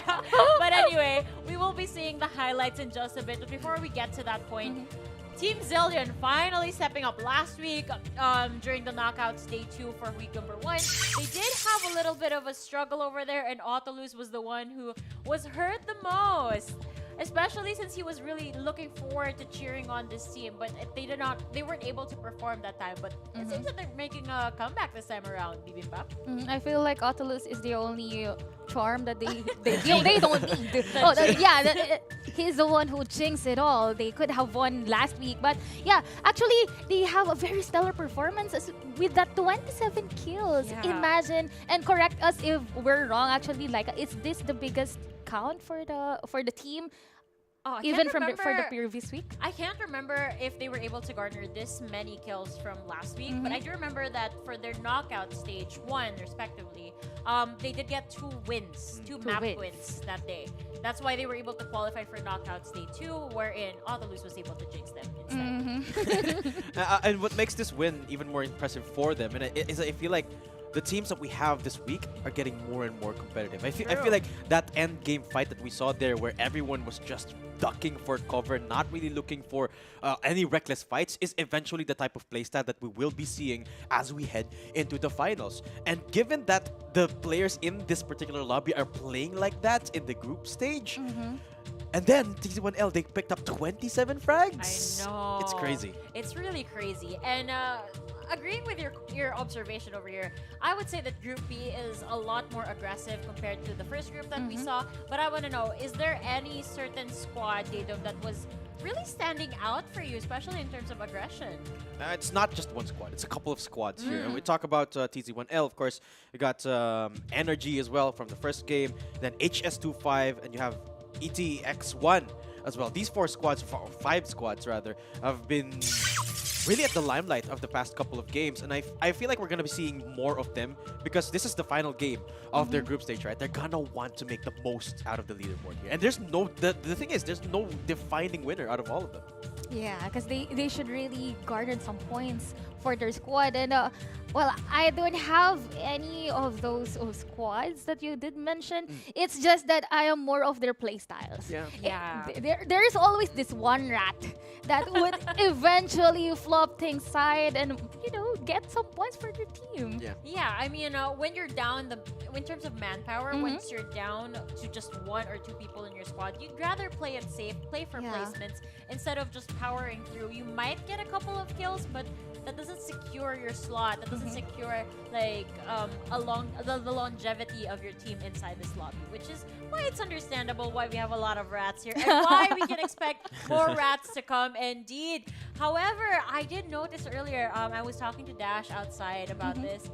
We saw an AK-77 plus, I believe it was a Bar 95. You predicted it. Perfect. Yeah. I think that's really a niche playstyle still up to this point. You have to have a Phantom to make the most out of a Bar 95, right? And that's exactly the type of comp that particular team was running. That was Osea 25, if I'm not mistaken. Yeah. Okay. Oh, wait, I could be wrong. I remember the player specifically was Jayem. Maybe I'm having... JM the God. JM the God. Okay. I'm not sure if I'm jumbling up the players and the spots. I do apologize if that's what's happening. But again, that was his loadout. Yeah, AK, in my opinion, is arguably really good early game and late game, right? Because the only drawback that you have with an AK is the range. There's so much recoil that you can't effectively use it on long range. So it's not the best mid-fight or mid-game where all of the, or majority of the engages are from afar, right? But in the early and mid-game stages when the zone is so tiny, or if you're contesting for a hot drop, AK really shines a lot. I think the DPS is on par with most SMGs, but the bullet efficiency is just so high that I think people are missing out on not using the AK. Actually, I have to agree with Zadim right there because the moment that you have this AK-77 onto your arsenal and you have to battle head on, you can take that to your advantage. That is going to be the case over here. But since she's talking about the moment that you have the AK-77s in hand, I'm also going to be talking about the moment that we pass it back to our casters. Guys, take it away. Set Beam, the last game of this group. We'll head on to the next, but this is do or die for the squads that we've been looking very, very deeply into, right? They've all been sort of trying to out-alpha each other, trying to assert dominance. And so far, no one has come out on top apart from TZ1L. Let's see if they're going to be toppled this time. I feel like apart from getting on top, ETX1 still does have a decent amount of points. Oh, yeah.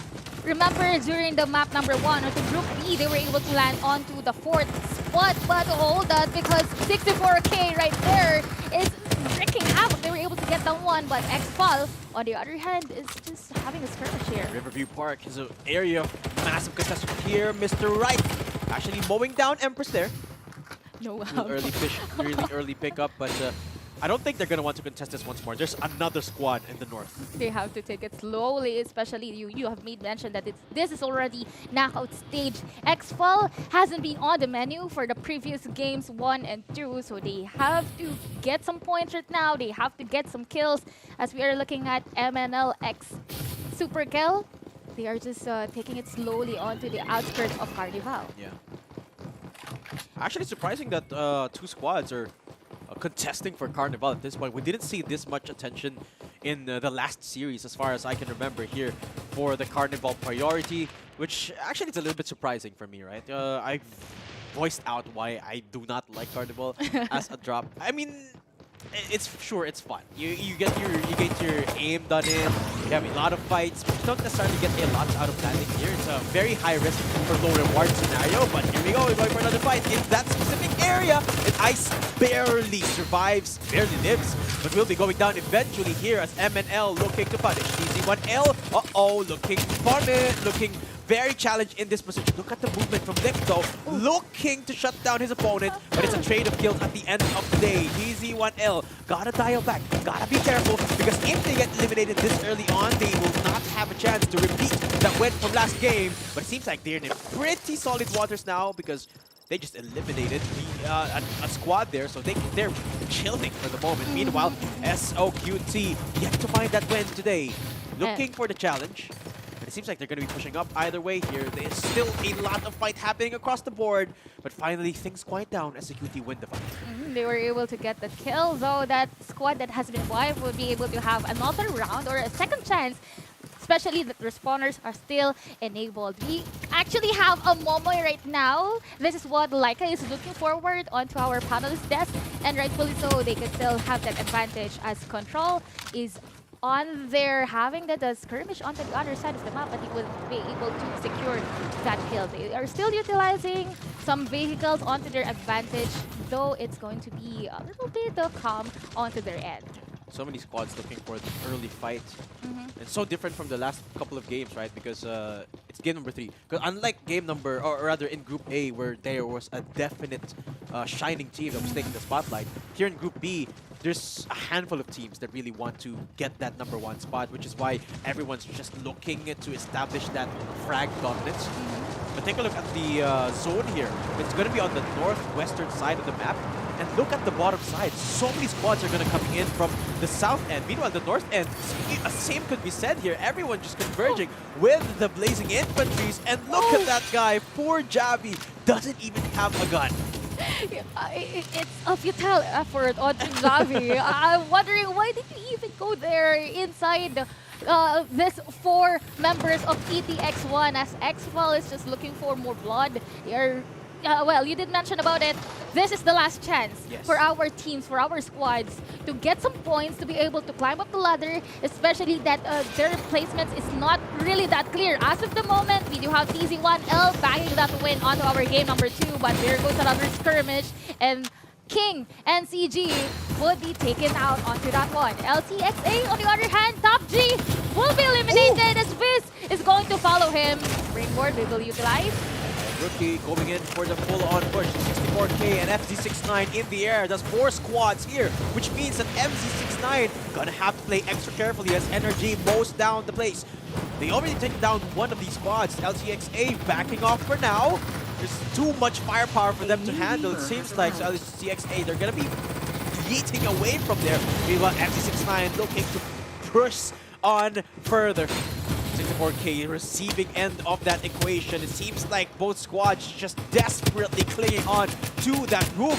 And Shanty Dog will be reigning supreme as 64K survives the fight. That's a very nice utilization of Porcupine. Actually, he was able to snatch that kill. That kill onto the other side of the clan, though Step Bro would be eliminated, but he would still be able to respond, especially that the spawners are still active. Zed, yeah, not in a good shape. Ooh. There goes the ricochet. I believe that's not that bullet is really not for him. Yeah.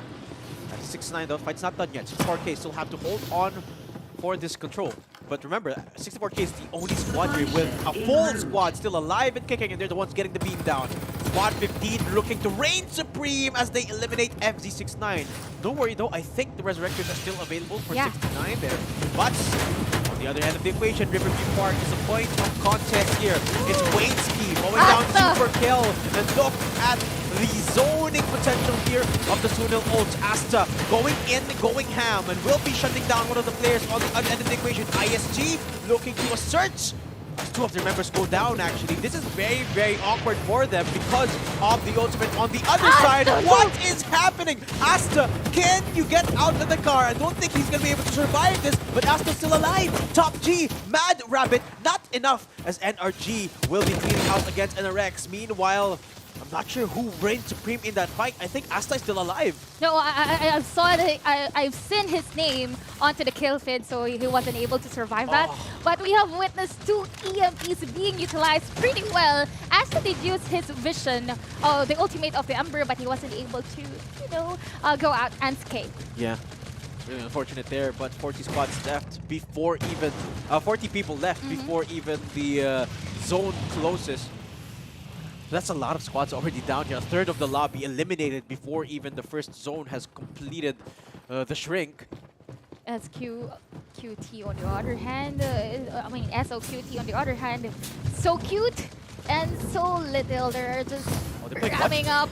They are looking for more members, and I believe this is just one member of the squad 14, and it's going to be sausage on the party. And here goes another kill for Squad 30. I didn't even notice So Cute is running the Watchman. This is one of the most powerful dueling capsulers that we have in the game right now. I think Watchman is very underrated, and I love that So Cute is using that this time. But speaking of So Cute, they have had sort of a not successful day so far, right? Yeah, last week they were really turning up. Now they've yet to find the same success. Meanwhile, fight happening through in the southeast side of Carnival, just inside Motel rather. It's Waitski first to find the kill there. So many squads in the area. X-Foul looking in to take control, but So Cute has entered the horizon now. X-Foul still looking to find anything else. But everyone just converging into the area. One building for each squad. Is this going to be the handshake? Nobody going down yet. I don't think anyone's going to push as of yet until they find anyone. So Cute doesn't have the oaths of the Watchmen anymore, so essentially it's an even fight for all of them. Facet still up, but the break comes through. So Cute has to back off, has to play defensively for now. They could actually wait for the other squad to go out, especially that the circle is not on their favor. That's exactly true. But the zone stopped moving already, so X-Foul can just play at the edge of zone. But So Cute, they're scattered. They have the disadvantage here because they are outside of the building. If another squad comes in, So Cute is in a very awkward spot. But T1L, okay, it's still a battle of attrition here. X-Foul versus So Cute. Who is going to budge first? Whoever pushes first here surely will have the advantage, and So Cute has found the first mark. Waitski will be going down. So Cute will be looking for the push. Reaper has gone down, which means that So Cute are finding the confidence to go in one more time. And take a look at who's winning the fight. It is certainly going to be So Cute, but it's traded out. So Cute, okay, it is a 2v2 in my, as far as I can understand. No, it's a 2v3. X-Foul being outnumbered here, they need to go. You have made mention that it's a matter of attrition here, but the zone is already there. They will go to Canoes. Look at the usage of EFT. Oh, and So Cute, they're going to fully on commit to this fight, and they clean house. X-Foul eliminated now.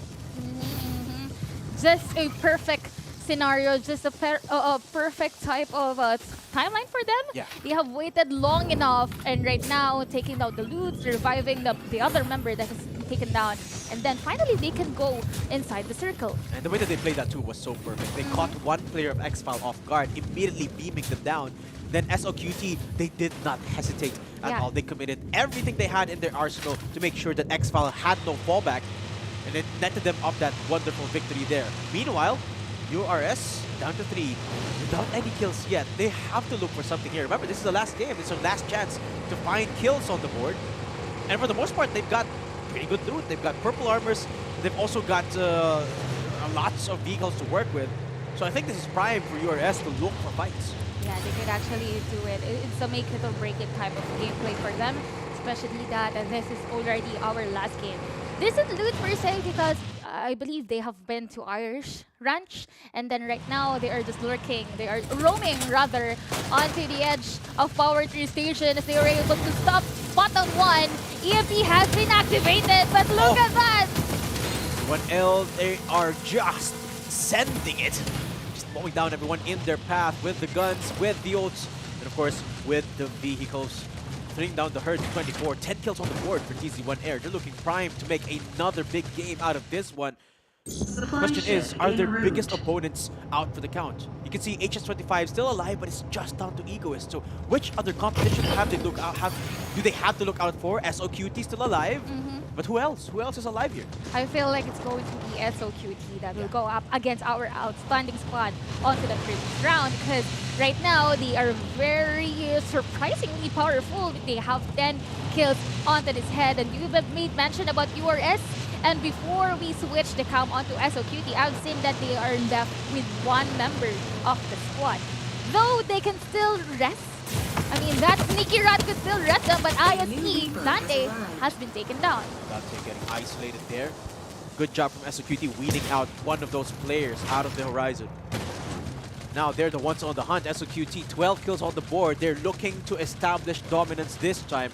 They haven't had a win this game yet, so they're looking for that right now. There's 22 players on the board. Ice. Okay, one more for TC1L. It's a battle of the ages now, battle for kills. The question is, when is SOQT going to bear arms with LCs with the other squad that they'll be winning against?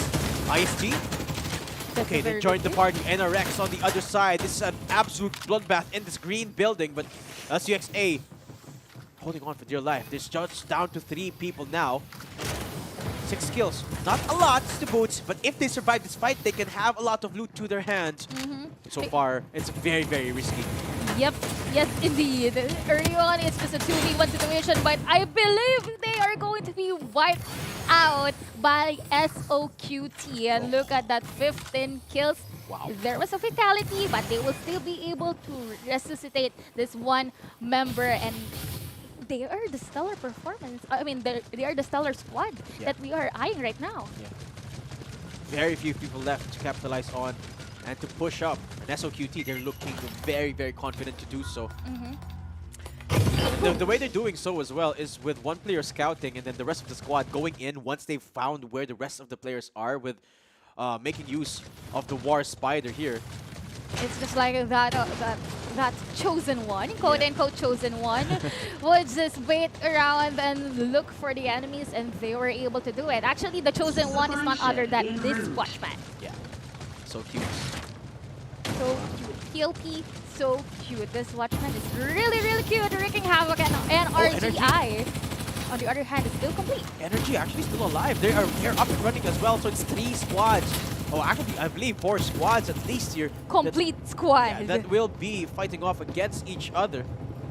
They will be able to exchange fires, but this last rat won't be able to survive. And there you go. Yeah, I see going down. The Reaper would be brought back to SOQT. 16 kills on the board for Energy. There's 10. It's an arms race for Frags at this point. But what will happen if an unstoppable force meets an immovable object? That's NRG versus SOQT. What happens if they face off against each other? Who's going to come out on top? Both of them has got orange armors, looted up to the max. I wonder who's going to come out on top, especially with some stragglers on the board. HS25, 1 player left on the board. And you've got Squad 13. I believe that's SOQT coming in from the south end of the map.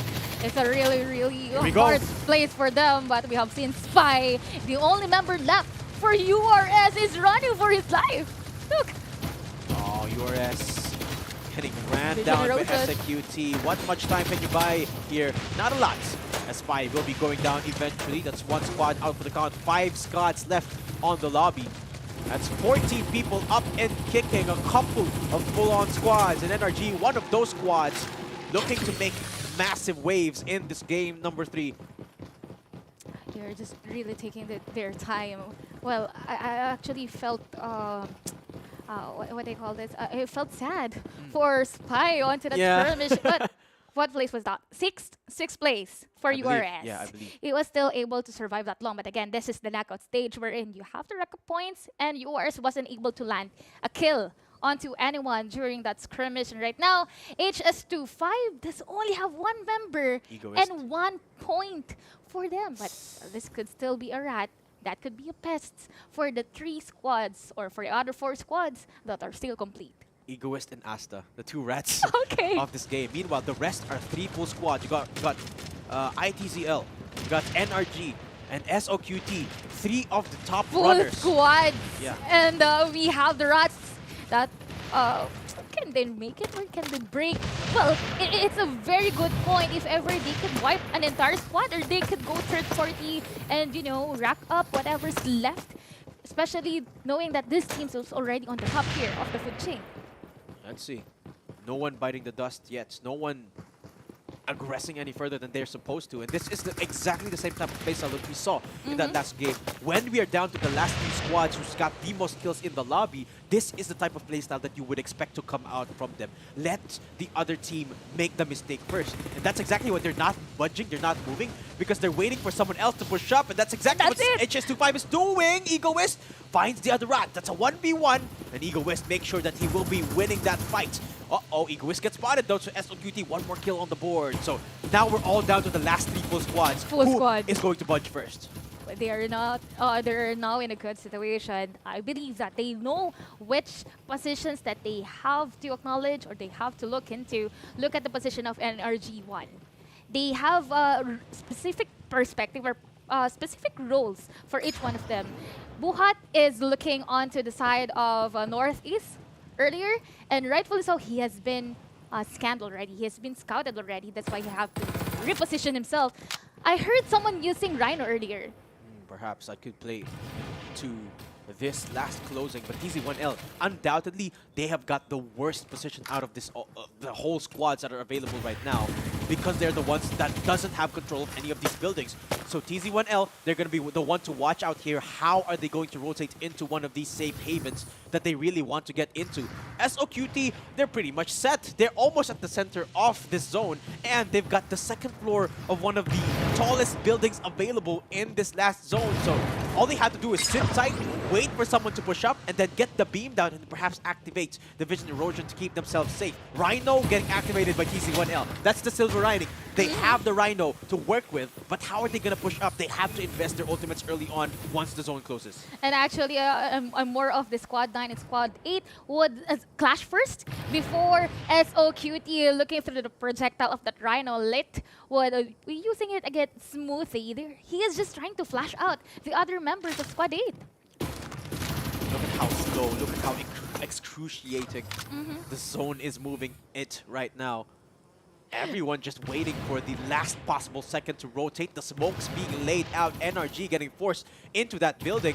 And SOQT, again, has got the best spot in the game. It's TZ1L that has to rotate into them, and they're going to be using everything in their arsenal to make it the most out of that mobility. Vision erosion. TZ1L uses vision erosion, looking for the contest, but look at their health bars. They're getting mowed down by this sheer amount of firepower looking down on them. And TZ1L, can they survive? No, they can. NRG thins down the herd, down to 2, and they will be hanging on for dear life. TZ1L, can they survive here? Still 3 squads up and running. TZ1L alive and kicking for now. SOQT finally getting challenged. But look at NRG. They're the ones with the best spot right now. Numbers thinning down. SOQT on the board again and again. It's down to 2. NRG, so cute. Revive, not permitted. And they're going down into the zone. SOQT can't do nothing. And NRG on the board with the final win of the group.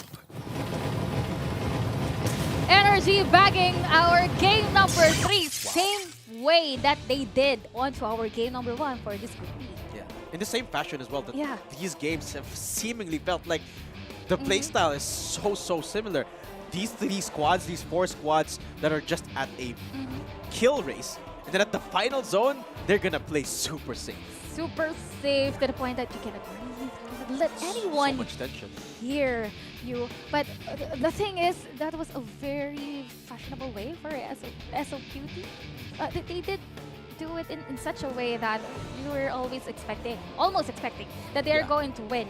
But the thing is, NRG guy or NRG1 was more consistent, was more powerful onto this match, and look at that 14 kills that they dig back onto this round. But I don't think they're the ones that had the most frags in this game. I think that goes to SOQT. So then the leaderboard could still be shaken up by that fact. But honestly, that could have gone to either just No Rules NCG or SOQT. They were the 2 that were closer to the center of the zone. So it's gonna come down to either one of them. The only problem for SOQT's position was that they were right at the edge. NRG had a little bit of a closer position to that center spot, which meant that they can move later on. SOQT, they got challenged first, which meant that they have to take the fight to their enemies. Meanwhile, NRG, they were just watching SOQT go for the fight. So they didn't necessarily have to go for the fights, which meant that they had the ult advantage at that last fight. And of course, our MVP for that last match was Smoothie. Look at that, 4 kills, 6 assists, and that whopping 1,523 damage. But take a look at the second place, SOQT. Almost every single one of their players 20 kills! 20 kills onto the squad. Same for TZ1L. Wow. So much damage. Damage, but they were able to land the final blow of 10 and 13. 13. So apart from the placement points, they have that 13 points. And after that, we have HS25. So I believe the ladder or the placements would be a little bit shaky for this 5 teams, 5 squads rather. Yeah, so far the closest group we've had today, right? Group A, completely different story. We've got just the 1 squad at the tippy top, then the rest fighting for the rest of the squads, or the rest of the slots. Meanwhile, for Group B, it's just an arms race with just barely any difference of score between them. Every single kill counting, and every single placement point counting. That's why you also have to take into account Egoist and Asta. The rat strategy could really shake things up. Yeah, actually, the placements point is something to consider too. But the thing about this last game, I've seen Asta. It was able to go for the placements, but their squad wasn't able to land the kill. The IST, yeah, is that correct? Asta for IST, they weren't able to get some kills for their team. Yeah, that's unfortunately there. But there you have it. That concludes group letter B, if I'm not mistaken, for the day. And it's gonna be really close between these two squads, right? And I'm really waiting to see. Forward. I'm really waiting to see what the games are going to look like when we get to a point where it's the clash of the winners, right? The finals at the end of the month there, because we sort of saw a glimpse here, sort of like a preview in Group B, right? When we're at the final edges of zone, where whoever draws the ultimate first is gonna have a big disadvantage going into a few seconds later on, because I really think that's where decision making comes into light, right?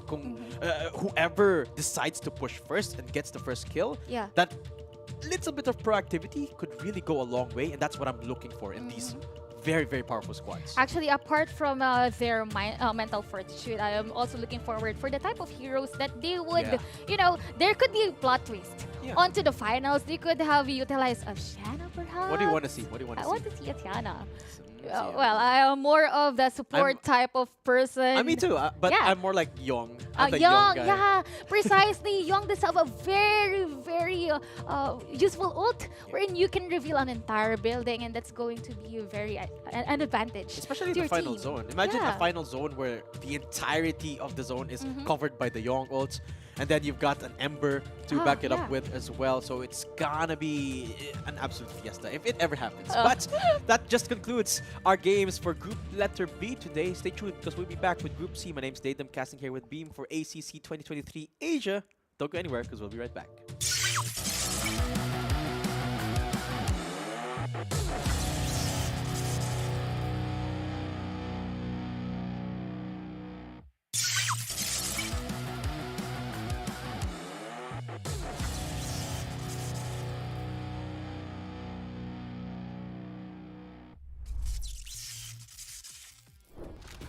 Only thing standing in their way between them and victory. And look at the beam down. Watts gets the first, looking for the second here against Majo, and another quick shutdown with the Lucky goes low-key, isolating the target. They're still looking for the other members. He got the assist. They don't have the vision, but that sliver of health, they are going for the kill.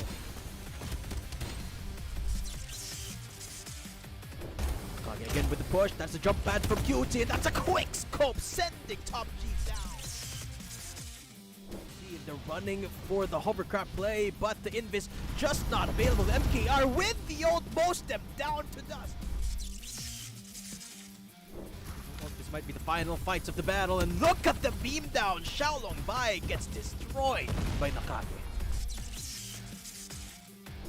In a 3v4, they know they can win this fight. XCTV in a bit of a pinch, and what a knockdown from Kiko. MKR doubles down as well. Fight here for XCTV, they're going down for the chase. Ben on the hover bike. Claudius so low, almost broken down, will be broken down eventually. The Wild Goose chase ends, and Claudia going down. That's what. And the EMP bomb, they are inside. And Salty's pushing in real hard. They are heating up by the zone, but this is a sweet, sweet victory coming in from Salty. Oh, this looks like a Mad Max movie. Maximum efficiency and mad skills to take down Kane. Hi, hello, goodbye with an easy kill.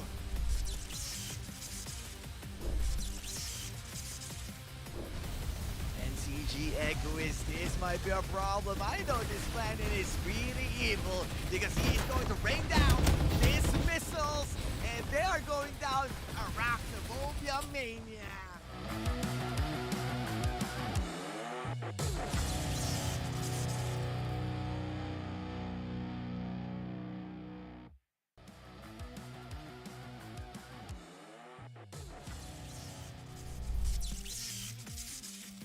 One HP as you have stated, And right now, though, you have Rookie being EMP'd. Pepsi very, very low as well, fighting on a 1v1, but it's Lunar.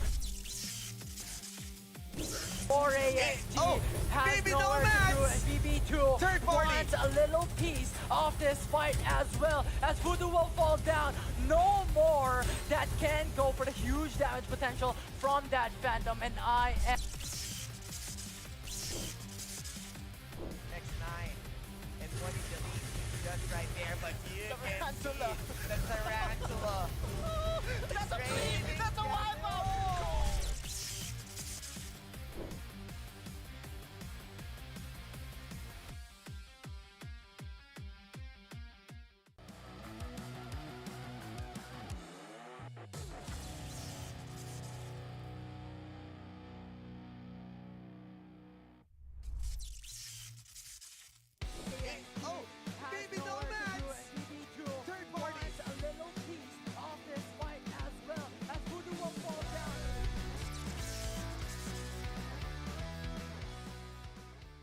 We were able to come up with this lineup because we have done a lot of trial and errors using different kind of heroes.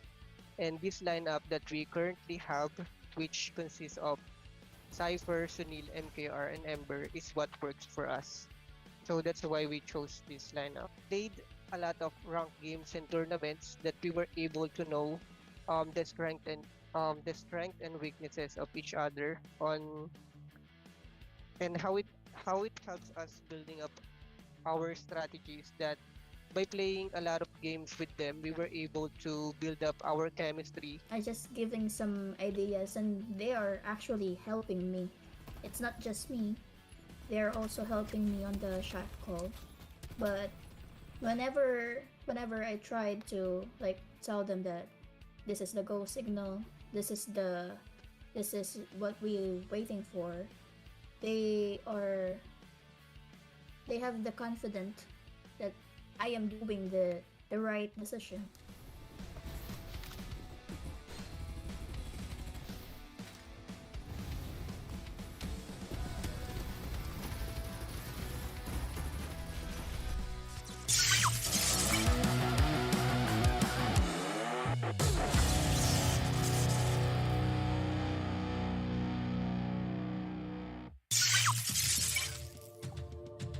All-Capsulers Cup Asia 2023 is back at it again here on the panel with a likable Bibimbap, and of course, Dash is back. A different Z. You look so dashing. Oh, thank you very much. You're welcome. I appreciate that. Yeah. So we have a lot of things to break down with that last map for Group B. I'm getting ahead of myself. But specifically, especially in that last clash that we saw, there were so many abilities being thrown out, and the more I watched it, the more it made sense, the timing of everything that they were throwing out. Yeah, they were the circle was pulling really close to TZ1L, if I remember correctly, though. It's pulling to them. That's why they needed to springboard close to most of the members right there of NRG. But they threw, as you said, the utility throws right there was perfect. The vision erosion to the EMP is always good at those situations.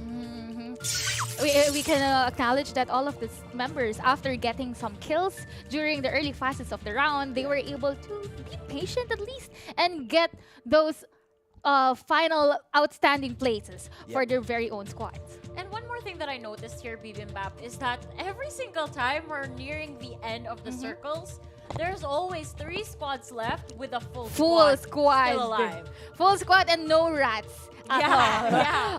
Apart from, aside from Group A, during this early Saturday, we are able to see that, I feel like that's their strategy. I don't know if that's a good thing or a bad thing that that Group A was able to finish off with a lot of kills before the last point, the last zone. Because right now I'm enjoying this. Group B having a lot more skill expression just because they're fighting for V4 during their last zones, and I like that. I like seeing full squads fighting each other. Oh yeah, for sure. And we gotta give credit where credit is due.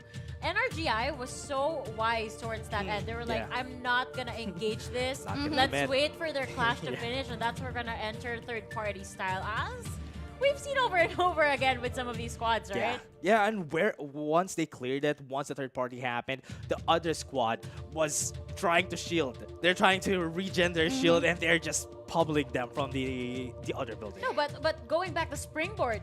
Yeah. Remember the springboard play there, just to make sure that So Cute could not get out of that position, and that the That's smart. This one, circle was gonna start that pushing one them was inward. smart. They're going to strike it while it's hot. You know, you know what I'm saying? They're actually perfect on that kind of scenario. That was such a great execution. Great shot calling, great rotations all throughout those three games. We saw a lot from NRGI, and it just goes to show why they got these 2 victories in the end. And it's just so deserving. But there's still a lot to kind of dwindle down throughout this day, because after all, that was just the culmination of Group B so far. We still have Group C and Group D on the way. Yes, we do know our alphabets. But my big question is, I wonder if the audience has actually decided whether it's Carnival or Carnival. What is your pronunciation? Yeah, I'll be honest though. Yeah. I'll be with Carnival. Oh my god, I have an ally Carnival here. squad. Because I felt like the odd one out earlier, having the 2 panelists over They're both here. carnivals. Yeah. Carnivals. But when you open the in-game mic, you can see, you can hear them, Carnival. So I believe, well, I won't be surprised if that's going to be what it turns out to be the most voted on our poll later. Oh, we had a poll. Oh, I can't wait for the revelation for that one. Carnival. Whoa! Wait, okay, so... Okay. It's even. It's even. Is I believe there- it's even. That's actually intense. But YouTube has one is my math? No, my math is not math. Amnesty for the 1%. Yeah. Carnival is actually For the YouTube. just one. Okay, yeah. Okay, we're not gonna dwell too much on the numbers. I'm just dumbfounded right now that it's so close. People are so divided on the correct pronunciation. And the thing is, when you look at the map, it doesn't have like indicators on how you're supposed to pronounce it, because there They are should have certain one, languages that pronounce it differently, right? Yeah. That's insane. I love it. I love it. But I'm ready to see more insane things happen today. So with that said, we're gonna get started on map number 1 for Group C. Alrighty, we're gonna go to map 1. Thank you very much, Likeable, for that introduction. And this is gonna be our next game. Group C, really fast. We're already on Sunset City. We have seen the type of fashion for Group A and Group B. Now, it's going to be pretty surprising knowing that Group C is another fresh batch. Yeah. Another fresh batch for them to rack up their points. And this is already knockouts. Yeah. Group 1, map number 1 for Group C. It's still the type that they can test the waters, but rightfully so, we have seen one person has been taken out as early as that. Yeah, it's really interesting that it's already starting with a fight, but it's also because of the fact that we said before, during Group A, during Group B, everybody's going to be fighting for that first battle because they know that they're going to be revived anyway. But the thing is, they have to rack up the points. Yeah. They are just utilizing their Risk it. spawners as early as possible. And earlier, Sunflower Shopping Mall is not a hot spot. But right now, we have seen 3 squads, I believe. Squad 14, 11, and 12. They drop here while it's hot. And look at this. There's also a Violet squad right there. That's also there. That's 4 squads in Sunflower. And now they're fighting against each other. I like this. This gun is really perfect in this situation, especially when you have a shotgun on this close quarters. It's going to be good, but no shotguns in sight. Fighting Mad Mars are going to be fighting 1v1. Super low HP reloading on the other side. He's going to be killed. And it is one CLD taking the win in that roof battle. He's been outnumbered. That's 2v1, and I've seen that MKR with the Jupiter, so it's really a hard point to contest, especially that you only have Invader, but because the fight is getting too long, look at Toshiro, he already ran out of ammo. Yeah, one CLD already has it, and the EMP was perfect. Look at this, the fight on Irish Ranch. They're gonna be hearing this, but they don't know that Cozy is in the area, just ratting his way down here on the ground floor. Nobody knows. Might be able to find something if he uses a recon. Right now, still on a great spot. Matt, yeah, he's gonna be seen, and that's the EMP! That's gonna be killed! No way, he has been discovered!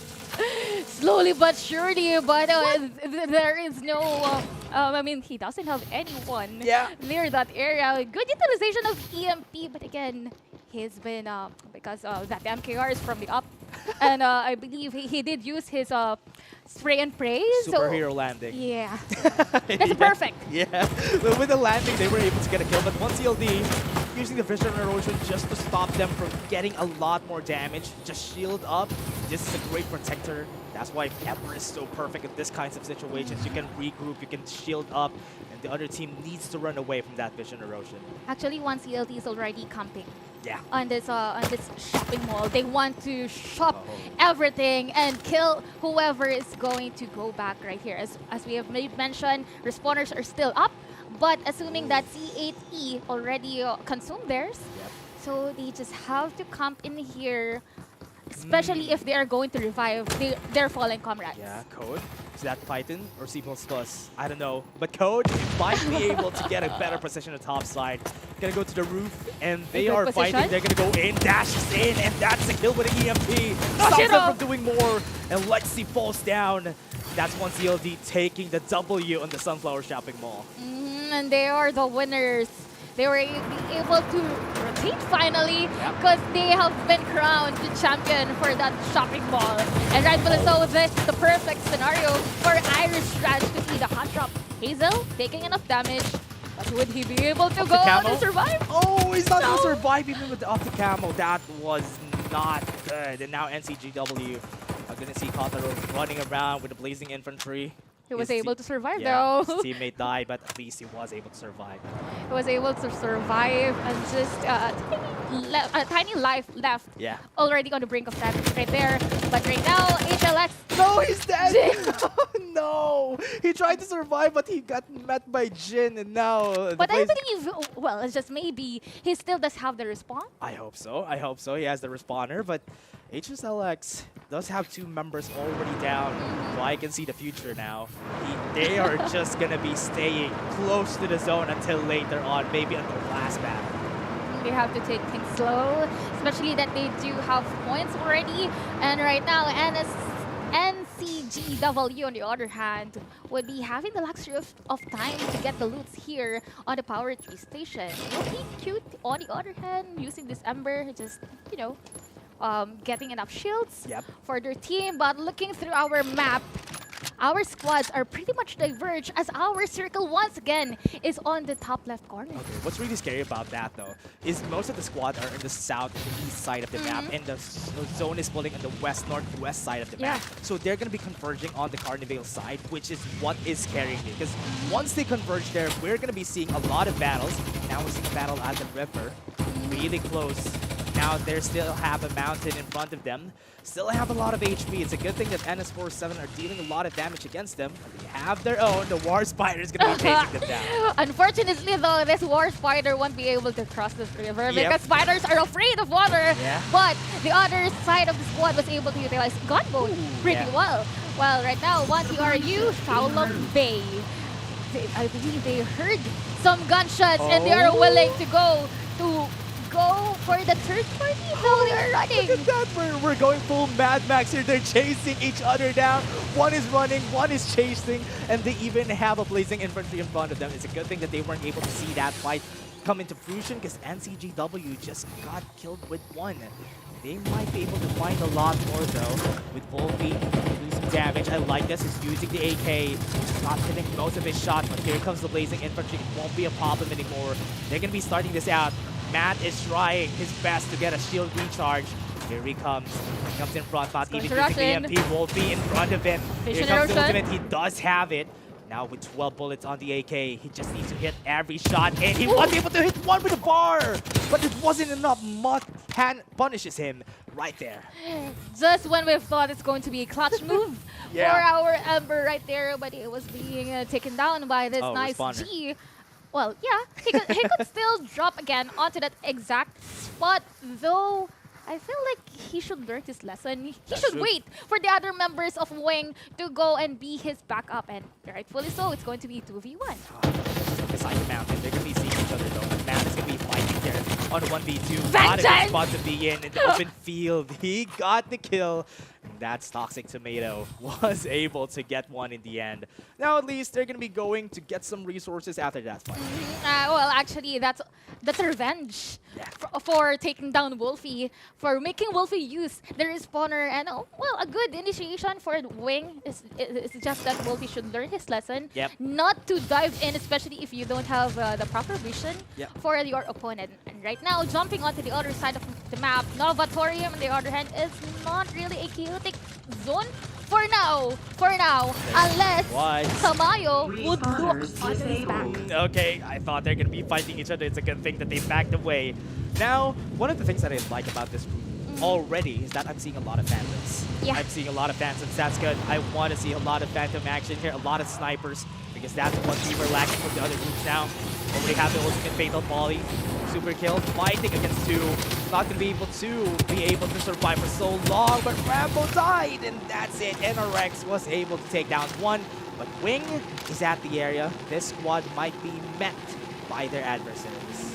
It's Wing, time and time again. The first time, that's actually Wolfie, and then there goes their Phantom being the flavor for the day. And right now, NRX, on the other hand, utilizing the flamethrower. Well, actually, the flavor of our squads right now is that they are always making sure that they have 2 to 3 vehicles to their advantage to reposition, to rotate, or even just to get somewhere safe. Yeah, honestly, just to move around is great, especially if you're finding kills, or maybe if you're running away from somebody. It's always good to have a vehicle. And as we said before, it's also one of the best things that you need to use. One, to get up there on the ranks, you really need to know how to use vehicles. Well, actually, that's the greatest flavor of Farlight 84. Not sugarcoating, but these vehicles, apart from rotating, they do have their each respective skills that you can utilize. Look at that EMP bomb. Perfect EMP. Was able to deal damage. Wasn't able to run away because of it. That's perfect. This is why people play Cypher, just to lock down people in the building. That's a very huge utilization of the EMP bomb. Another thing is that you also have that when you are using Blazing Infantry, though someone is about to get flushed. Yeah, here comes the red zone. Really unfortunate for TRU to be getting in front of this red zone. Oh, he's it's in Carnival, though. It's in Carnival, though. This is what you are hoping. Yeah, as I was saying, everybody's going to be converging on Carnival, and now they're all here. And now the fight's going to happen with the red zone also in front of them. They need to run away, but there's a hill there. There's a lot of people in that hill. It's going to be a real scary. But with Haze just running away with a War Spider and be able to be met here by EO with the Rocket Tarantula. So that's a fake red zone. Yeah. There has been a red zone, but No. there was a fake one. EO is not in a good shape there. Oh, he needs to run away. Here's the Spider, and here comes it. The shotgun from the War Spider was able to take him down. Now PRHS are going to be kept at the building, and TRU are slowly falling down. One member has been taken, and this is going to be good. They need to regroup. Here comes ECR. He's being chased down by Sijara. It's not going to happen. They're just going to regroup. They're just going to get their armors, just lick their wounds before the next battle. And they could also resuscitate that one member that has been taken down. This is a nice move coming from 1TRU, wherein we have witnessed one of their members roaming around the area, looking for an enemy, but look at this. You know what? Every time I see an EMP being thrown by a Blazing Infantry, I get scared. Because you can't move after that. But now Sichara would be able to get the damage in. Pulls him down. Zone is not pulling just yet. He's still in the corner. He's dead. And TRU just finish off that squad. Jara is already, we're giving a lot of highlights because look at that kill. Wow, 17 kills. Kills 17 onto this squad. That is really a hefty amount of points. Just by the kills itself, squad number 2 is really on the tip-top form. Yep. 9 squads left. With them getting 7 kills, I'm not even surprised if they're going to get 20, or rather, 5 more, maybe get us to 25, because we still have 23 people around the map. 9 squads and 23 people to be exact. But we have to acknowledge as well that I have seen Ilucinda. This is what Datum is looking forward onto the Group B, but rightfully so, Group C was able to utilize Lucinda pretty well, and Wolfie he was like, wait, what was happened? that? What did I see there? And he double checked and he Yeah. saw Wolves sitting there, and he got the kill. At least that was good. Take off the rat down, and we are gonna be moving on because of that. I feel like, he did have that second thought. Yeah. Is it just me or that's just another Ember? Yeah, he was like, that's weird. Why is that a different color from the walls? He got the kill anyway. Now, with the squad, oh, it's good though. I think TI6 still has a really good spot here, even if they have a lot of vehicles. That's 3 vehicles on them. But they're basically the odd ones right now. They're trying to run away with their bolts. And this is going to be good. They still have a spot. They're going through the buildings. The Vision Erosion is going to be there. They're not going to see anybody. They're going to be able to regroup. Might be able to take one. TRU are just pummeling them down. This is as close as it can get because TRU are slowly taking down TI6 as fast as they could. And that's a very timely usage of Hologram Kai coming from Sunil. We have witnessed Sijara battling out on the outside the zone, but they were able to run out in the nick of time. Right now, Hayes is going to face a catastrophic end. Oh no! Actually, it's going to be the other way around. Perfect swing. Gets a 21 kills on the board for the squad. Med kits. Yes, he was able to take it in the end. Yeah, he's just going to go close to the zone. Just going to take their time with the Rhino on hand of Sijara. This is perfect, and also the full armor. This squad is stacked.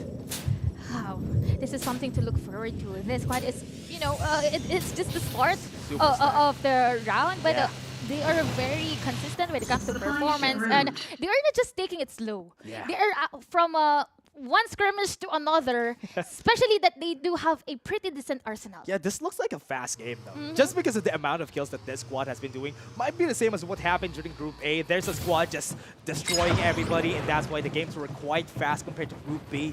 And Group C has another team to look out for, and that is one TRU because they already racked up a lot of kills.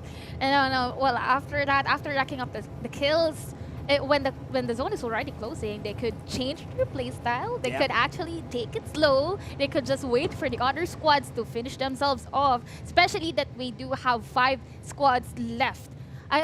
It's going to be 2v4, v2. We have lots of rats right now. We have 2 for 3 2, and 3. Yeah. And a complete squad coming from one TRU. Yeah, this is really scary though. Once we hit this point in where a lot of people are just gonna be ratting, waiting for the next fight, they might have a chance to win. Just because if they wait for the fight, wait for TRU to get super low, then maybe sweep them down, get the first place. That's a bummer for TRU if that happens, but no, they're in the open field. This might be their chance. Alan is being taken down one by one, and that's 3 people down already. Make that 4, the squad has been left off.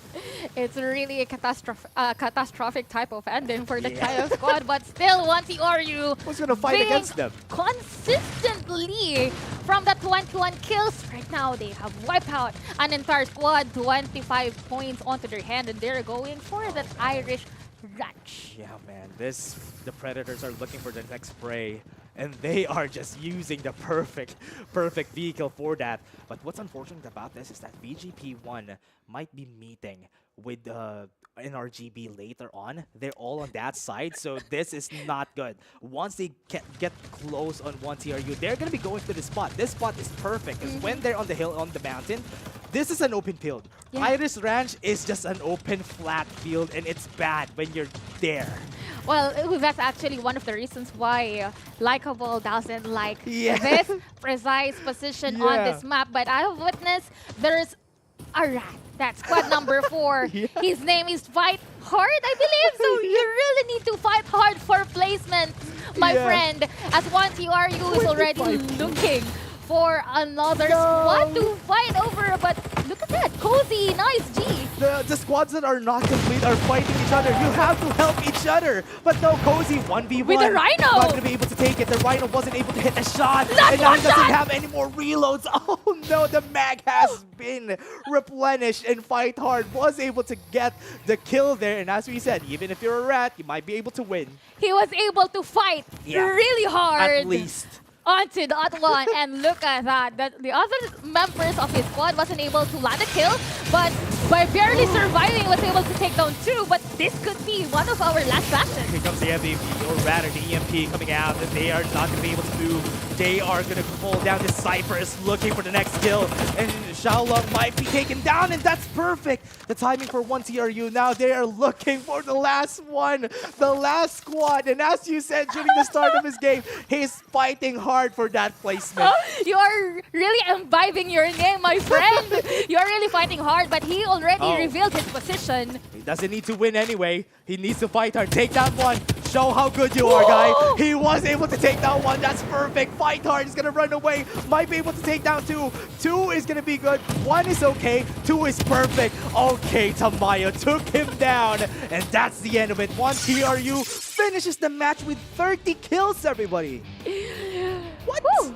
We have been corrected because earlier we thought that 27 whopping amount of kills was already a top performing for an outstanding squad, but rightfully so. This is just the start of Group C, and we are greeted with a whopping 30 kills onto 1TRU. X team only had 26, if I remember correctly, and this is another record So for them. Group A does have 26. Yeah. Group B does have 27. Oh, and man. right now, Group C We're does going have up. 30. Yeah. So We have a graph, we're going up. we are expecting more for Yeah. Group D. So Group D, it should be higher than that. Let's see if we're gonna go there. I would love to see a lot more kills, but let's take a look at the accurate stats of what happened during that game. Because with the victory, with 30 kills for squad number 2, this is such a great performance. They're almost the same as what X team did during game 1, or rather Group A. And now they're showing who's boss. We're gonna top you out with 30 kills. We have witnessed the flavor. It's a combination of the two. They are into rushing. They are into being a little bit patient, but we have to acknowledge Jara with, look at that, 9 kills. Actually, it's not really that different from the other members, but the assist though, 10 assists, and the damage dealt of 2,277 means a lot. We've seen movements coming in from Jara during the start of the match as he was playing around the circle. Yeah. And that's a good move right there. That's why it might be the reason why he got the 63 rating and was able to get the MVP right there. And now, for the next one, let's see what's going to happen here with True Legend PH. I would love to see during the next game how the other squads are going to top down 1TRU, because during the last time in Group A, the X team got topped during Game 3 or Map 3. Game 1 and Game 3, and they were able to take it.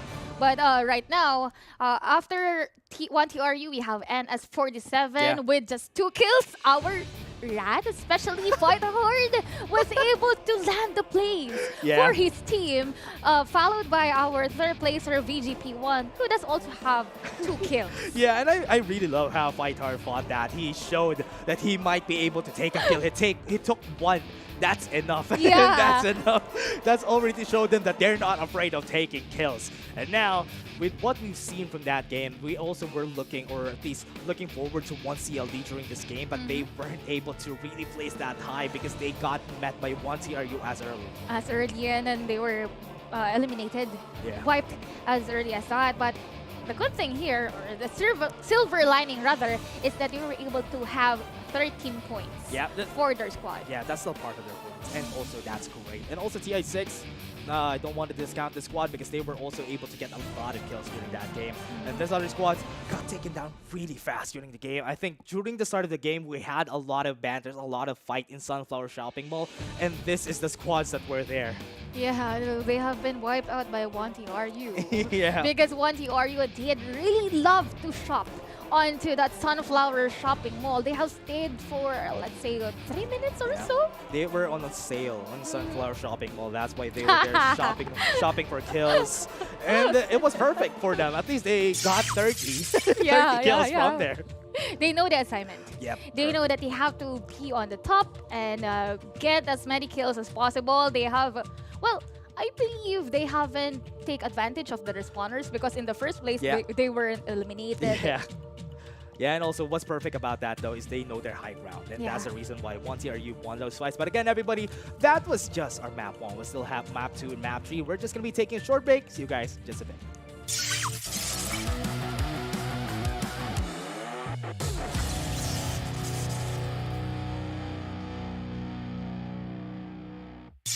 We are proud of ourselves because our efforts and hard work paid off. Thank you to those people who supports us when we play. especially to those who watches the live when we play tournaments. Thank you for everything.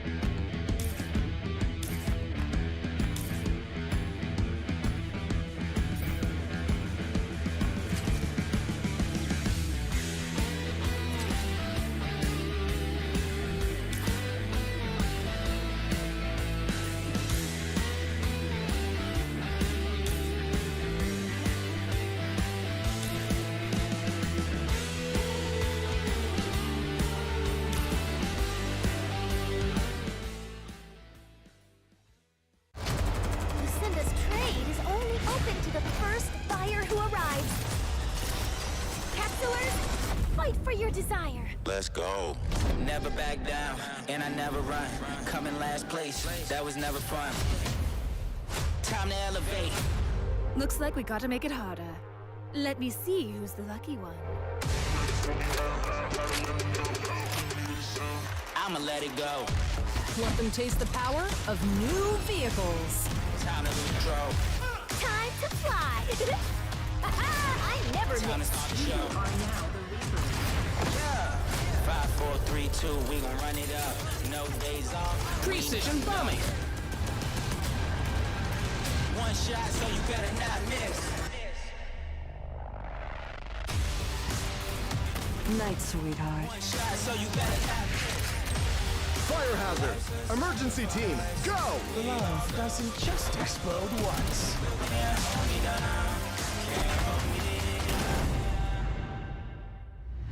Feel the gravity of fate.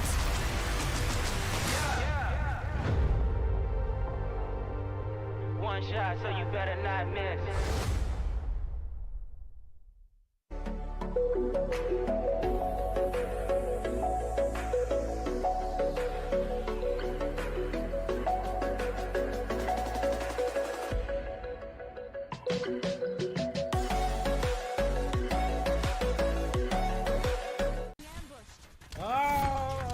बढ़ दिया गया मेरे को El propulsor. ¡Ah! Tutti mortini,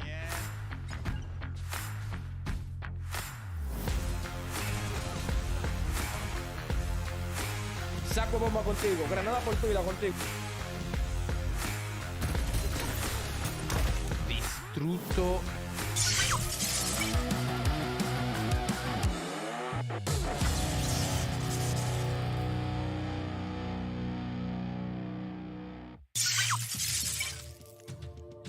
welcome back to ACC Asia 2023, wherein, oh my goodness, What a these teams just continue to exceed our expectations. Yep. One true legend. Oh my goodness. Who would have thought that they would reach 30 kills as a team in total? Insane. I didn't even thought that that's gonna happen. I just said a while ago that they might get more kills, not 30 kills though. Crazy. We have already said that 27 is already a hefty amount of kills, but they have proved us wrong. Excuse me, Bim. There's more to that. We can go higher, and that's 30. Yeah, honestly, like before we started with this group, I was thinking to myself, like, okay, maybe the next target would be 30 kills, but there's no way that we'll reach it by today, right? You know, that's insane. We'll see it in the highlights over here how this group just absolutely demolished the entire lobby. They really lived up to their name. Yeah, my question is, will they do us one better? Take a 31 this game or higher? I don't know. Everything could happen this next game. And actually, the highlights is already, I mean, they could be part of our highlights for this week because they have been very consistent. And as you did mention, Dash, earlier, they have come up for this specific mall, wiping out one CLD, and they have been consistent. But apart from the consistency from one TRU, we have to acknowledge our very friendly rat that made it onto top 2. Right? The rats are back. We thought we exterminated them at Group B, but I guess here at Group C, they're back. There are some familiar names from this lobby like TI6, as well as C8E, who were able to do so well last week. But One True really introducing themselves as the alpha squad right now. Do you think, Beam, that they can go the distance and win all 3 maps in their group right now? Well, I won't jinx it, but to be safe, I'll say that they will be able to land at least top 3. Onto the top 3 of every single time, because again, they are the only squad that we have witnessed utilizing Lucinda properly. Yeah, I'll do you one better. They're gonna win top 1 every game. Oh, wow! I love the confidence from that. That's what I want. Unapologetic predictions over here. It's like top 1 all the way. Let's see if this is your turn to be the auto-lose of this panel. Is Dash gonna dash out on his prediction over there? I hope I don't jinx them though. That they're gonna lose this game. Like the first squad was gonna top out. It's not gonna happen. Everybody. Don't worry about it. Actually, now that we're talking more about this group, we actually haven't had the opportunity to properly introduce some of the squads over here. So let's go ahead and see who this team, who One True Legend actually devoured throughout this past, what, 15, 20 minutes? Yeah, I didn't see much of them, but True Legend PH. Oh, Stream Raider is also here. And Sherry Sports was here. Yeah, C8E is their tag name. And together with that, we have Vanguard PH, NRX, 2 squads, or 2 squads coming from them. Powerhouse, International, Salty Aces, most of the familiar teams actually have crammed up onto Group C. And I think the way these things work is that they have these huge clans outside of the game, and they kind of create their own little squads inside their own clan. So that's why some of the names might be confusing. Like, wait, we already had an NRX in the other groups, but they're kind of the same but different, you know?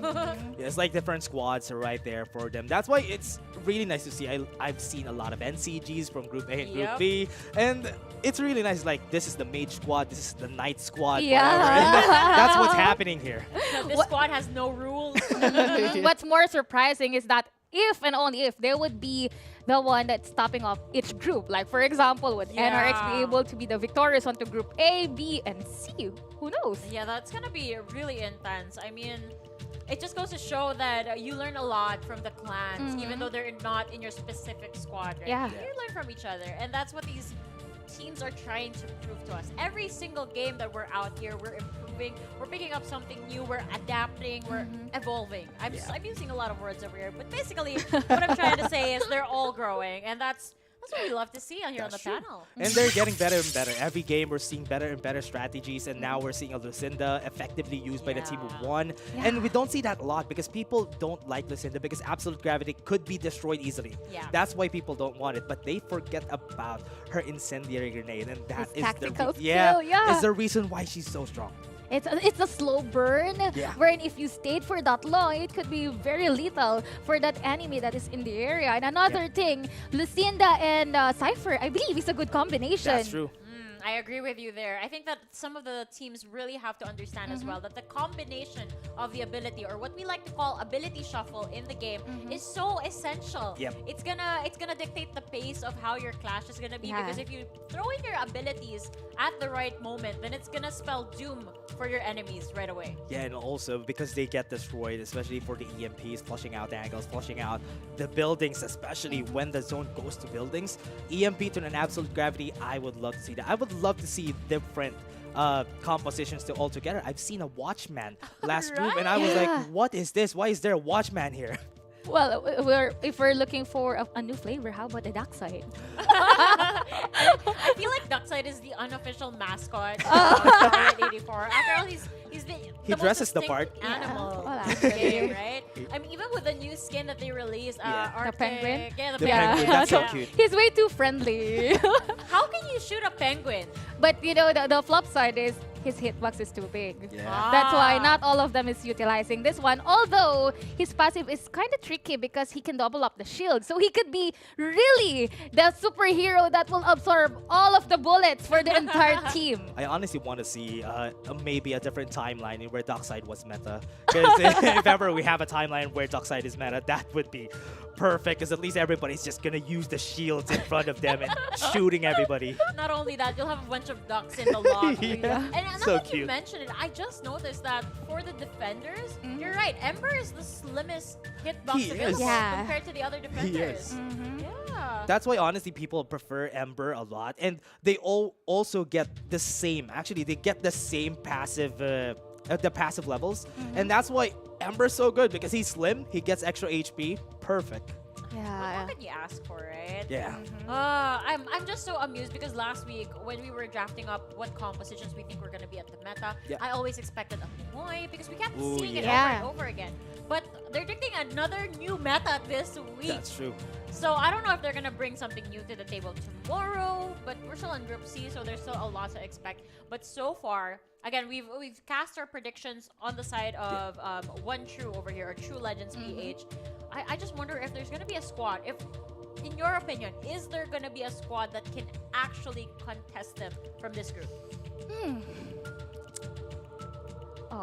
I feel like yes, there could be, especially that we have seen the other teams. We do have two squads coming from NRX, and knowing that they are good for this particular game. We have also seen Cloud1 that was able to stay for 1 to 2 minutes onto that Sunflower shopping mall. It just so happened that, you know, True Legends PH came and something sheesh happened. I hope I don't jinx them though. I just wish that here. Just remember the name, guys. It's Dash after all. Okay, I'll do you one solid. Yeah. Whatever happens, the viewers are gonna be happy. You know why? Why? Because we've reached a lot of these viewer milestones. We have progress again? I believe so. I could be wrong, but I just want to Okay. invite the people out there. Okay, we're still at 5,000 Yeah. so far, 5,000. but I think we can do better. Yeah. Yeah, I think we can reach 10,000 and unlock that Cake Hero skin. Oh my god. I know that some of the casters here have also eyed on that skin. We Yeah. talked about Yes. it earlier. Yeah. We want it. Everybody Let's wants get that cake. Because Maggie is on a rush. We need to double it up and get that 10,000 viewers. And I believe it's possible. it. You know what? I just want to see what's out there, what's on the 20K mark, because that is Ooh. going to be the unlockable at this one. Yeah, so that's something that to watch out for. You guys better start inviting your friends once again. Don't miss out on the opportunity. Mhm. How often do we get so close to these unlockables, right? Yeah. It's insane. I want more. Yeah. Yeah. It's not as if I'm able to unlock it because I'm working right now, but I want to unlock it for you guys. This show, again, is not only for us, Yep. it's for everyone that's enjoying Farlight 84 at the moment. The gamers, you know, what more, how should I say this?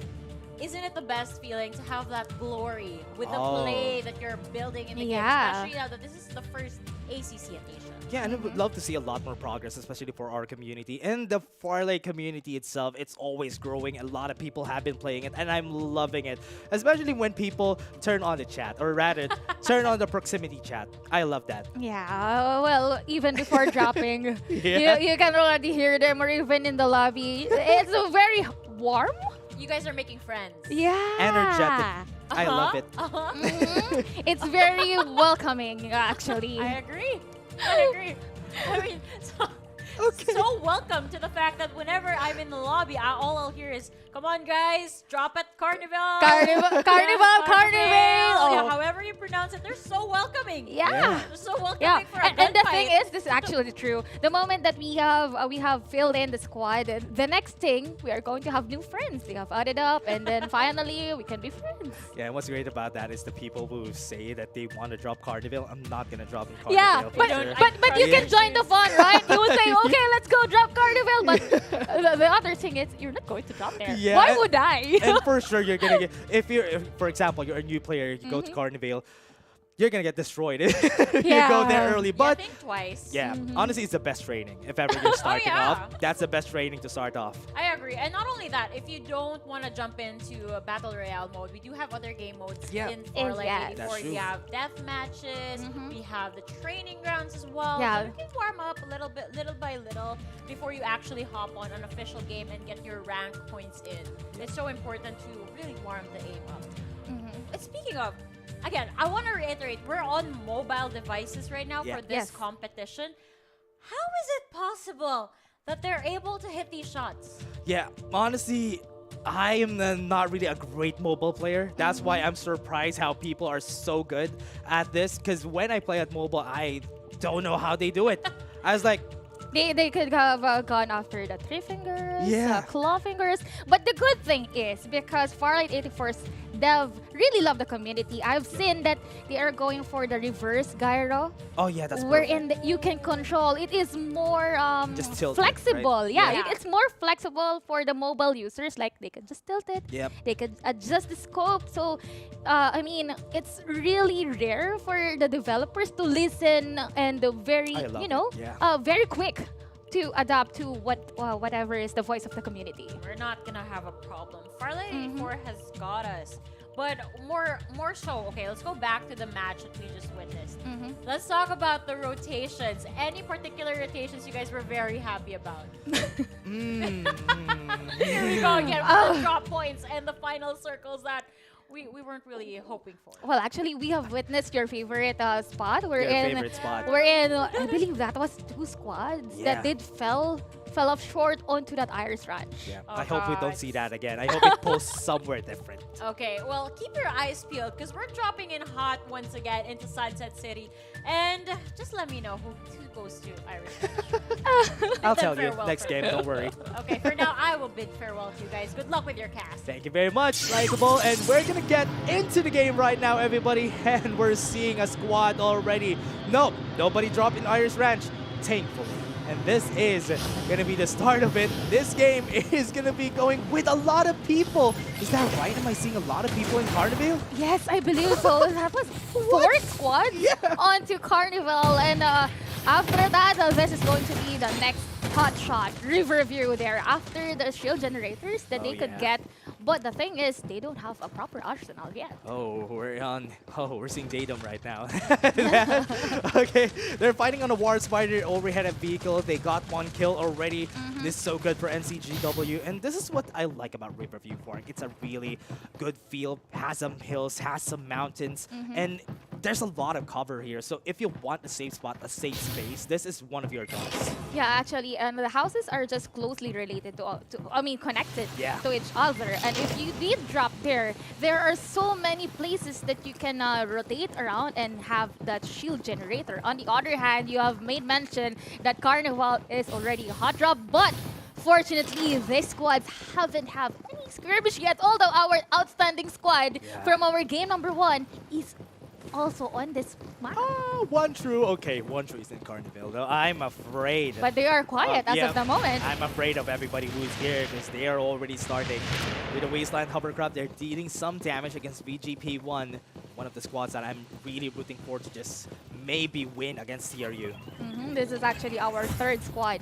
I mean, top 3 squad on our game number 1. Though they don't want to reveal their location yet because they know that once they have done that, one true or True Legends PH will be able to rush them in. Yeah, and I'm seeing them just waiting for timings, but the best way to go about it is having on your side. They already started vision erosion to not see anybody.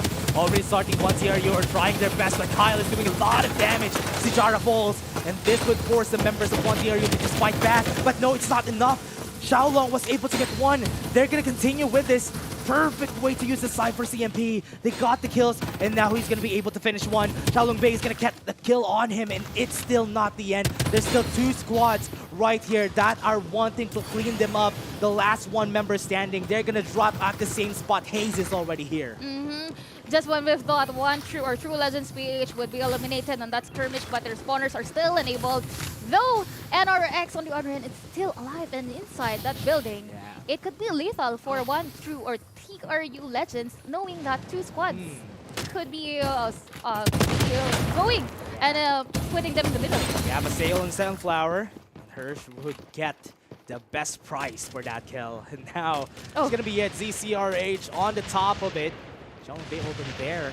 We're waiting for push on the inside. They have the springboard. They're going to be seeing one. They're going to discover the members. 1CRU already are waiting for an EMP to throw against them. Have the smoke. They drop down. And they're just going to be regrouping down on the 2nd floor before they go for the fight. ZCRH are stationed on the top floor. And this is going to be hit.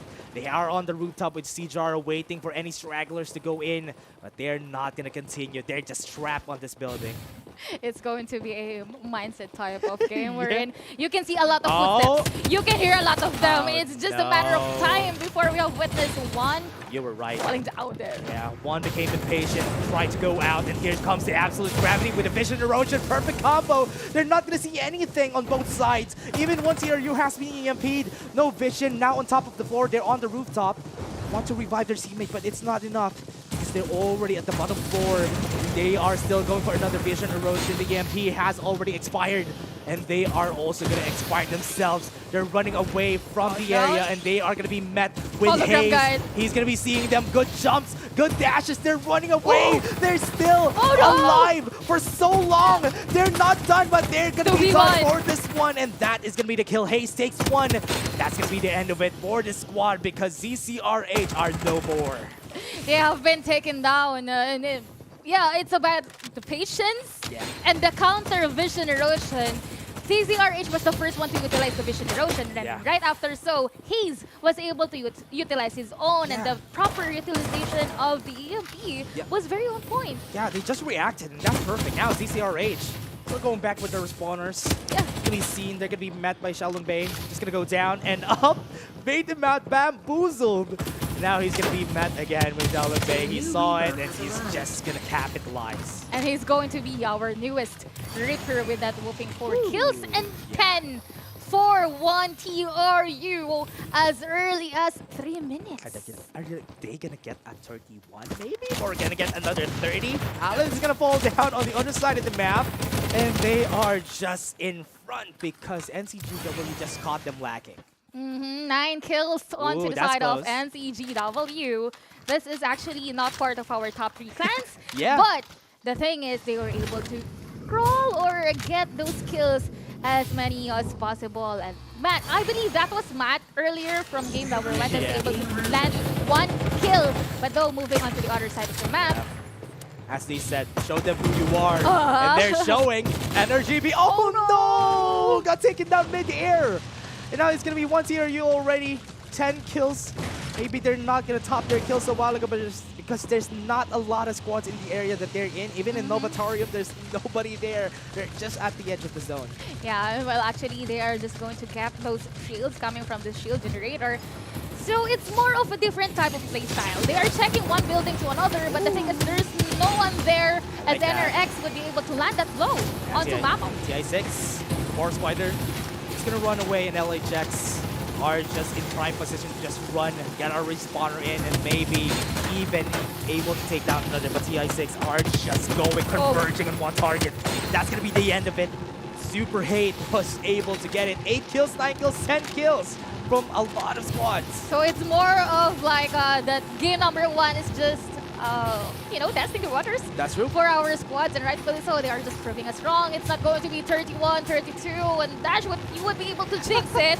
But it's a matter of flavor, everyone. This game is for everyone. So we'll see. Maybe we could have a new outstanding squad or outstanding players. Might be a good thing if 1TRU doesn't get more kills. Just survive 1TRU so that my prediction is right. So here, NS47, we're seeing them with the Rocket Tarantula. We always point this out, especially on the last zone. This is going to be one big headache for anyone who gets the brink of the artillery. You can actually fake it like you are the red zone, but no, you're not. No. You can just fake it. You can just flush out the members, and that's already winged with the members, and the other members of NS47 would be able to rush the motel. What's really ironic there is that there was a red zone on them while they're doing artillery on the other squad. Actually, when you're not really paying attention, if you are the player, because I've been dealt with Tarantula a lot of times, I thought it's just a red zone. That's why I keep on calling it, it's the fake red zone. It looks like a red zone, that's why. And now NS47 with 2 members already on motel. The other one are not here. They're diverged. Most of the members right now are being converged at. Warhawk with 1 HP, just 1 hit, and he survives diving forward, and he dived right into his death. And that's gonna be it. Right here, Wing, Wolfie, try. Oh, this is our favorite rat of all time. My hero, Fight Hard YT, is still alive and is still keeping himself alive. It's gonna fall. No, he's still alive. No, okay. He's still alive. Survives, okay. He's still alive. That's good. Our rat is still friendly. He can still cook. Yep. Our rat is still friendly. He can still cook for us. Don't cook too long. It's bad. But oh no. He's cooking for too long. He might get burnt. Fight Hard. No! That was a very poor place for our friendly gaming rat, and rightfully so. WTRU still on the run, looking for more blood, and they will be able to wipe out the Wing Squad. Wing Squad also down. Once here, you're looking for more kills with 14 kills. It's already half though. Yeah, and 30 people are still alive. So they could be able to do it. Possible. Still attainable. Not impossible. Still not jinxable. Yep. Also possible for 1TRU to still win. Don't worry, 1TRU don't need to get a lot. Just survive. Just survive. Just survive.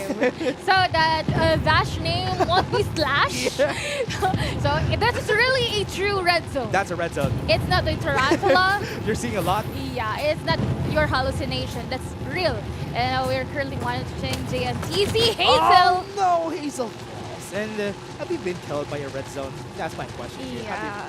You've been killed? No. Not yet? Good. There are some bullets that's flying, but we weren't able to see which squad is which. But Io, on the other hand, is... Okay. At least they got some flamethrowers on. They have the blazing infantry too. This is the perfect vehicles to have whenever you're just roving around the zone. Because when you have a flamethrower and when you have a blazing infantry, you basically have 2 fires on your squad. And now they're dealing some damage. Just gonna run away from the zone. They're gonna be seeing 1TRU, but with the absolute gravity, they can't even mind. And that's gonna be hard for them to move around. They're on top of the building. TI6 Viking with 1TRU. They might end their lives here. Vision Erosion gonna be there with the EMP. Just trying to slash down the members of 1TRU. They might fall down. 2 people have been taken down by TI6. And this might be the end of it. Hayes is the last one standing. He's close to the zone. The smoke bomb took him out. And they are still alive. But now it's going to be the end. The Reaper has been taken down. They have Mamo. It's going to be at the end of it.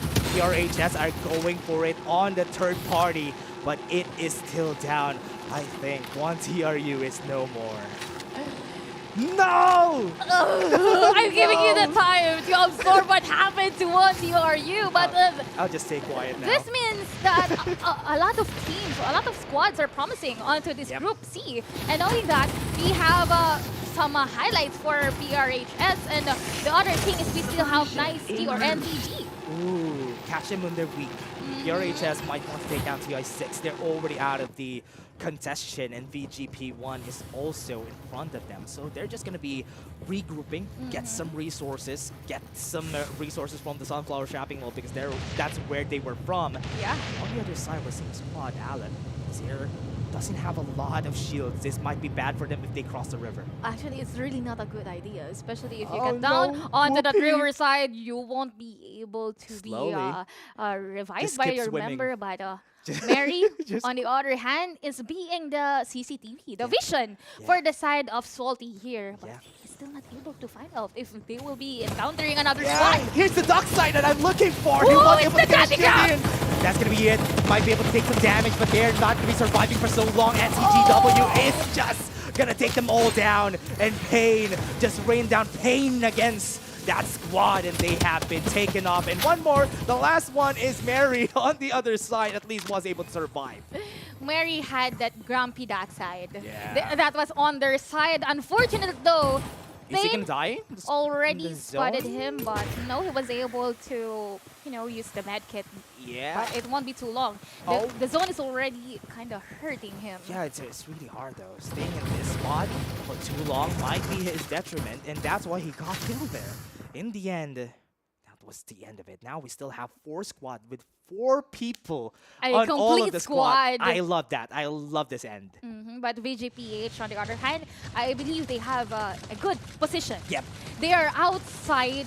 I mean, they are not closely to the other squad. Yeah. Though squads 11 and 12. They don't have a lot of armor though, LHS. But they Yeah. have a good position. Once they go to the top of the warehouse, that's gonna be good. Well, that is really possible, especially that they have Sunil on their side. Though, Oh, they're in the middle of everybody. That's bad. yeah. That's bad. And especially, yes, you do have the Here it high comes. grounds, but Here it comes. they could be looking at you. And that, my friend, is not a red zone because that did came from Tarantula. Yeah, that's what I'm saying. That's going to be bad because they're in front of everybody, and that's why they're getting rained down by tarantulas left and right. It's going to be bad for them. They just need to stay inside a warehouse. They don't need to go away. Just let them fight each other from long range because for sure, you guys are going to be the target of everybody. Pretend like you are not there. Yeah. Just be like a potato. You're not there. You are Yep. under the ground. Don't dwell with anyone. That's the way. Fake it till for you make it. victory. Yeah. Yeah. I hope they would be able to because everybody's just looking at them. Because the movements right here from LHX, they are being seen by everybody. The damage is going to be there. PRHS. Oh no, they're falling down like twice, like one by one. NCGW, this squad is the strongest squad right now just because they have a lot of armors. They're going to be taken down. And there's going to be the last one standing. Was able to get away from the vision erosion, but he also falls. And NCGW just got the win there. You might be able to get more. PRHS is no more. That squad has been taken down, and they can still revive their teammate. Well, actually, that's a good point. Well, that was just a counter vision erosion from the side, but they weren't able to survive it at all. The other thing here that is that NCGW did capitalize that clash, but the other members of Squad 11 is already swarming up. Oh no, it's bad. It's actually 2 squads. It's bad for NCGW. The zone is pulling at them, and this is going to be bad. The zone is pulling. They need to get close, but both of the squads are already having eyes on them. It's going to be bad for them. They're on the high ground, but it's not going to be perfect. It's going to be 4 versus 8.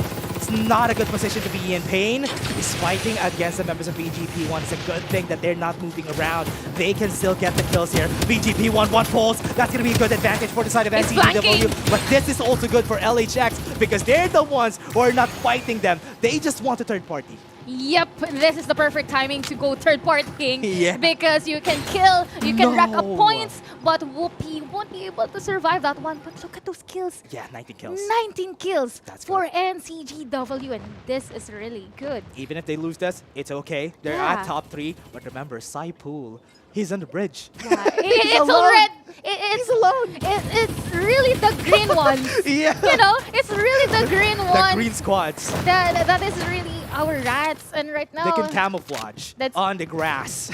That's why that's why they're getting there. Oh my god, but right now we have Shifu.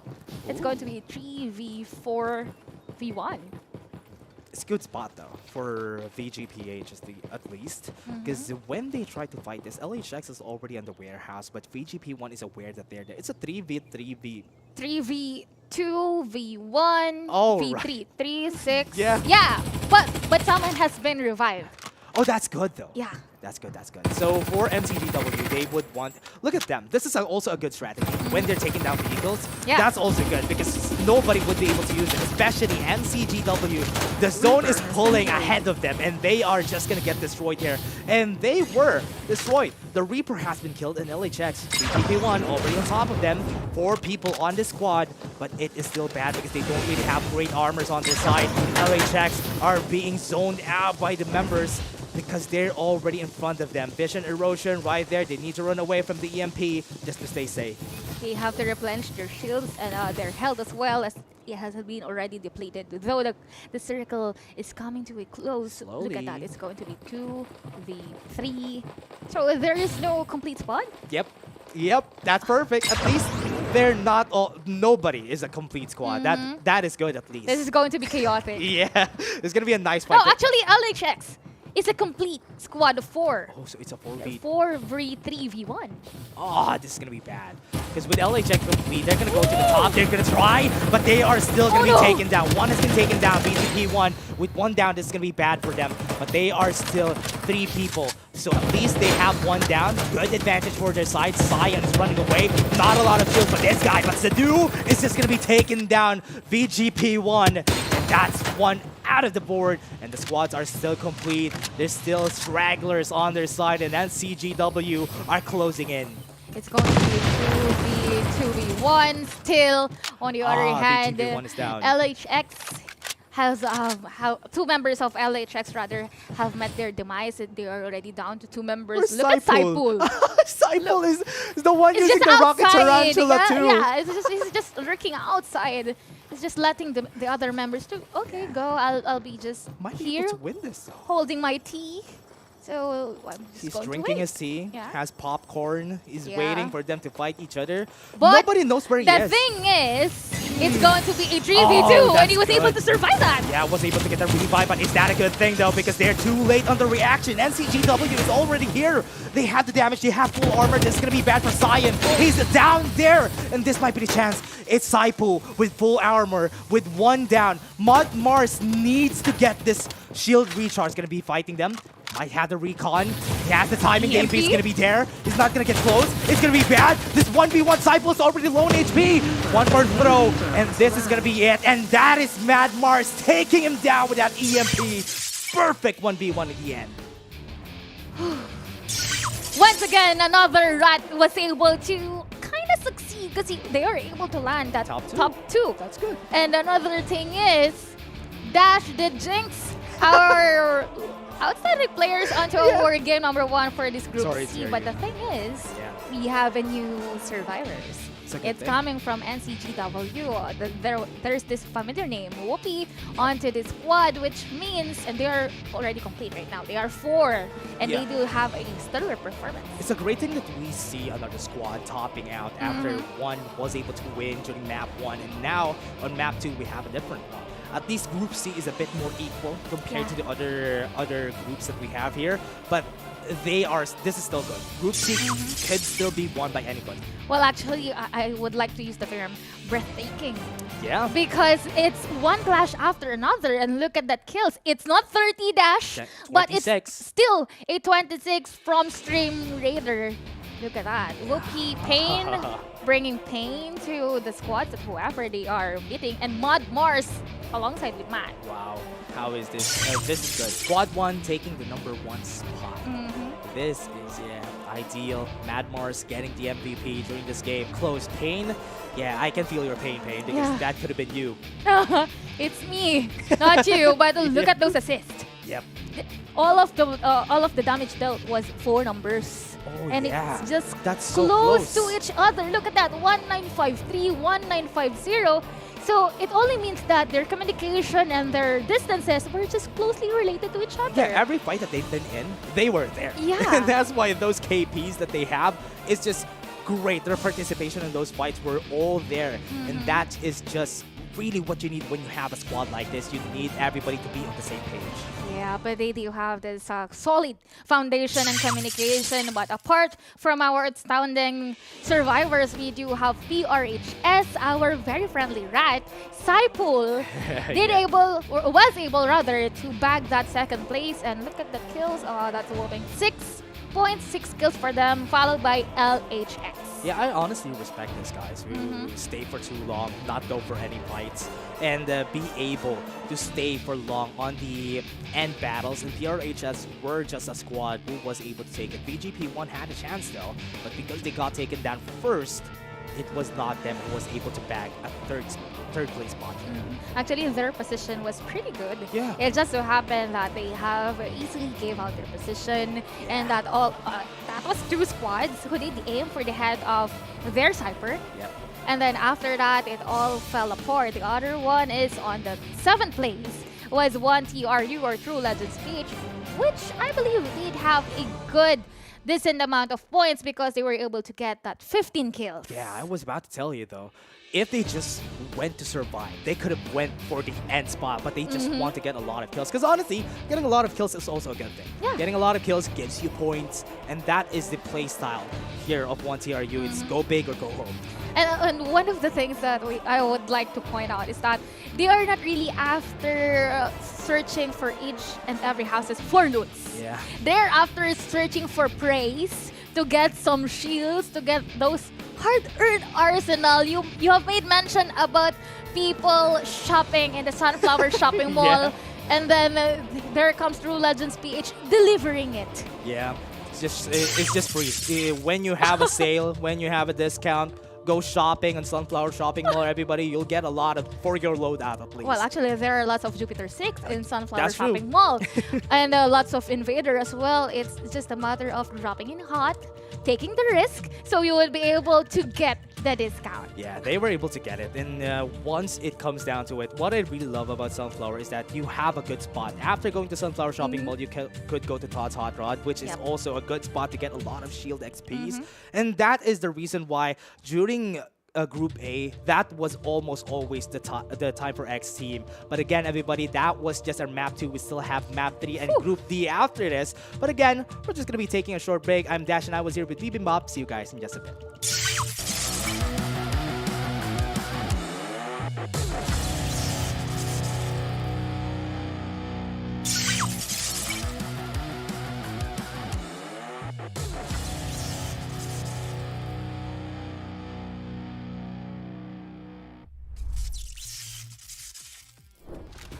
Only thing standing in their way between them and victory. And look at the beam down. Watts gets the first, looking for the second here against Majo, and another quick shutdown with the lane. Looky goes low-key, isolating the target. They're still looking for the other members. He got the assist. They don't have the vision, but that sliver belt, they are going for the kill.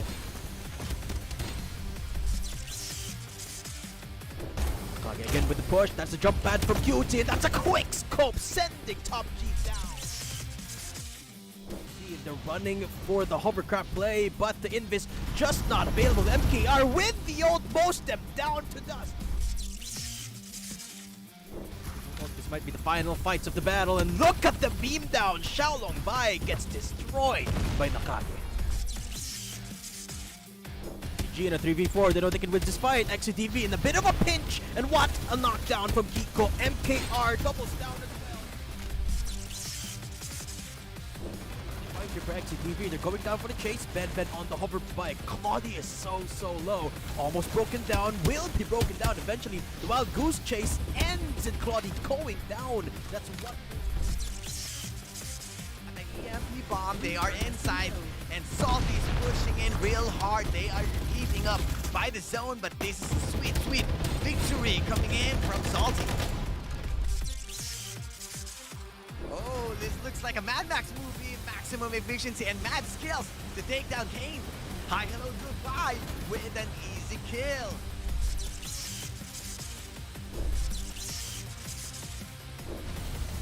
CG Egoist, this might be a problem. I know this planet is really evil because he is going to rain down his missiles, and and they are going down. Arachnophobia Mania.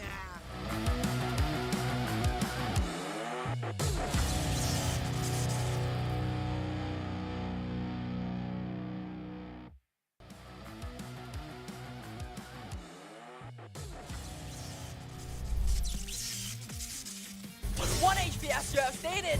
And right now though you have Rookie being EMP, Febsky very low as well, fighting on a 1v1, but it's Lunar. 4AXG has nowhere to do, and BB2 wants a little piece of this fight as well, as Voodoo will fall down. No more that can go for the huge damage potential from that Phantom, and I am... X9 and what he deletes just right there, but you can see the Tarantula. That's a beam! That's a wipeout!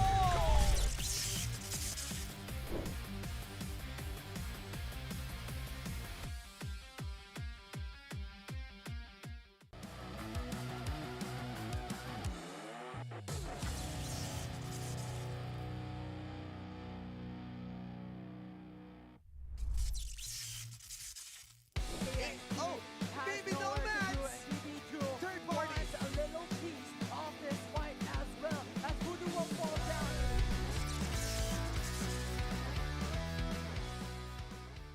We were able to come up with this lineup because we have done a lot of trial and errors using different kind of heroes. And this lineup that we currently have, which consists of Cypher, Sunil, MKR, and Ember, is what works for us.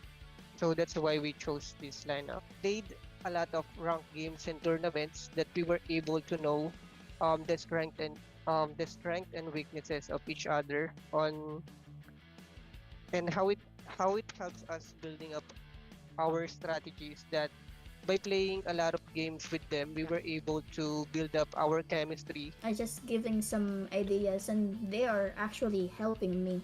It's not just me. They are also helping me on the shot call. But whenever I tried to like tell them that this is the go signal, this is what we're waiting for, they have the confidence that I am doing the right decision.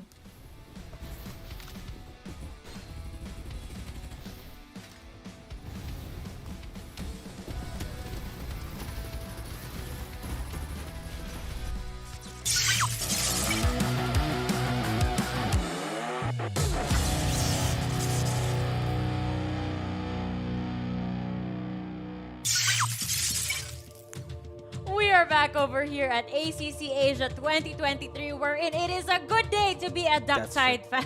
Yeah, it was the only game we've seen a Duckside, and even if they fell, it was still fun. Yeah, it's Mary with the duck side. Oh, so Mary had a little goose onto that side, and well, actually, the players are really answering to our suggestions. Please, right? Yeah. To the demands of the people. Just There's not me. fan service right there from these teams. Actually, when I was outside waiting for the game, I was actually talking to Datum, and we were like, oh my god, there's a duck side. Can they please win? Yeah. Very unfortunate, which we'll see in the highlights, that they didn't make it. Yeah. But the fact that we saw a duck side, I'm already very pleased right there. Yeah. But you know who else is pleased? Stream Raider, for sure. What an absolutely impressive performance from these guys.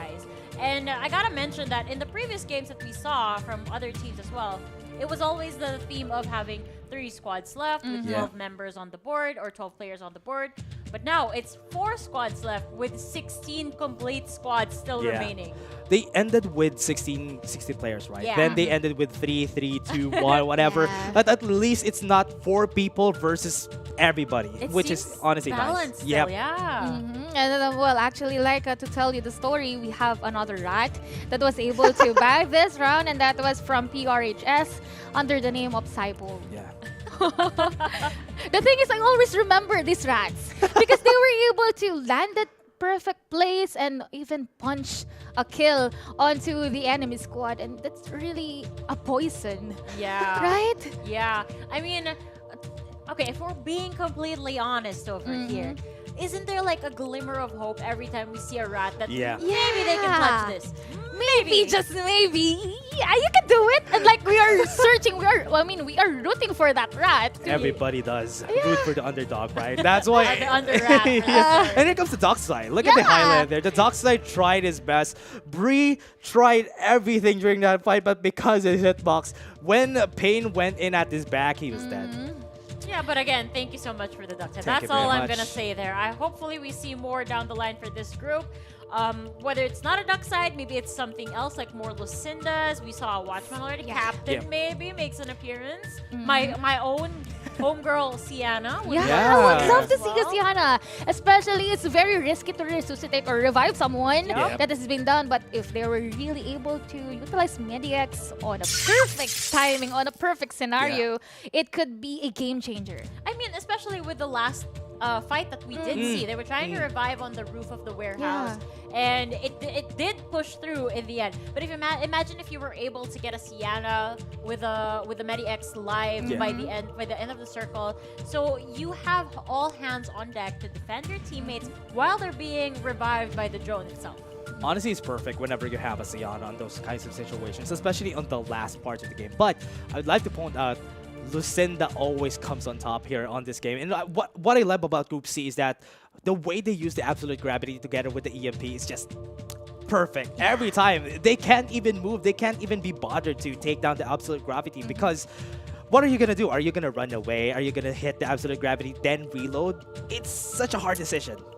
Well, that was actually the combination that we're looking forward before we start this game number 2, right? Yeah. And again, it is our players, it's the community that is answering us. This is how we do it, and they were able to back that game. Actually, Stream Raiders was able to win onto our game number 2. Yeah, and I think that there's a recurring trend here wherein teams that are able to decide on the fly what their objective is going to be is the team that comes out on top when it comes to these team fights. Are you going to shoot, again, the Lucinda utilities? Are you going to shoot that first? Or are you going to shoot the enemies surrounding you? And especially when all of the shuffles come in, everything becomes a blur. And you have to still be grounded and really decide, what am I going to do first?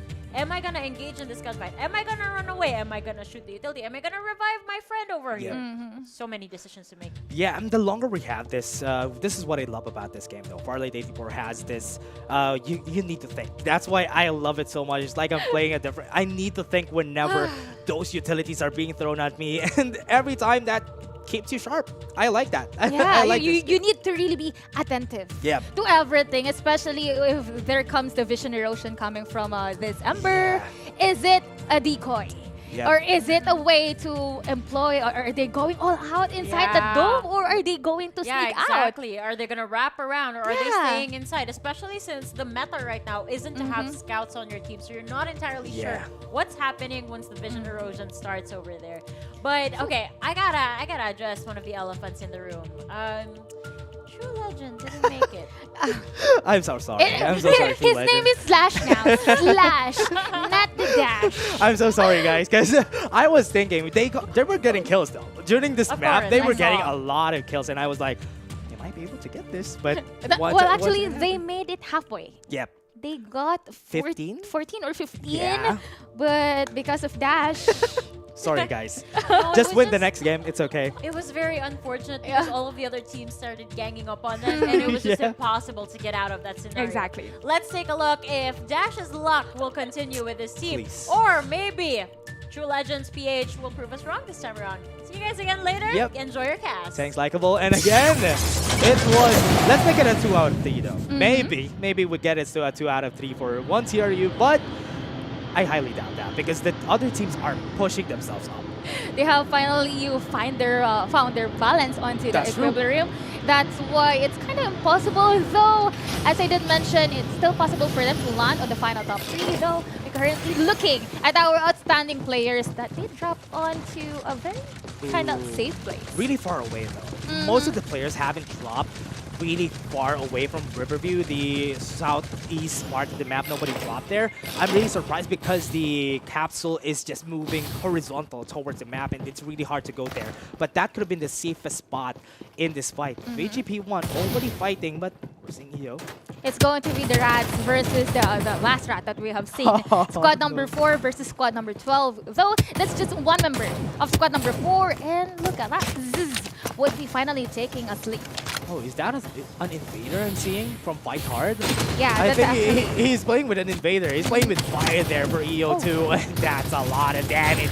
And now with the smoke bomb coming in, already looking for the next one, the next armor to have. That's perfect. With a gunboat, they can just run away. Yeah, I believe so. They're just going to do that, especially that the spawners are still up, but someone's using bar. Yeah, there you go. There's the kill from the bar, as you said. And pure HS, this squad has lost a while ago, pretty late, and that is perfect. But with the whole squad, maybe they can do some changes. They got 3 kills already. They might be able to snowball this in their favor. Actually, this is a good start for them. Yep. Especially that rotation-wise, they are pretty good when it comes to rotating. It just so happened that they are not lucky enough to get some kills for their squad. Although on the other hand, this is the specific squad that does have dark side onto our game number 2. And I won't be surprised if they're still going to utilize it. But the thing is, they are on the hearts of Carnival. Oh, they still have one, though. I've seen the dark side now. This is interesting. They really love playing it with Jessica having that duck side on her. So with one CRU, we love that they're converging already onto their side. They're at the bottom. They're not top floor. Here comes EMP with 40 damage on their armor, which is not ideal. They need to run away with Sunil from Mix going for the hologram guide. That a lot of utilities have been thrown already. One's down, and Hayes just went in and sued Chaos with a vision erosion, and that is enough because now Aleph needs to run away from them because a lot of members, even Squad 15 is here. HSLX has tried to get piece of the pie. It's not good. There comes the frag, and it's not enough. And there you go. One TRU does have 7 kills already. And someone's happy in here. It's time, squad. I won't drop the name, but but he is on my right side. But the thing is, they are the survivors onto Carnival. But looking forward, we have squad number 12 being taken down, or was able to take down squad number 7. B or HS fighting on the vision erosion. This is not a good spot to be in. NRGB just are capitalizing because of that mistake. They lost 2 members already. This is going to be the last one. Easy Cloudy fighting in 1v1 losses. And this is Chibs. One thing to go, but here it comes. The EMP takes them down. Another one for Kip. Well, he's the third party though. Yeah. He did join it. PRHS. Someone is 6 down kills from PRHS, and a good introduction. A good run for them, especially, again, they were the top 2 because of Cypole. So right after that skirmish, they're going to rotate as Chips is taking some damage. But the thing is, he already knew that someone is lurking inside that house. That Cypole is hiding. In the area, was able to see him. Cypole falls down. Now he's down for the count. They need to revive him if they want to have another chance here. But VGP1 being in the area, it's going to be bad for them. Might be hard. The zone is slowly pulling out of them. They're on the edge of the zone, so later on they might be able to have a chance to revive. But the thing is, apart from that, VGPH1, on the other hand, is not going to stay any longer on that place as it has been compromised. Is that a Phantom I see? Okay. Yeah, it's a Phantom. Yeah. And there's also a Phantom on squad number 4 side. Oh, that's perfect though. With a portable scout, they might be able to find a lot of information before going in. But because they weren't able to see anything before that, the high ground is just effective for NS47. VGP1 became a bit impatient there. Here comes VGP1, tries to go for more. Not able to be successful with it. Here comes the dashes from them. But Kyle is keeping his ground. He's not moving. And that might be enough for them to win the fight. Kyle, the last one standing for this squad. And they are looking to go for the revive. They're taking their time. And Kyle is also going to fall. Do they still have respawners? I think not. Shifu, inside the building. Trying to get close. Not a good spot to be in. Vertical dashes.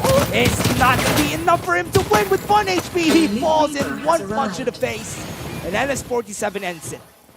Well, no, just when we thought it's going to be hot time, or I mean, hate time for VGP1. But the thing is, PRHS is... got their revenge. Yeah, they were able to get up and go back to their senses. But another thing that we have to consider is NS47. They have 4 open Yeah. kills. Warhawk 07 is already doing his thing, and Fight Hard is still alive. We know that PRHS is in the area. PRHS was able to get the revive now. But they're very, you know what, they're very patient. Yeah. They didn't went third partying onto VGP1 and to the other side's casualty earlier, or the skirmish. But rightfully so, they have been spotted out by Typhoon. Here comes PRHS, converging on Fight Hard. He's gonna fall. This guy was able to get 1 win, top 2 a while ago, but now here comes Saifu. I'm the better top 2, so I'm gonna get the kill on you guys. Again, it's a rat versus rat. Yeah. Right now, they are just pests, and they are doing their thing. But from that casualty, they were able to revive their previous comrade that did fell. And looking through our screens that now, that was NCGW. That was our outstanding squad early on, and then PRHS, we're currently looking at them. And again, it's a good run because they do have 10 kills already. Yeah, 10 kills on this squad is honestly great. 1 CLD, 2 good squads fighting against each other. It's not going to be good. 1 CLD would be taking down 1. A bit too aggressive from Tamayo. That's when he fell. But everybody's still at the bottom. Some superhero landings coming in. But it is still going to be them using some smoke bombs just to recuperate. Need to lick their wounds. 1 CLD already on the smoke bombs. He falls. It's going to be it. It's not going to be the end, but they still have some incendiary grenades on the side of 1 TRU. They are just burning. 1 CLD. They're still keeping at it. They still have the blazing infantry. 1 fell down and Sijara got it. They are trying to end this as fast as they could because they're already at the red zone. It's going to be really hard for them. And actually, to remind you, Dash, this is a kind of deja vu. Yeah. Because they did this early on onto our game number 1 for their group. But it just so happened that there's another squad that is going to join the party, and John is not in a good shape. Yes, the medkit. Is it going to be enough? Do they have time? Sijara tried to get a kill, but no, he was killed instead because he was forced to use the medkit. It doesn't have any HP, and now the last one standing for 1 TRU with the Lucinda. Oh no, how the tables have turned, that they're not going to be as aggressive as they can because 1 CLD are going to fall too because TI6 are keeping themselves at the top with just killing 2 good squads in the face. And after that, the flavor of our round right now is to battle outside the circle. Is really hot with a zone, but now NSGW is greeted with a casualty by taking down 1 member. Only have 3 kills though. Not yet great just yet. EMP's gonna come out. Alan's gonna be fighting against them. It's not gonna be enough. Hiding behind the tree. Now with that, the grenade is enough to push him out. And this is gonna be it. Alan falls because NCGW were just so good at playing around it. Our friendly grandpa, Darkside, did fall as well onto that skirmish. But I just remember Salty was wiped out earlier. Yep. But they did utilize their respawners and what a bar kill! Reposition. But that was a very good clean shot coming from Bar 95. A headshot with a Bar 95 from downtown. It was reviving though. I mean, it was still a headshot from that range. And now with that, NCGW needs to run away, needs to at least get 2 members out of the way. Or maybe they could utilize a good smoke coming from them. But right now, the only survivor from 1 CLD is here. But he's going to meet his demise.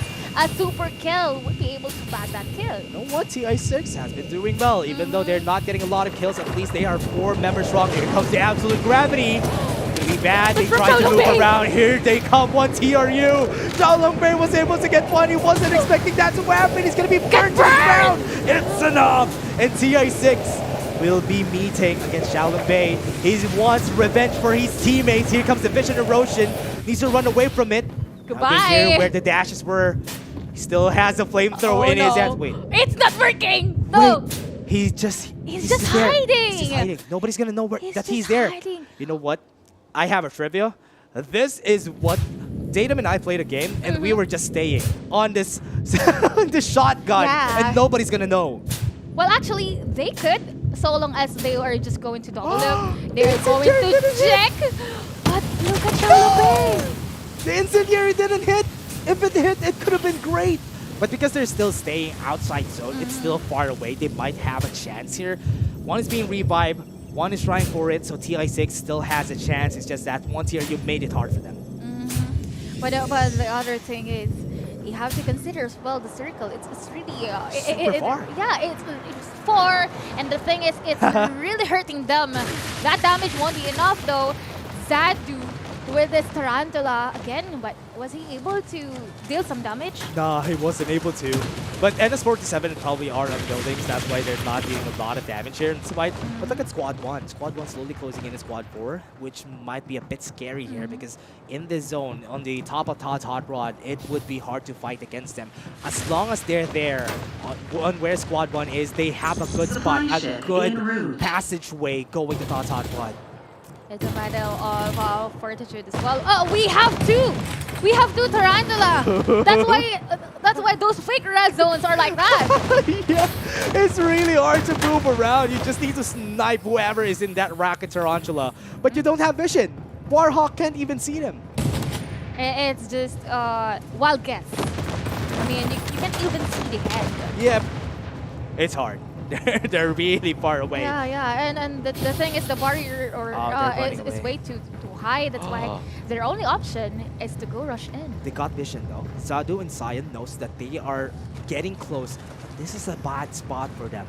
If the Tarantulas rain down on them right now, they're all gonna be dead. Yep, they're pretty open on that one. And the thing is, another squad could even intervene. Yeah. They have a closer squad right there. And look at this. Yeah, they have been seen. As we said, they were in an open field. It's a bad spot whenever there's a Rocket Tarantula on the other side. But what they can do, what can they do? They can't do anything more except to just watch themselves get paraded, artillery by LHX.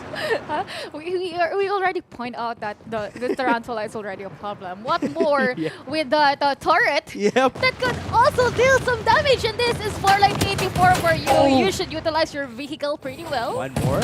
Peek again. Warhawk is saying peek again. Try me. And he's just using a bar 95 against them. But no, here it comes. Here comes the Rocket Tarantula. At least he was able to survive. And hide again. And hide again. But the thing is, they're gonna stay in this building. They're not gonna move. Yeah, but the thing is, it could be catastrophic knowing that you are using your shields a lot of times. Yep. But the other side, or squad number 11, not using. Yeah, you are not dealing any damage to them. Losing resources because they're using a lot of their shields. And LHX might have a better time here because they have natural cover. And that's the reason why it's super hard to fight against them. It's just a good thing that most of our squads are still alive and kicking with a lot of members still here. I feel bad for Warhawk. He really wants to take down someone from squad number 11, but the thing is, that Tarantula is really a pest.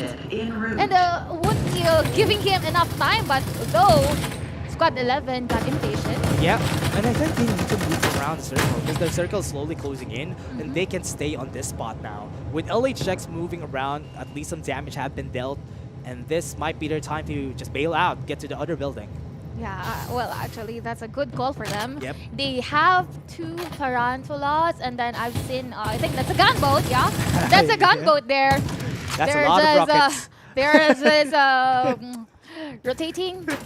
Not gonna be good. I feel like they've said, no, this is not going to go anywhere. They're losing bullets because they're trying. But I can't blame them. They should try. That's why they're losing bullets. And now, on the next fight that's going to happen, they don't have enough bullets on those fights. And that's really, really it's hard. Bad. Yeah, it's really bad. Knowing that the rate of fire of the guns is really fast. Yep. So you have to make sure that every magazine is going to land properly, either on the heads or of the shoulders of the heroes or of the enemies that you are going to encounter. But Warhawk does have a good vision.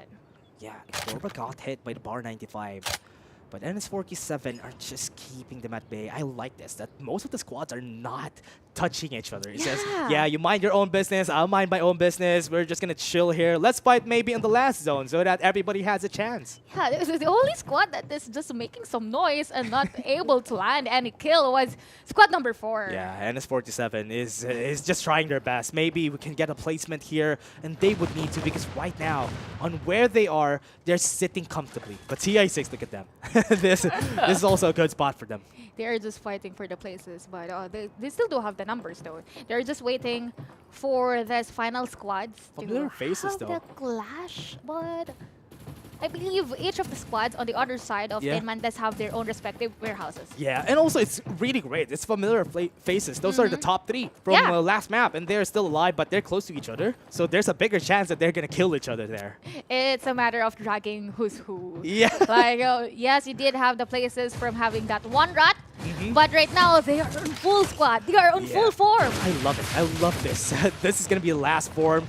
Here comes the A6. Oh no, super kill has been discovered though. That's why they're using the rocket tarantula there, because they know that somebody is out there. The hover car is being seen, so that's why they want to get the kill on them. But it's, pretend like you're not there. Fake you just it. have to fake it. Again, you're a potato. Don't Super ever kill. engage. And super kill is going to Oh, no, he rush needs to move in. forward. But look at Forba. Forba see him, but with the stealth, they might be able to fight the 1v1 here. Don't know that they're there. They're fighting it out. EMP? Here it comes. Here's the EMP on both sides. Not gonna be enough, and that is TI6 taken off. And Furba wins it from LHX, who was able to land top 3 during our previous round. And that's kind of good. We still have 5 squads with almost full squads or full form members each. Both on the same building. Here comes the zone. Holding out on most of the members in the Vision Erosion's gonna be there on both sides. They need to run away. The zone is hitting so hard. LHX lost 2 members instantly, and PRHS just took them down. And they still have control of this building. One went down. X4, good kill. And they are still looking for it. They're still just shielding out on the side of the zone. But Shibs, able to see it's gonna be good because X4 is gonna fall. And Cycle, the hero from last game, was able to take him down. It's not just about the placements now, my friend. I can do the killing too. Yeah, it's That's good. a bold statement coming from Cypol the Cypher. And after that, a good loot, a pretty recent one Yeah. for NS47 Warhawk with the ultimate guns coming from that airdrop. NS47 doesn't have a good spot. When the zone closes in, it's going to be faster Uh-huh. on their side. So they would need to move now, or at least take their time, find a way to move to the warehouse rooftop, because if not, they would be... look at this. Look at Fight Hard, what he's doing. Actually, right now, it's a good call. that's good. At least they wrap around the circle because nobody's looking at them. And the thing is, it's going to be the high ground. It's going to be the hot and zone for them. And look at this, Sunil was able to land on the roof. As we said, they need to go to the rooftop. Fight Hard is fighting up. Take Not the a good corner! fight. He didn't take the corner. As you said, he's going to fall and Fight Hard falls down. Oh no, it's not good for NS47 because they're down low. It's not a good spot to be in. They're slowly falling down like flies, and MCGW is just taking them kills. And Matt is going to be met with ZZZ. Rhino is going to be doing some damage, but it's not enough for them to win. Helped out by PRHS. This is just a handshake from both squads. Not a good decision for our squad number 12 in there. He wasn't able to check the corners. Yep. He just, just like a rat did, jump there, looking at the face, not checking the left and right side. Yeah. Thankfully, though, there are still some members left for Oh, I their like side. the zone. Zone's gonna pull away from the warehouses, slowly caving in. They need to run away. They're gonna be fighting on open field. The EMPs are gonna be way more valuable on this fight. PRHS and NCGW with a complete squad, and the other squad still has 3 people on them. So Mad Morse needs to flush this angle. They need to throw some frags and maybe do some damage against them with a springboard. It's not enough. Matt is now low with a medkit. It's not going to be enough. They have good spot on that truck, and they are slowly going in. Pain needs to go, and they're not going to be stopped taking some damage with the EMP on their side. With the Vision Erosion, it's not going to be enough. That is going to be it. NCGW losing some members, but it is still there. 3 versus 3. They still have some fight in them. PRHS, they saw it in the smoke, and that's going to be it. NCGW takes the win again. Whew. We have witnessed a very hot, a very chaotic per se. That there's been the utilization of the skills, and the other thing is I could say a good usage of the springboard there. They were able to spot down that there was someone lurking on behind the tree, but it's again Stream Raiders or NCGW bagging that game number 3 for Group C. This squad is just because when they went in for it, I was surprised that they were still able to survive during that time. But when it came down to it, NCGW just displayed patience. And that's what you need when they were at the warehouse dealing some damage against BRHS. 2 squads were there, but they're looking at just one because they need to really go down. Because when you're in mid-air, you need some time in order for you to collect yourself. But NCGW knew that, and that's why they just went in with one fell swoop, and they were able to get Splendor. That's their key for victory. And of course, look at the stats. Our MVP is none other than our perfectly timing Sunil with those hologram guide and the proper utilization of Springboard with a score of 6 and 5 assists. Looking through that damage taken, 1002. It's not just the Springboard, but I do absorb some damage too. Yeah, it's also perfect. That whenever they start, I love that NCGW always just goes for the EMP. After you have the EMP, they always wait for it before they engage. And the EMP is also going to be more important the more we go into this tournament because it's just so good. The EMP is just so good. But we do have a new contender here. Yeah. We have a new squad that made it to BRHS again? our list. Wow. But and then after that, NS47, we have to acknowledge this squad as well because early on they are just onto our group number 1. That's just Saipol being the rat, but rightfully so. It's not just about being the rat because they are able to take a bite. Yeah, they were able to get some good performance during this game, but also LHX really tried to get the 3rd place spot, but because they got spotted by 2 squads, caught lacking in the open field, that's why they got taken down easily. But now at least we have a repeat of the top 1, top 2, and Wing getting a top 3. Yeah, it's actually a new story for our game number 3 for this Group C. Though we have seen a stellar performance from known squads, like for example, VGP1, they have a decent amount of kills with 8 kills onto their hands, and Cloud rather, is actually good when it comes to exchanging with gunfights. But the thing is, they're always being caught off guard. Yeah, and also maybe on a better note, it's the micro that's good in this team. They're so good at getting their aim out, but when it comes to the macro side of things, they always are just moving targets for them, and that's why it was easy for them to get taken down as easy. But it's also important to get a lot of kills in this game. That's why it's good whenever a lot of squads get some kills. That's also banking on their points. And of course, it's not just about this squad racking some points. And of course, our viewers as well would be able to enjoy Farlight 84 for themselves because we are able to reach 10,000 viewers, and it's a Cake Hero skin. Yeah, let's go. We have everyone. The Cake skin, everybody. Here it comes. It's going to be a surprise. Here comes the codes, everybody. It's You're going to be waiting for it. Here it is. It's a pizza delivery. Yeah, it's just sad that Beam won't be able to take it. Yeah, it's for the first 5 claimers. So congratulations in advance. You will be able to deliver your pizza for everyone because Maggie's on a rush. Yeah, wow, that's a good. I think you voiced Maggie, right? I'm sorry. I want to voice it to equal to the original because we might get copyrighted. So, well, actually, that's just 5% of my talent. That's a good cosplay, right? That's a good thing. It's good. It's good. I mean, we can do that next time again, everybody. But I have to practice. Yeah. But again, thank you very much to everybody who actually watches and shares this to their friends. And now we're slowly going to the 15K mark.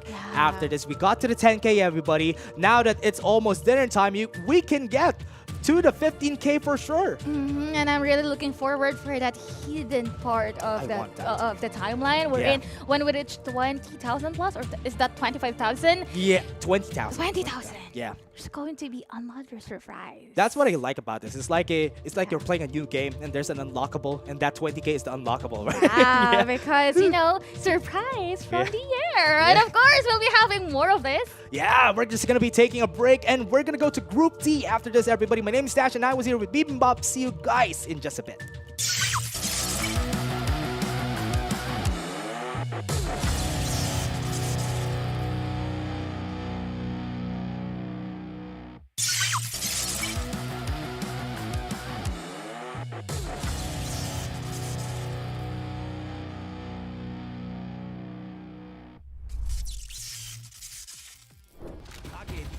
standing in their way between them and victory. And look at the beam down. Watts gets the first, looking for the second here against Majo, and another quick shutdown with the lane. Lucky goes low-key, isolating the target. They're still looking for the other members. He got the assist. They don't have the vision, but that sliver of health, they are going for the kill.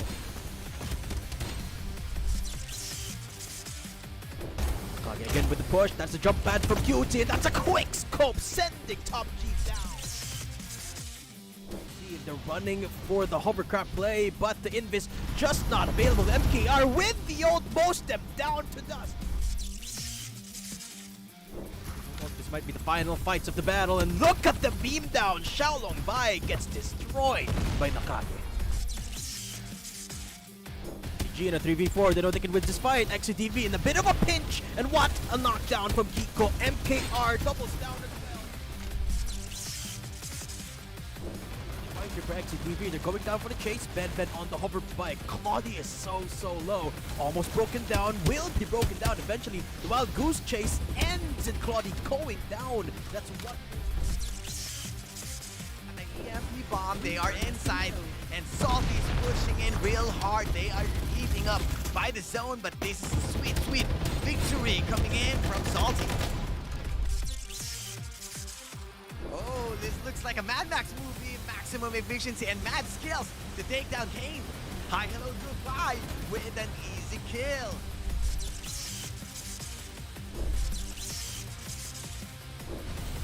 NCG Egoist, this might be a problem. I know this planet is really evil because he is going to rain down these missiles, and they are going down Arachnophobia Mania.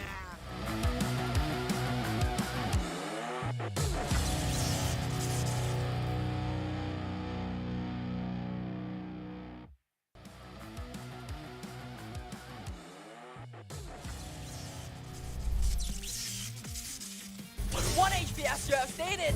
And right now though you have Rookie being EMP'd. Pepsi very low as well, fighting on a 1v1, but it's Lunar. 4AXT has nowhere to do, and BB2 wants a little piece of this fight as well, as Voodoo will fall down. No more that can go for the huge damage potential from that Phantom, and I am... X9 and 20 delete just right there, but you can see the Tarantula. That's a bleed! That's a wild ball!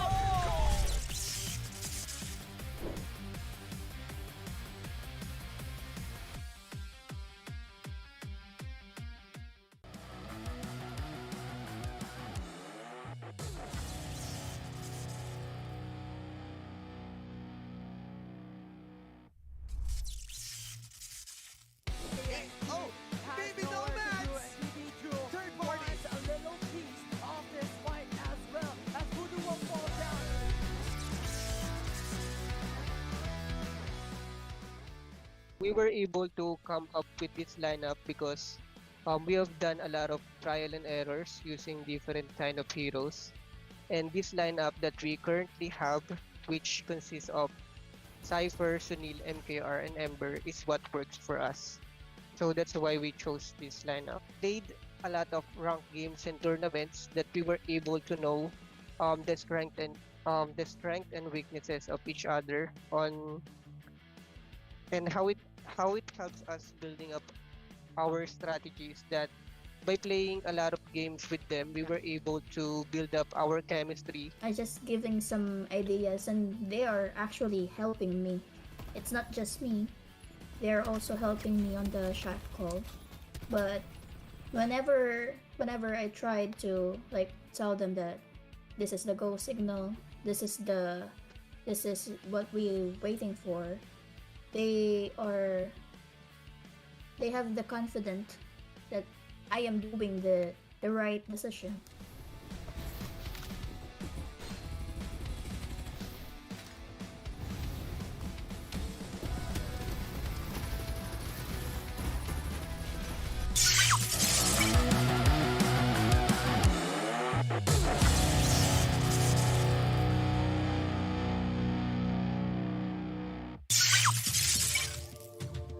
Welcome back to All-Capsulers Cup Asia 2023, where in every single game is a learning experience, and every single game you can expect the unexpected. Yep. I'm out of words. See, I can't even continue what I was trying to say, because we started off this group thinking that True Legends would win it all. But now NCGW is like, hold on, are you not including us on this list? Well, guess what? We'll make you include us. Yeah, and they got 2 wins though. I mean, Back to back. that's great, and they got a lot of kills too on those 2 wins, and that's why you can't really count out any of the squads after the first game, because they are gonna be performing for sure on the next one. They want revenge. They got it.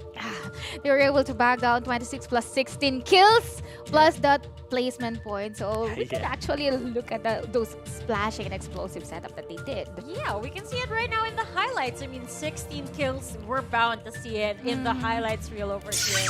But again, the vehicle plays, it's getting more and more normal for us. It's nothing too new to expect from us, which is really great. I'm glad that all of these teams are really adapting to that. But more than that, the confidence that they have with engaging in, again, the utility usage, and look at how confident these gunfights are. Yeah, look at them fighting in open field. I'm really surprised when people are fighting on open field, especially during the start of the matches, because you are just fighting against the other team, praying that they have low armor, and not like yours, for example, like the blue armor. That's not enough. And another thing to answer your question, it's maybe because they are very confident with their skills per se. And another one is that the story that this team is trying to create, it's not just about being a rat. Again, I'm bringing this story again because NS47 from the get-go, from the game number 1, is not really good when it comes to their rotation, when it comes to bagging some kills, but they did surprise us onto that game number 3. Yes, they really did surprise us. And you know, one thing that I noticed with some of the teams here as well is I've noticed that some of them are quite familiar with the structures that we have in the game. They know how to rotate effectively even within warehouses or perhaps houses in the game, which I think is also important. You may not have like specific callouts for these things, but it is important that you have an idea of where your enemy might rotate once you're inside a structure. Yeah, and also it's really circumstantial on when you get lots of kills or not a lot of kills, because maybe sometimes other teams are not there, or rather they don't really have a lot of clump of squads that they're fighting on that area. That's why they don't get another 30 kills during the next game. But I hope we get another 30 kills sometime soon. I feel like you still can't move on from that 30 kills that you did jinx. Oh my god. I jinxed that squad. I'm sorry, guys. Sorry, TRU. No, it's all good. It's all good. Don't even worry about it. But what an amazing culmination for Group C over here. Really impressed all of us, not just us, of course, but the viewers as well. But don't you guys worry, because we have one more group, which I am excited to introduce to you guys. Here it is. Let's take a look at the list of Group D over here.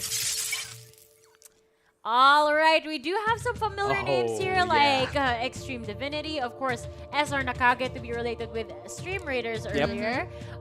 We also have the likes of Tyrant Esports, Masters, some Alter Ego. Once again, we saw them last week as well. Elite Extreme with the code XEA, like Seiya. So almost all of these members, I mean all of the squads are familiar. NRX Blackfire, Master, well, this is going to be really hot. I mean, we have witnessed Group A to C, which always surprises us. And as we did mention Dash earlier, we have the standard of 23, 26, 30 kills. So I won't be surprised if Group D would be higher.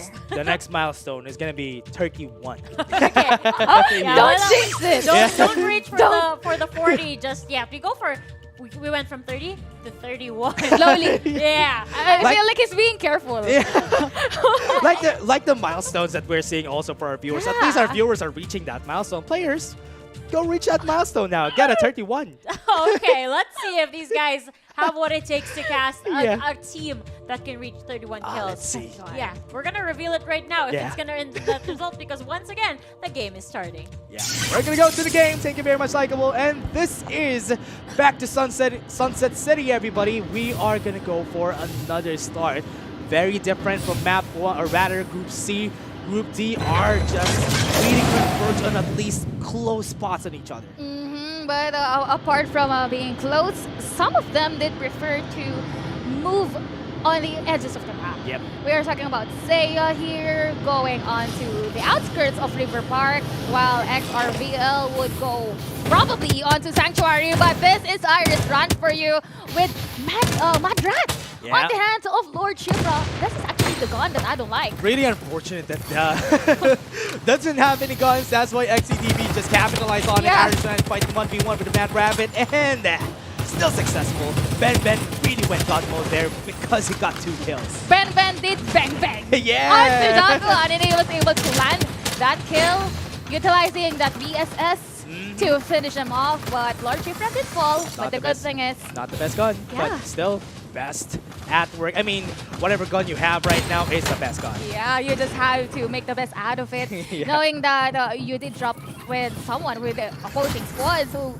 and another thing, apart from getting a kind of decent gun, is to stick with the members of your squad. Yeah, I haven't seen a lot of generators during our last game, so I'm surprised that people have been picking up a lot of more of the Jupiters and not a lot of generators. Generator's a good gun, but it's also really hard to control the recoil, especially on long ranges. And another thing is the bullets that it did have. Though one tap won't be able to land that one tap onto the opposing side and would just reposition himself. If he had a bar, maybe he might be able to really get a one tap. And I feel like he just only have an iron sight. He doesn't have any scope at all. It's really hard when you go for iron sights. Even here with a VSS, I think a VSS would be way better in this situation.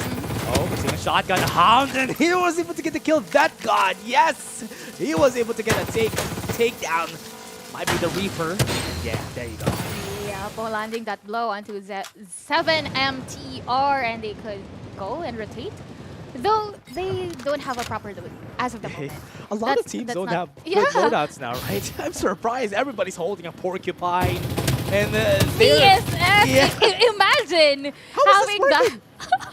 And even their shields, actually. Yeah. Trump, looking at a Trump there that have only level 1 shield. Oh, here comes Zaya at the fatal volley, doing a lot of damage.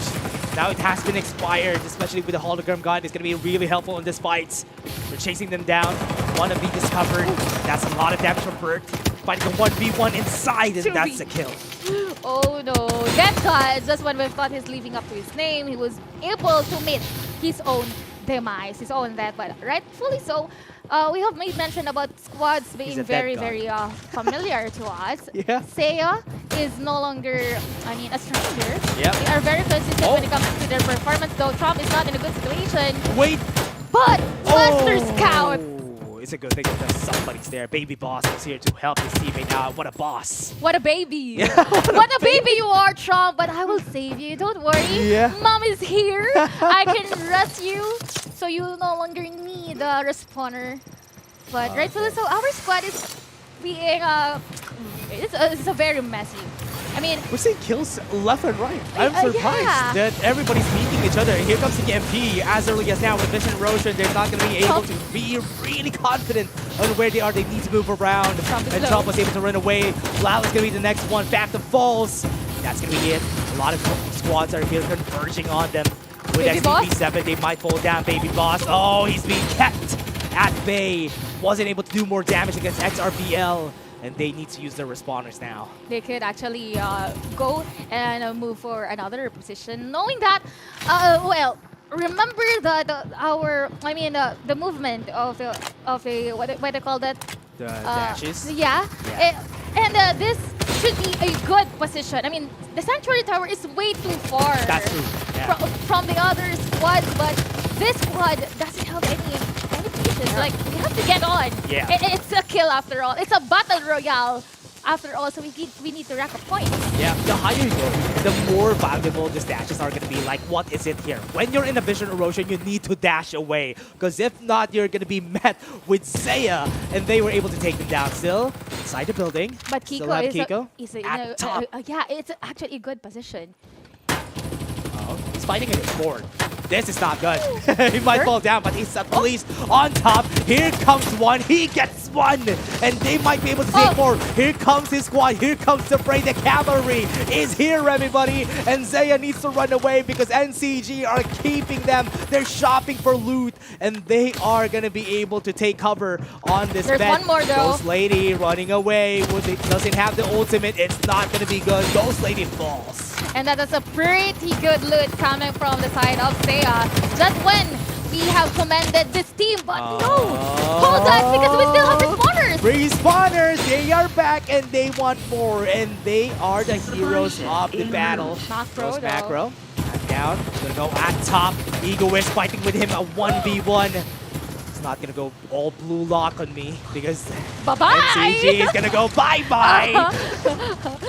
I have to reposition myself. I'm sorry, friends, but we have to win this round. Yeah, not too much of an egoist, right? he doesn't want to stroke his ego. He's just gonna run away. Oh, for this time, I won't be. I'll be back. I'll be back. I'll see you in a bit. Yeah. And actually, that's not just egoist. It's also Kiko tier 1. It is not actually a top tier right now because he is just going to lurk onto the corner, waiting for the final battle between Seiya and TS. Tier 1 with Aaron, also holding on a Mad Rabbit, also getting a lot of loot. They were able to get the stragglers out of the way. And now let's talk about the circle. The circle might go to the side of Cardinal with how it's going right now. It's going to pull towards at least close to Tinman Industrial. So this is a very good spot, getting some shield XPs. But what's great when this happens is you have a lot of contention. That's a point of interest for everybody because they are going to go there. But looking at the squads, a lot of squads are still up top. Riverview is where we're going to see a lot of battles. It could be, especially that some other squads would go and pass by there, knowing that there are some shield generators that they could get for the XP so that they could level up their own arsenals. And right after so, we have EYR1 right here, just rotating, utilizing this wasteland hovercraft. But it's perfect. But It's gonna be met by squad 2. Yeah, there's squad 2. Oh no, I'm afraid if that happens. Look at Super DXD. He is just waiting and he's just on zone. He's waiting for a chance to at least get some stragglers, maybe even fire, so that he would have better placements. And I feel like EAGX was able to watch our groups E wherein they have witnessed and have been inspired by the rats that we have there for 2 consecutive rounds. So it's not new. It's not a new story that we have rats that was able to land a place onto the top 3. Though someone has been knocked down by the zone. Yeah, that's why I was like, I'm squinting. Is that true? Did that happen? Because right now, Jess gonna go for a fight, doesn't have a lot of HP, so he needs to go for the med kit as fast as they can. Because if not, they might fall with Seiya slowly closing in at the zone. No, Jess fell, but at least his squad is here to pick him up. Yep, and they have those getaway vehicle after all. Kiko tier 1 is finally here. Remember that they were the ones who did bail out during that skirmish with Seiya earlier, although we have another catastrophic kills onto this spot. Here comes EMP, they're going in with Vision Roger, they're not going to see anybody. Tier 1 doesn't have an EMP of themselves to stop them from happening. XRVL are slowly falling down like flies, but they still are very healthy. They got some armor. It's going to be good. Low-key is going to fall, but Aaron is in prime position to get a fatal body kill against the members of XRVL. They fell down, but they can still survive, and now they're out of the count. And finally, they can rest that person that has been knocked out. But that is a very good move. Very bold one for TYR1. And rightfully so, we have Extreme Difficulty. One of the squad that has a very stellar performance. And looking at their arsenal, they are all purple. Yeah. They already have 2 ARs onto their hand. Jupiter, M4, those are those powerful ARs that we have in the game. They farm a lot of shield XP. That's good, especially that they're now close to... They're getting really close to Carnival in the Riverview Park. That is our, as we said, the point of interest of everybody because that is where everybody's going to be converging after this. And now we're already on the red zone. We have a bridge. This bridge that we're seeing is going to be where everybody's going to be fighting. Well, especially if someone was able to land firstly on T-Man, they could utilize Bor or Stellar per se, but Double it's Jupiter. not yet going to be the hot drop, because someone would pass by this motel and squad number 10 would be able to spot them. Though the question That is, is XCDV. You don't want to fight them. are they going to reveal their location, or this Onyx, this Phantom, will just let them pass by? Yeah, XCDV. You don't want to fight them. Look at them. Look at that. Someone's already red armor. Oh my god. That's not a spot that you want to be in. Like Congress right now.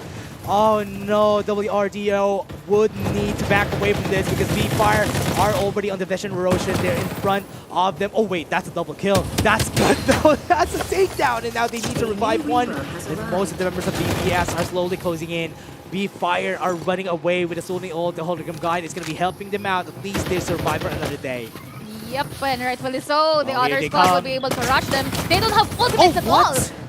They got the kill on them. That was perfect. They went in. They went for the surprise, but they still got the kill in the end. Oh no, this is going to be bad. Here comes the EMP. Here's another squad. The third party is going to come in with the EMP. They're not going to be able to dash. They need to run away from this.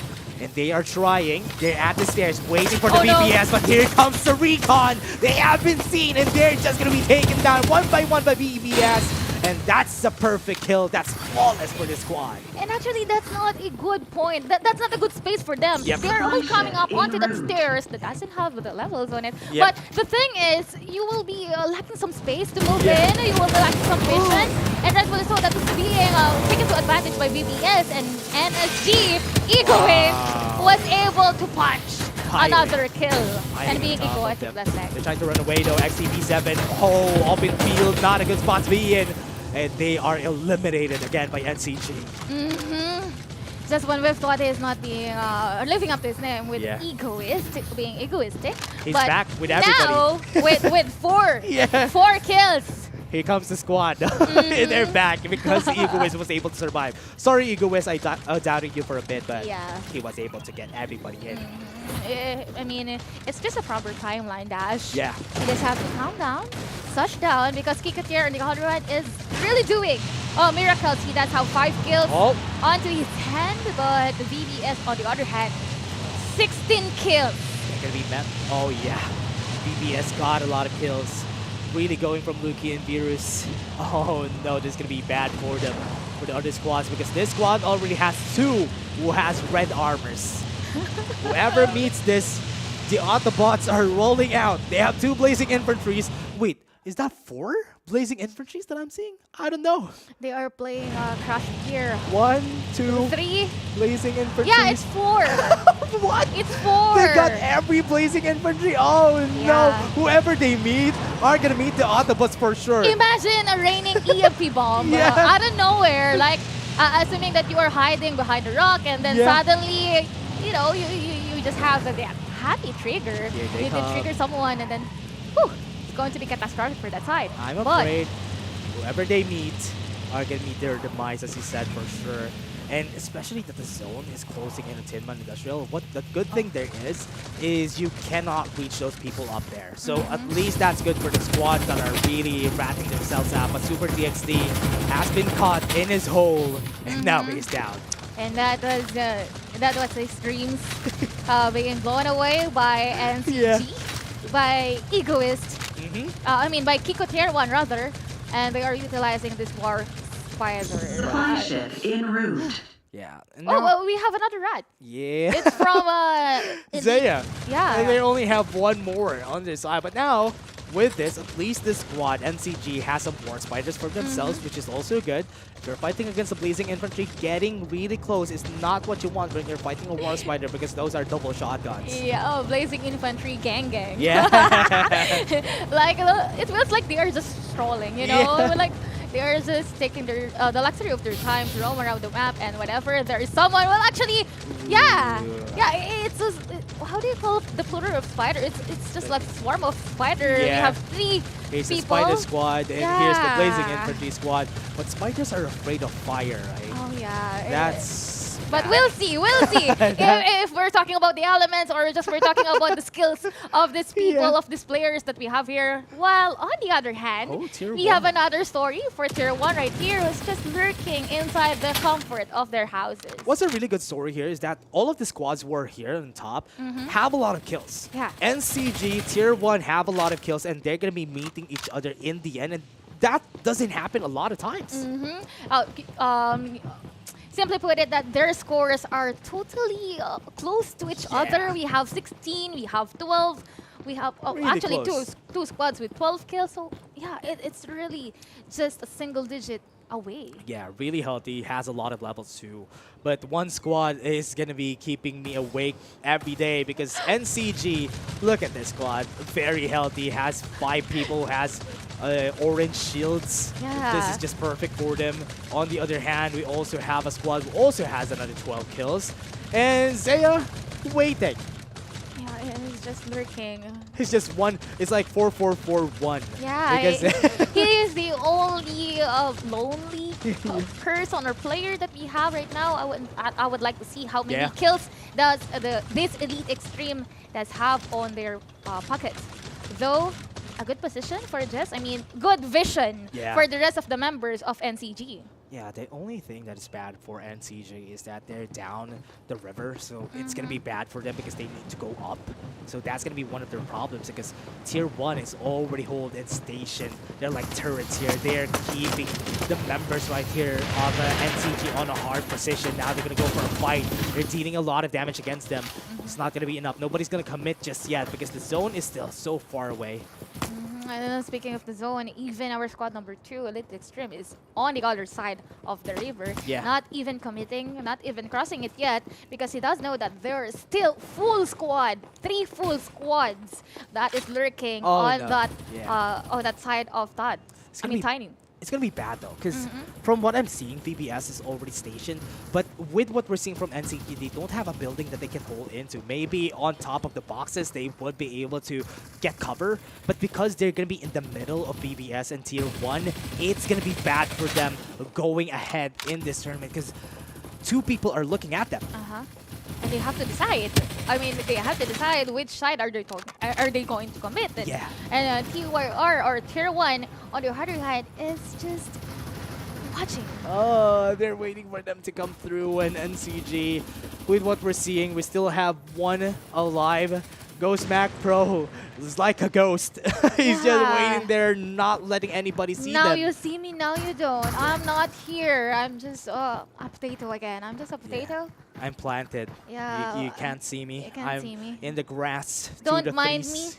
me. I'm just here, but nope, don't mind me. This is the situation we're in. You're going to say there should be a Yong. Yeah, there should be a Yong or maybe even a portable scout. Because it's going to be a different story once that entire building has been scanned. Like all of the squads lurking in the corner would cram up onto that specific building. Yeah. But the thing is, they don't want to use it. Yeah, this is where I also appreciate a lot of the Phantoms because Optic Camo could really help you move around on these types of situations, and those are going to be important utilities during these times.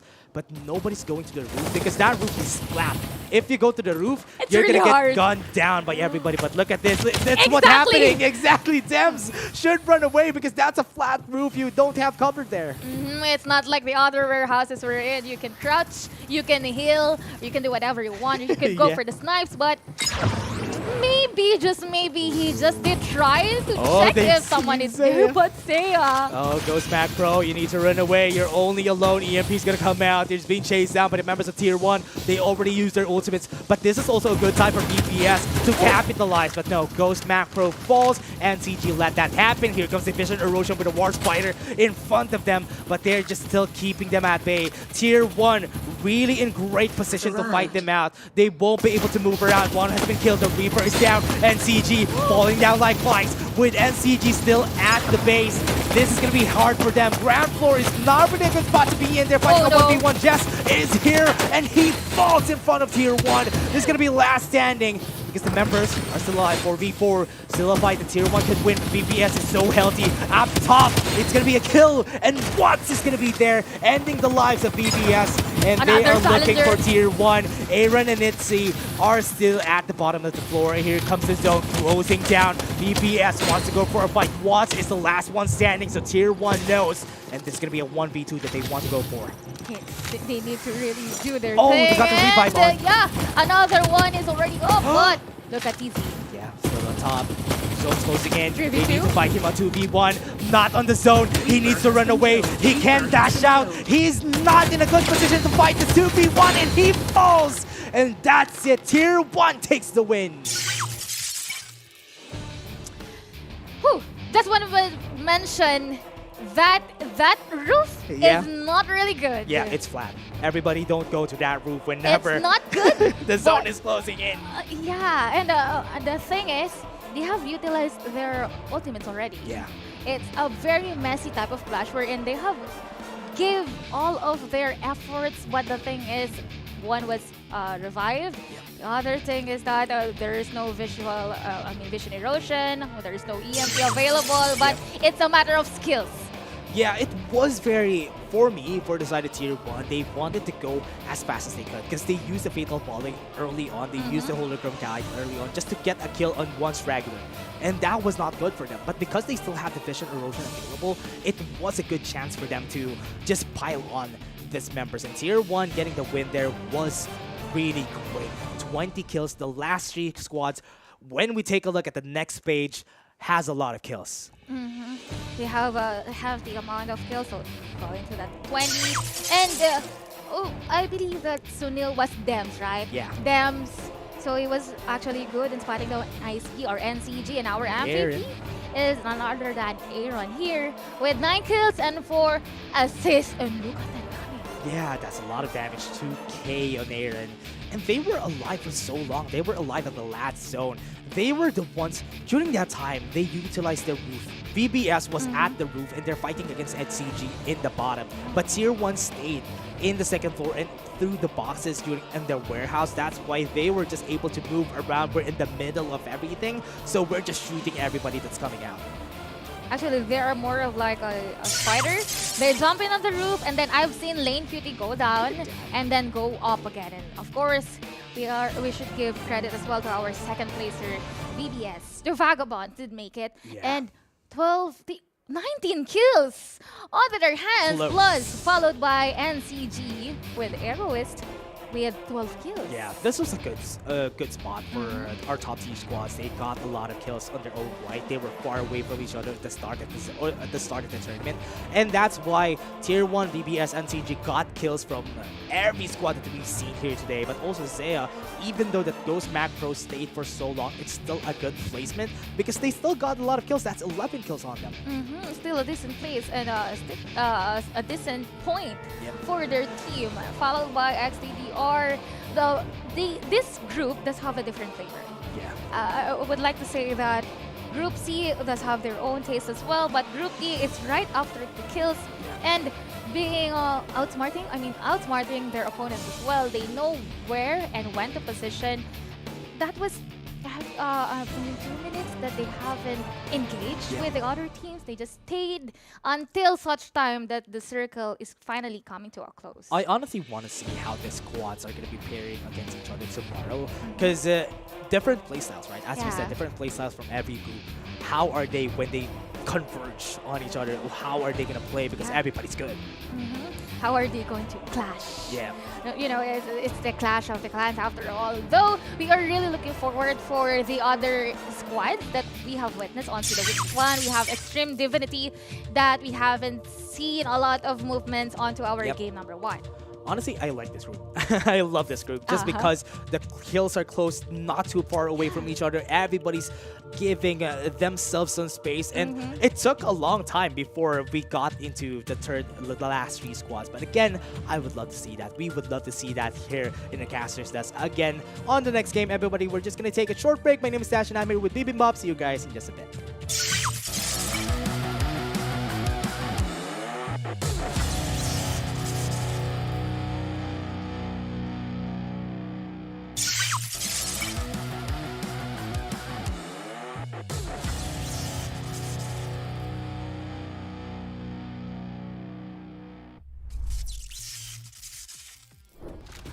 Only thing standing in their way between them and victory, and look at the beam down. Watts gets the first, looking for the second here against Majo, and another quick shutdown with the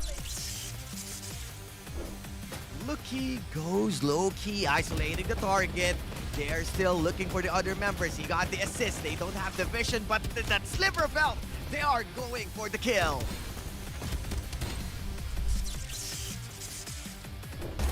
Again, with the push. That's a jump pad from QT. That's a quick scope sending Top G down. See, they're running for the hovercraft play, but the invis just not available. MKR with the ult, most them down to dust. This might be the final fights of the battle, and look at the beam down. Xiaolong Bai gets destroyed by Nakate. GG in a 3v4, they know they can win this fight. XCTV in a bit of a pinch, and what a knockdown from Kiko. MKR doubles down as well. Fight here for XCTV, they're going down for the chase. Ben on the hover bike. Claudius so low, almost broken down, will be broken down eventually. The Wild Goose chase ends and Claudia going down. That's what. And the EMP bomb, they are inside, and Salty's pushing in real hard. They are eating up by the zone, but this is a sweet victory coming in from Salty. Oh, this looks like a Mad Max movie. Maximum efficiency and mad skills to take down Kane. Hi, hello, goodbye with an easy kill.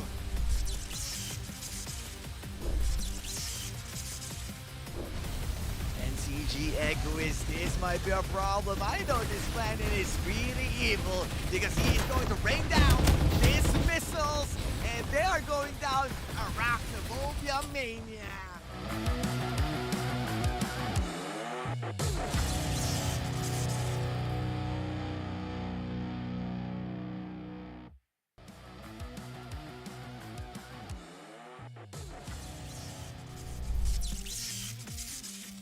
One HP as you have stated. And right now though you have Rookie being EMP, Pepsi very low as well, fighting on a 1v1, but it's Lunar. 4AXT has nowhere to do, and BB2 wants a little piece of this fight as well, as Voodoo will fall down. No more that can go for the huge damage potential from that Phantom, and I am... X9 and 20 delete just right there, but you can see the Tarantula. That's a beat! That's a wipe-up!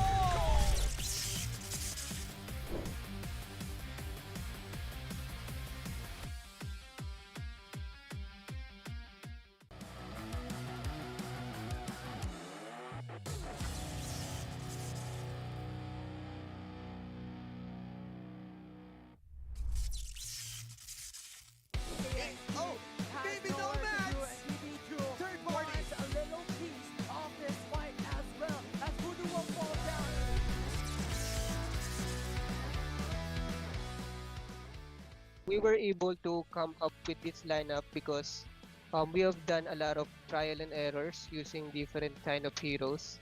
And this lineup that we currently have, which consists of Cypher, Sunil, MKR, and Ember, is what works for us.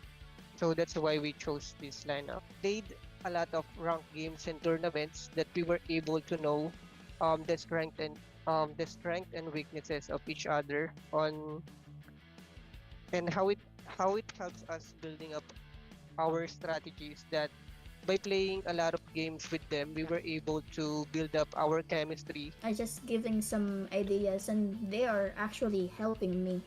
It's not just me. They are also helping me on the shot call. But whenever I tried to like tell them that this is the go signal, this is what we're waiting for, they have the confidence that I am doing the right decision.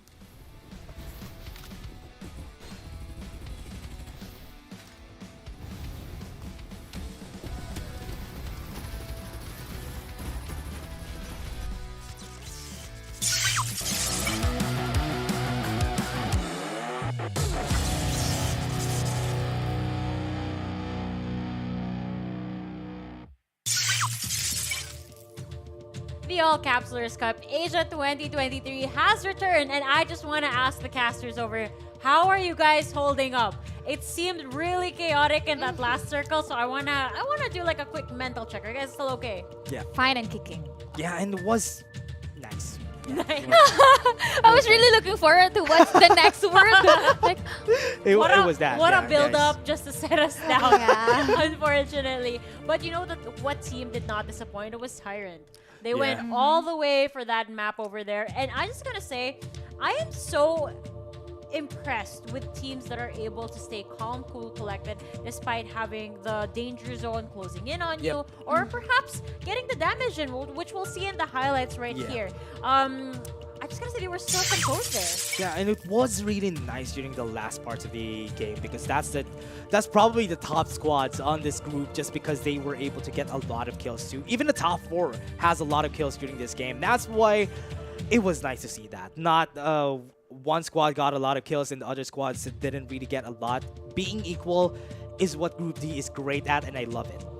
so that's the reason behind your nice. Yeah, it was. It's kind of it's actually long, so it does have an explanation rather. But going back, I feel like we won't be able to land that 40 kills onto this onto a single squad alone. Yeah. Because as you did mention, each squad does have their own kill points, which is closely relative or related to each other. Imagine Tyrant Esports was able to land 20. The second one, Vagabonds, was able to land at 19 points. So it's really closely related to each other. Oh, we can see it here in the highlights too. Here they are, Aaron getting that kill.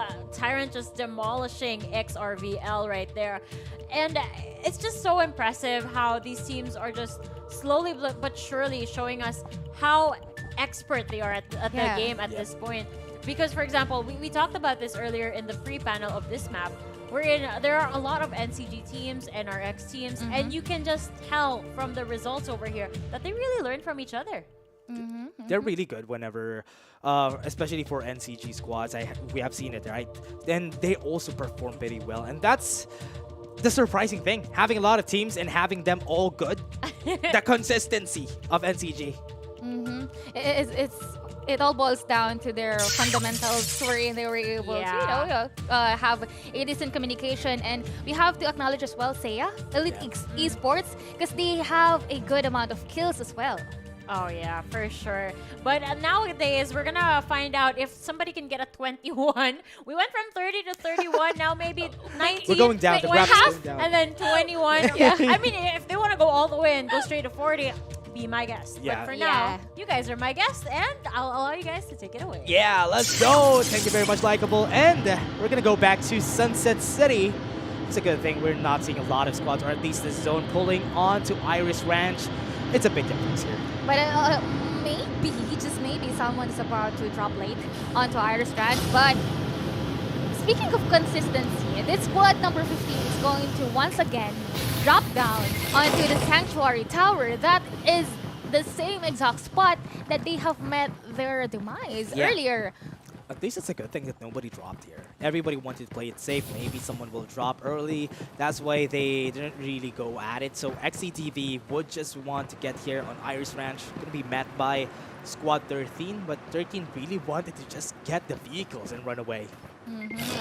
It's like cutting ties, cutting the tongue of the members of XEDV here by finally resulting to holding this. What's that? Mad Rat? Yeah. I feel like that's Mad Rat. Imagine the recoil, imagine the damage, and knowing that the range is kind of far, so it's kind of hard for that to land that low. But we are seeing Death God here with the bar without scope. Oh, it's going to be hard, though, to hit a bar 95 shot without a scope. And as we are seeing now, two squads are going to be meeting each other with Squad 9 and Squad 11 having a lot of long range. And we're seeing a VSS being used too, which is surprising.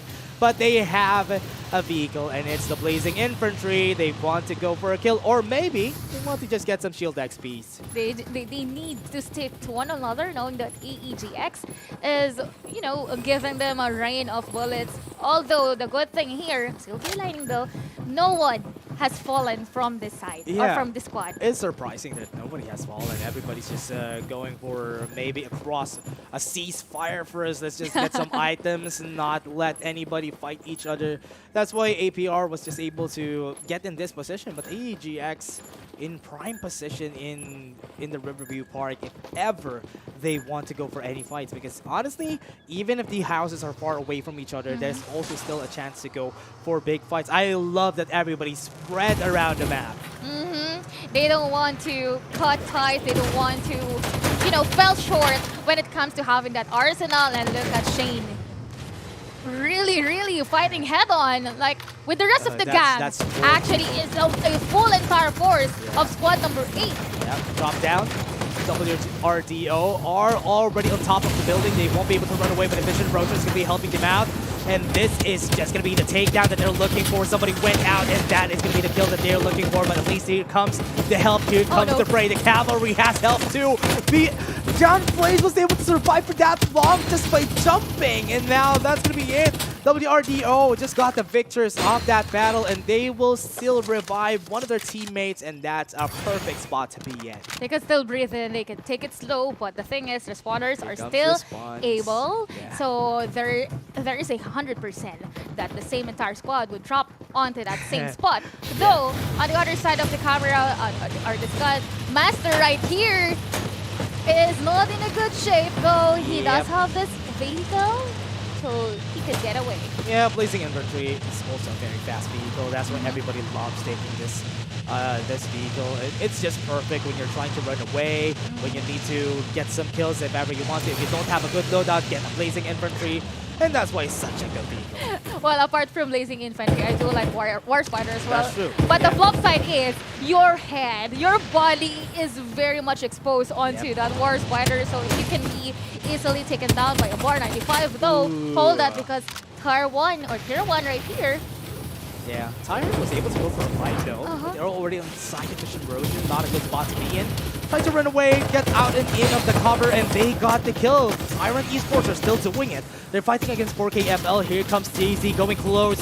He's not hitting his shots, but it's enough because they're fighting against only one person. And Allied Gaming is just gonna fall for them. But I feel like some squad would like to join the party. I saw squad number 6 is close to squad of the Tyrant, so it could, it's just a nick of time that it's going to join the fun. They want to go for it though. With what we're seeing, Tyrant Esports are just going to go for cover. They still have their rock. Their sturdy rock in front of them, and they're waiting for any stranglers. And this is going to be it. The zone is closing out, but Tyrant Esports are still at the ready. They have a Blazing Infantry in front of them, and this is not a good spot to be in. Lane Cutie is going to fall. Stays alive for a bit. That is going to be it. He's really going down, but they're not going to be following through. Lane Cutie was able to get a shield in. And they're still alive, but barely hanging on. Lane Cutie alive on the corners! Oh, he falls. That's going to be it. But they still have the respawners, right? Respawners still alive, but Seiya wants a piece of the pie. They got one kill on the other side of the map. And this is going to be good. 7MTR at least got a takedown on the squad. That was very strong. No, the strongest during the last map.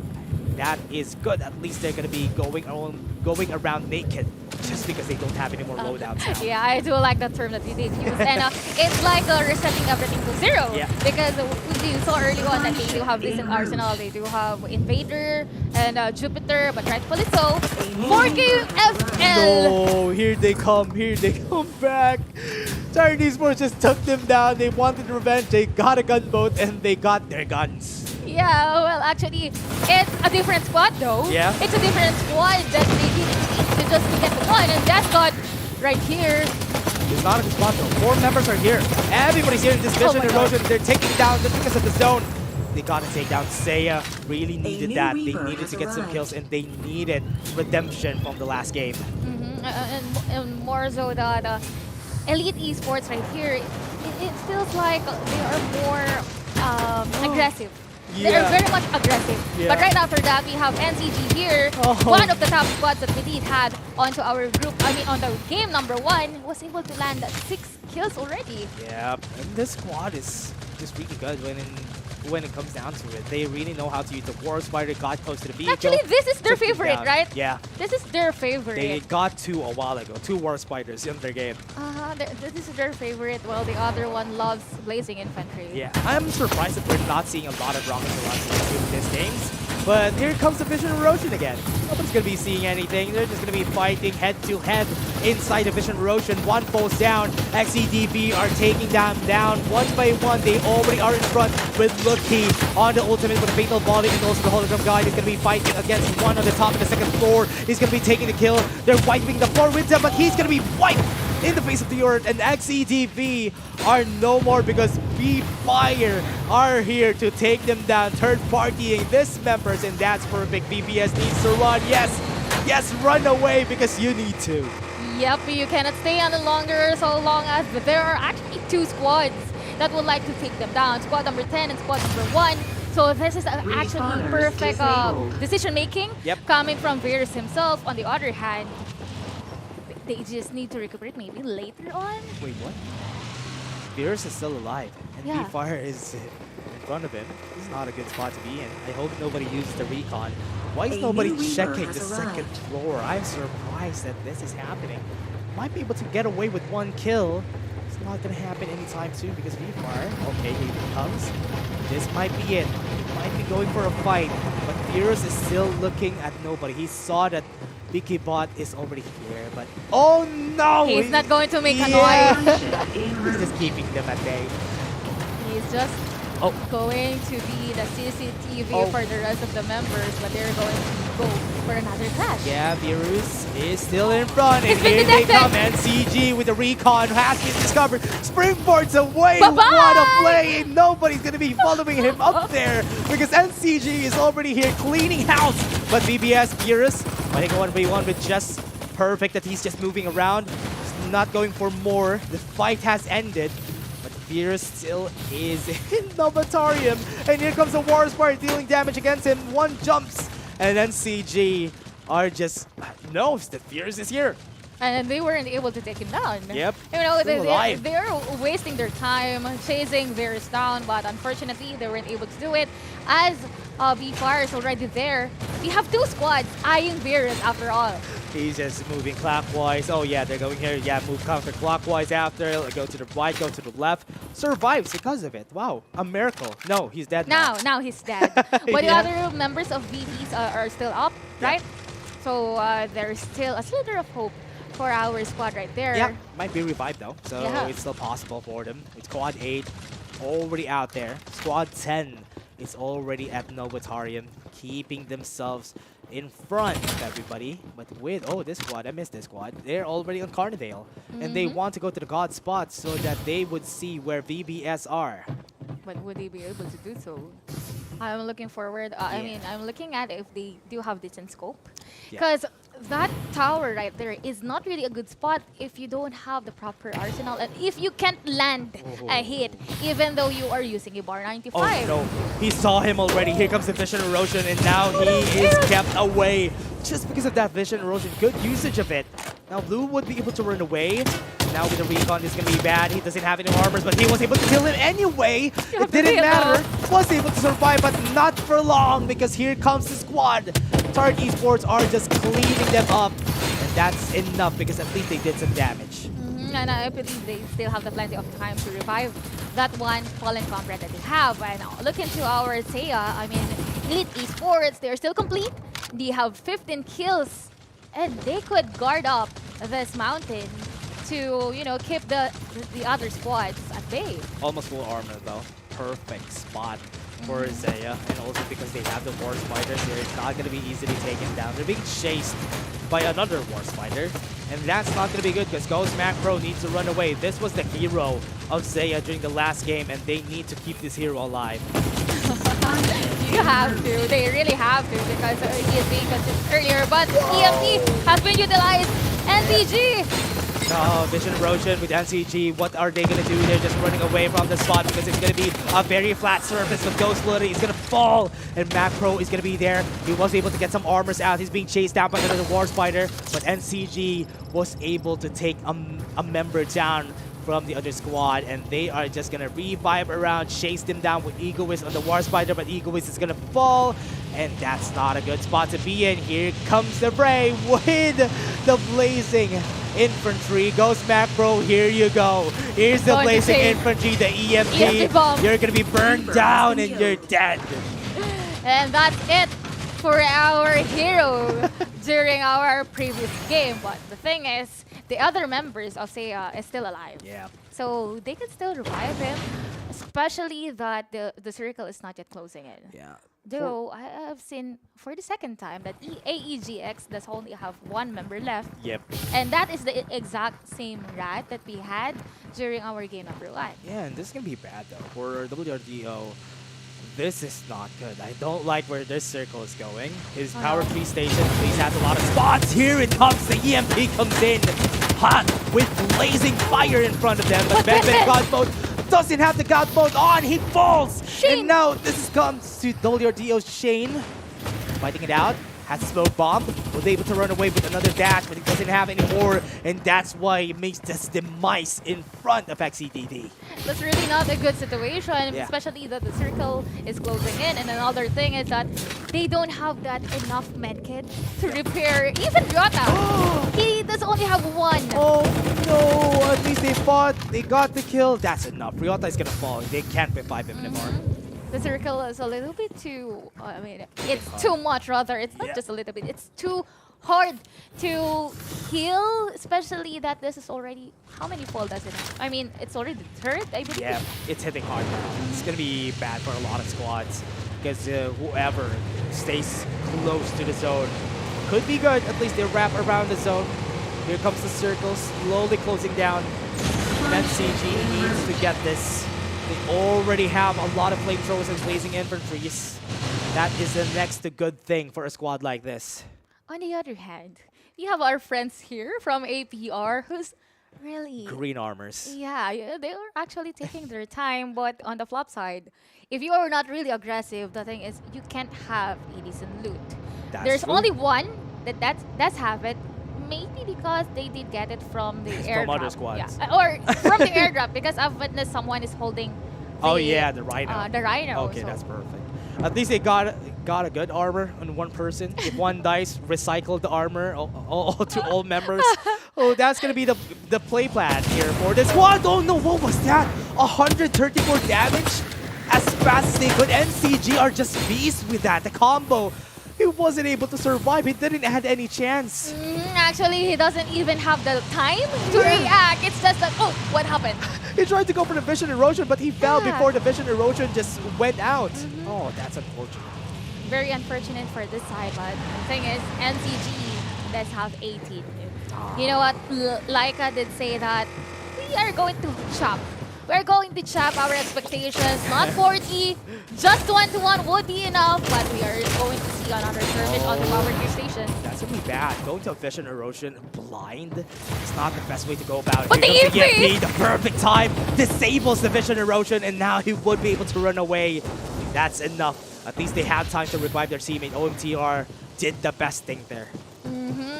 It's a proper decision making, especially if you're going to add another head onto your squad. But on the other side, I mean, you know what? They have different flavors. Someone is just having the luxury of time, while someone is already barely hanging on. But I feel like onto our group A, this is the perfect spot for our top one. That's X team actually. Yeah, it was their best spot. I loved staying on top of this because it has natural cover. You're already on top. No building, no mountain is gonna be higher than this when the zone pulls close to this. And the thing is, before you can even go to the top, your location has been revealed already because you have to utilize your springboard pretty well. You need the springboard to go up there. That's why it's hard to get close to that. And also, the zone is closely pulling close to that zone, and that's a best spot to have. You can also grab your popcorn and wait for the other squads to just, kill each other. Yeah. While you have the luxury of time. Like, okay, one squad down, but looking at NCG, we do have 22 kills already. I don't like the zone. The zone, that's a lot of flat areas. You don't really, there's some hills, but it's still flat. And it's hard to fight here. You need to get the comfort of these buildings, because if not, you might get destroyed, because the only cover that you can get here is the buildings or maybe the trees that we have in the area. it's really hard, especially if you are a bar user. That's true. This is not a very convenient place Oh, no, for you. wait, what? And the zone, look at the depletion of their health. Oh no! Oh no! He doesn't have a dash! Oh no, he died because he oh no, he thirsted for the He doesn't even have medkit to begin with. Yeah, because of that, they might be eliminated. NCG already top of it, got the vision erosion and got 8 kills because of it. Maho was able to get it, and they already are so healthy. OMT are trying their best to survive, but here comes Dizzy falling down, headshot on him. He's not able to do it doesn't though. know, he doesn't know where he is, and that is a takedown. Red armors in front of them. OMTR is in a good spot, but with their Sunil wrapping around the circle, got taken down too. And now this is going to be Jess, the last one standing, and the squad was able to get the win in the end. Whew. Another win for NCG. I mean, that was the stellar squad onto our group number Great C. performance. But as we did mention, they are really going back to their grassroots. They're actually good. That's And true. to think that it's a complete number of them. I mean, complete 4 on their squad. It's all, we're like back to square one, where a lot of the squads are just going to dominate, but because it's also a really hard fought fight. Almost, NCG got taken down 1 by 1, almost, but they were still able to survive and had prime position before everything happened, before the circle closed in, and some squads got punished because the circle closed in. And the thing is, we already acknowledged 26. what was that? Master, OMT Oral, they have the perfect spot, but the circle is not on their favor. That's why they have to go down. And the tricky part is, we have 26 kills. It's not just 21. Yep. It's 26. We got a good goal. 26 is what, 21 is what we're looking at, but now we're at 26, and now the next goal is going to be a 27 kills. A while ago we got a 30. Who's going to top that? I want to see if ever a squad would be able to top it, but Majo, Egoist is going to be the MVP this game. Look at that damage dealt. 2,186. 5 kills, 11 assists. 543 damage taken. That's not a lie. It was just banging on everybody who he sees from far away. And even in 11 assists, it's still great to have this amount of damage. We can say that he's bulletproof. He got nothing to lose. Look at that. Because of that, he's the MVP. Yeah, he's honestly not not bulletproof. I don't know, but at least he has bullets. He's the sandbag. Yeah. He has bullets at He's least. the That's walking good. sandbag. And not being egoistic, I am the sponge for my team, followed by, there you go, OMTR with the second place. Just only 3 kills though. I think it's this squad next door who got taken down by the zone. And I was surprised that Squad 14 survived for that long, but because it was Lowell who actually helped them out in order to get to a Squad 4 or at least a 4th place spot here. But again, Tier 1 is already here. Tyrant Esports now, even if they were able to get first place a while ago, now they're on 3rd. But NCG, with a lot of kills, could top out Tyrant Esports. Actually, they have 26 plus the placement points already. Plus, going back to our game number 1, they have 12 kills. Yep. So their points are really kind of consistent. Yep. It's kind of good for them. On to our placement number 5, we have XTT. But unfortunately for the other squads, they weren't able to land those kills, those points for themselves. And we have to take a look at WRDQ right here because they have 10 kills. 10 kills, and the others are just below 5. Yeah, they have been lower down here, especially for WRDO. We've seen them really performing well this game. They have been dealing a lot of damage against the other squads, but again, it's still on the top 1, top 3. Really important to place up there, so if not, getting some kills is also a good thing. You have to cut it, or you have to make it, not fake it. Because onto our game number 3, it's going to be the knockouts wherein you are going to tally up those points that you have racked up coming from this Group E. And we have already laid out our expectations earlier, wherein all of the squads or all of the teams right now is already, they're very into the game, that they want to kill, they don't have to just rotate and survive because it's not just about the placement point after all. Yeah, I mean now for Zaya, we've seen Zaya too getting a lot of kills during that game. That was 15. The kills that they got, even though they placed not really high, but it is still enough. Again, some other squads really know how to get some kills and maybe get that to let that get them to other spots, especially for our knockdowns tomorrow. Whew. Pretty hot game right there from our Group D. That's just our round number 2. Yeah. Who knows what will happen onto our round number 3, right? Yeah, I want to see what's going to happen to round number 3. Are we going to have the same old faces to be on the top 1 and top 3? But again, everybody, that was just our map 2, and we're going to go to our last game after this. Again, don't forget to share to your friends. We're just going to be taking a short break. See you guys in just a bit.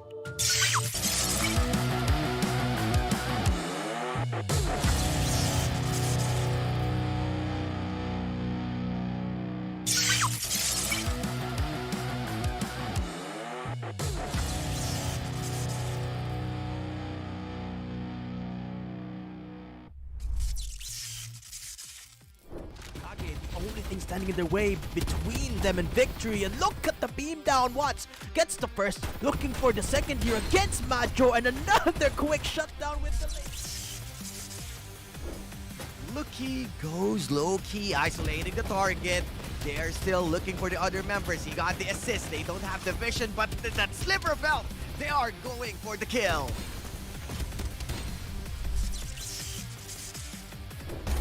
Again with the push, that's a jump pad from QT, and that's a quick scope, sending Top G down. See, they're running for the hovercraft play, but the invis just not available. MKR with the utmost, them down to dust.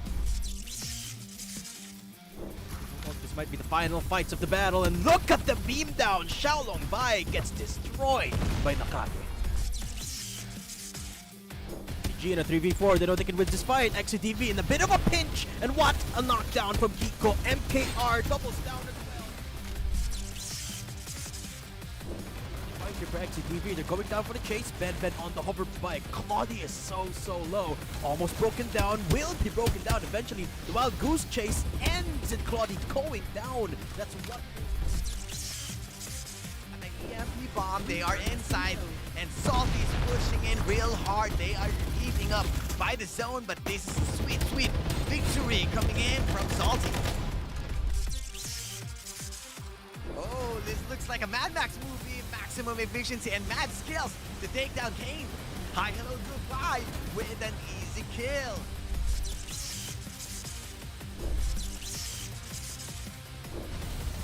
CG Egoist, this might be a problem. I know this planet is really evil because he is going to rain down these missiles, and they are going down Arachnophobia Mania.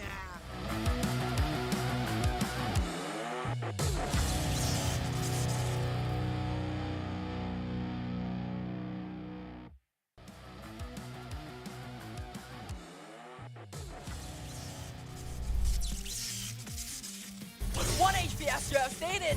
And right now though you have Rookie being EMP, Vepski very low as well, fighting on a 1v1, but it's Lunar.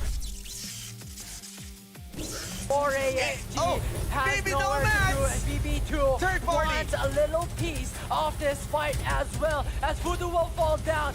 No more that can go for the huge damage potential from that Phantom, and I am...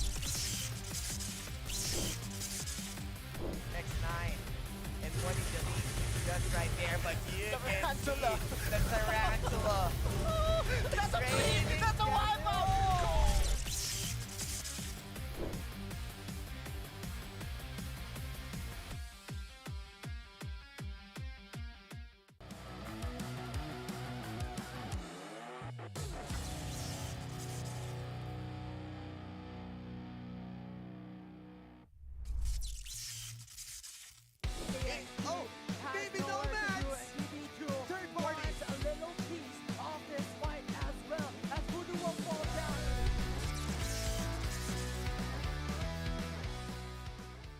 We were able to come up with this lineup because we have done a lot of trial and errors using different kind of heroes.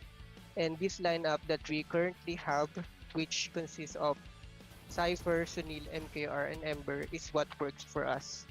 So that's why we chose this lineup. Played a lot of ranked games and tournaments that we were able to know the strength and weaknesses of each other on and how it helps us building up our strategies that by playing a lot of games with them we were able to build up our chemistry. I just giving some ideas and they are actually helping me.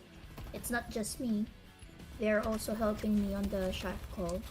But whenever I tried to like tell them that this is the go signal, this is what we're waiting for, they have the confidence that I am doing the right decision.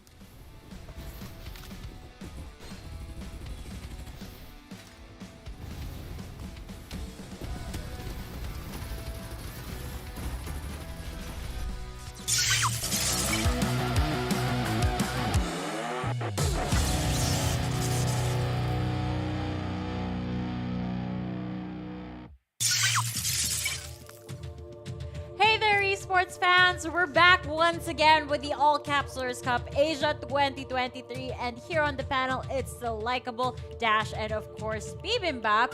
We were expecting 21, but they went all the way to 26 real quickly. 26, the same as what it was during Group A. And I'm liking it. I'm liking that now Group D, they're fighting for a chance to maybe get 27 next game. Slowly but surely, climbing. One Yeah. increase at Slowly. a time. Yeah. I feel like they like to exceed our expectations. Or Just it's don't either jinx that. it. No. We expected 31. Don't forget, we Yeah. started with 31 for the expectation. Went down. They went down a little bit, but then they raised the bar again. Okay. But one thing that I've noticed as well from this team, which we'll see in the highlights in just a bit, is the fact that these guys are not afraid to splurge on their instant revive. Yeah. As early as they dropped, it's so easy for them to engage in gunfight already and just to back up their friends if ever they get knocked down and get that instant revive. Honestly, a good getaway card. That's why people have been really just banking on their respawners. After they get their respawners, they're just gonna play it safe after, or maybe get a better loadout. And that's what they've been doing ever since Group A, and I love it. That Group D is at least a lot more, what do you call that? Expendable? That's what? Yeah. And one good example would be the previous winner, MCG. They did that. Egoist did that. You did Yep. call out that. Yeah. Egoist is not, taking his attitude. Yeah. Not an egoist. He did come. Okay, I'll collect myself and be collected together with Kiko Tier 1. Wherein they did lurk. They did utilize their vehicle pretty well and reposition. Yeah, after repositioning, they were able to revive everybody, and that everybody's happy, everybody's alive, and they got the win. Yeah, and speaking of reposition, one thing that I'm sure our viewers have noticed as well is that a lot of these players just go for that high angle positioning. Maybe you guys would like to explain why this is the way things are. Yeah, and the reason why is because you have better angles, you see more of their body when you're on top. That's why everybody wants to go. You know what they say in Star Wars, I have the high ground. That's real, everybody. Getting the high ground is important, especially in these types of games. Having a position high top of the mountain, you're going to be seeing them more rather than they see you. It is actually good, especially you can go and aim for the headshots, Yep. right? And the thing is, we haven't witnessed much explosive factor coming from the Bar 95. We did like 1 to 2 bits wherein someone got knocked down, but not a finish kill. That's a good point. And I've noticed that even in the previous groups that we've seen in the past week, some of them actually use the bar sometimes. Yeah. It's like a shotgun. Yeah. No scope, Close. close range, Yeah. just shooting their enemies away. But for our viewers, we're not going to shoot you guys away. In fact, we're going to reel you back in because we have more giveaways for you guys in store right now, especially since I heard that these guys just keep unlocking viewer milestones for us. Oh, really? Are we going to unlock something else? Okay, at least the jetpack ring is there, everybody. Oh my God. We're going to be taking it.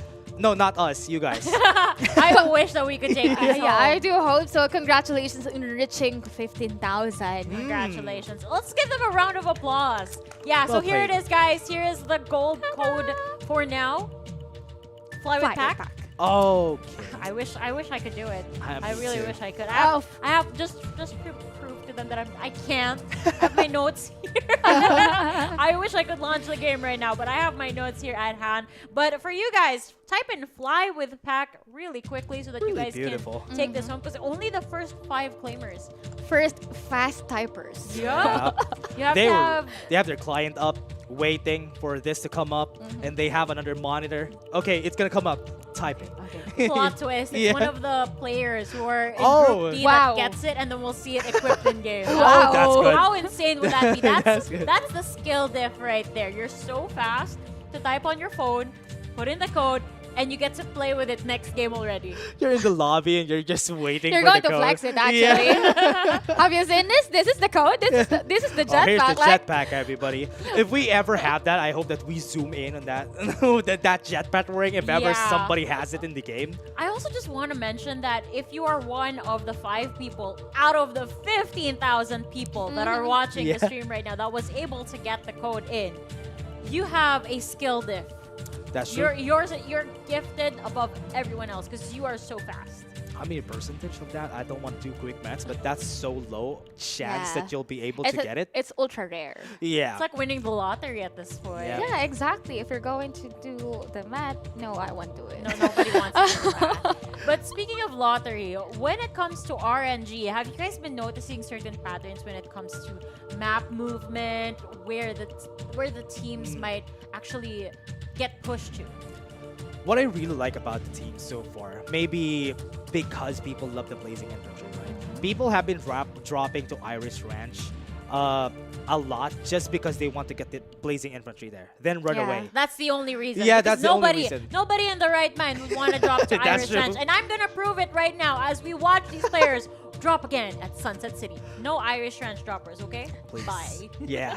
Thank you very much, Likeable. And we're going to go into the game, and I hope that we don't see any droppers of Iris Ranch today, but we're seeing some droppers again. I think this is the same squad you were talking about, Bean. We already have XRVL on Sanctuary Tower. And actually, Extreme Divinity will be able to drop or late drop onto Irish Ranch. This is actually the second time that they're going after this exact spot. That's true. While, on the other hand, Seiya, this is their favorite spot, Riverview Park. They always are here because honestly, this is one of the best spots in the game. If you want to play it safe, you have some shield XPs around, you have a lot of buildings that you can get a lot of resources from, and that's why it's one of the good spots that we have in the game if you really want to play it safe. But on the other hand, look at the convergence of a lot of the members in the southeastern part of the map. Well, most likely we could witness an early clash or an early skirmish onto the back. But hold on, because squad number 15 is not alone because they have squad 9 as company. Yeah, they're going in, gunboat, hatred. That's not a very fast vehicle. You might get taken down, especially this is an Uzi. Here it comes, but they didn't follow through. Yes, they were. The Jupiter shot ended Hatred's life, and he needs to go for an instant respawn. Especially as the other members are not close to him. Yep. He could just press instant respawn and go recuperate with the rest of the members, as XEDV would be our outstanding players for Iris Ranch alone. Yeah, and they have the Blazing Infantry too, and this is the reason why, as we were saying with like a while ago, this is one of the reasons, the only reasons why they go here, because this vehicle is just so good. They have a staple Blazing Infantry, and the other thing, on the road, I believe there was a stapled flamethrower there. Yeah. As well. Yeah, and also, that's the reason why. Now, let's take a look at the other side of the map. We have Power 3 Station. 3 squads are here close to each other. They're feeding each other out, and we might see a clash later on after they already have their the loadout that they want. So long as they have the shields. Actually, it's not more of the guns. Players here are after the shields. If they have this already, so long as it's green or it's blue, it means it's go time. Yep. They really want to get some shield XPs. I'm really expecting the WRDO just gonna run away from this, get some shield XPs for themselves. And this is what we were saying a while ago. Having a good spot up top is great. They got a bar 95 headshot. They're going to go in with a vision erosion. They got some vision of most of the members. Even though there are on vision erosion, they're going to be able to get some kills. And BBS was able to answer back. And Virus is still waiting for any stragglers if ever they go in. But no, they got the win because they still stayed in the building. But no, fight's not done.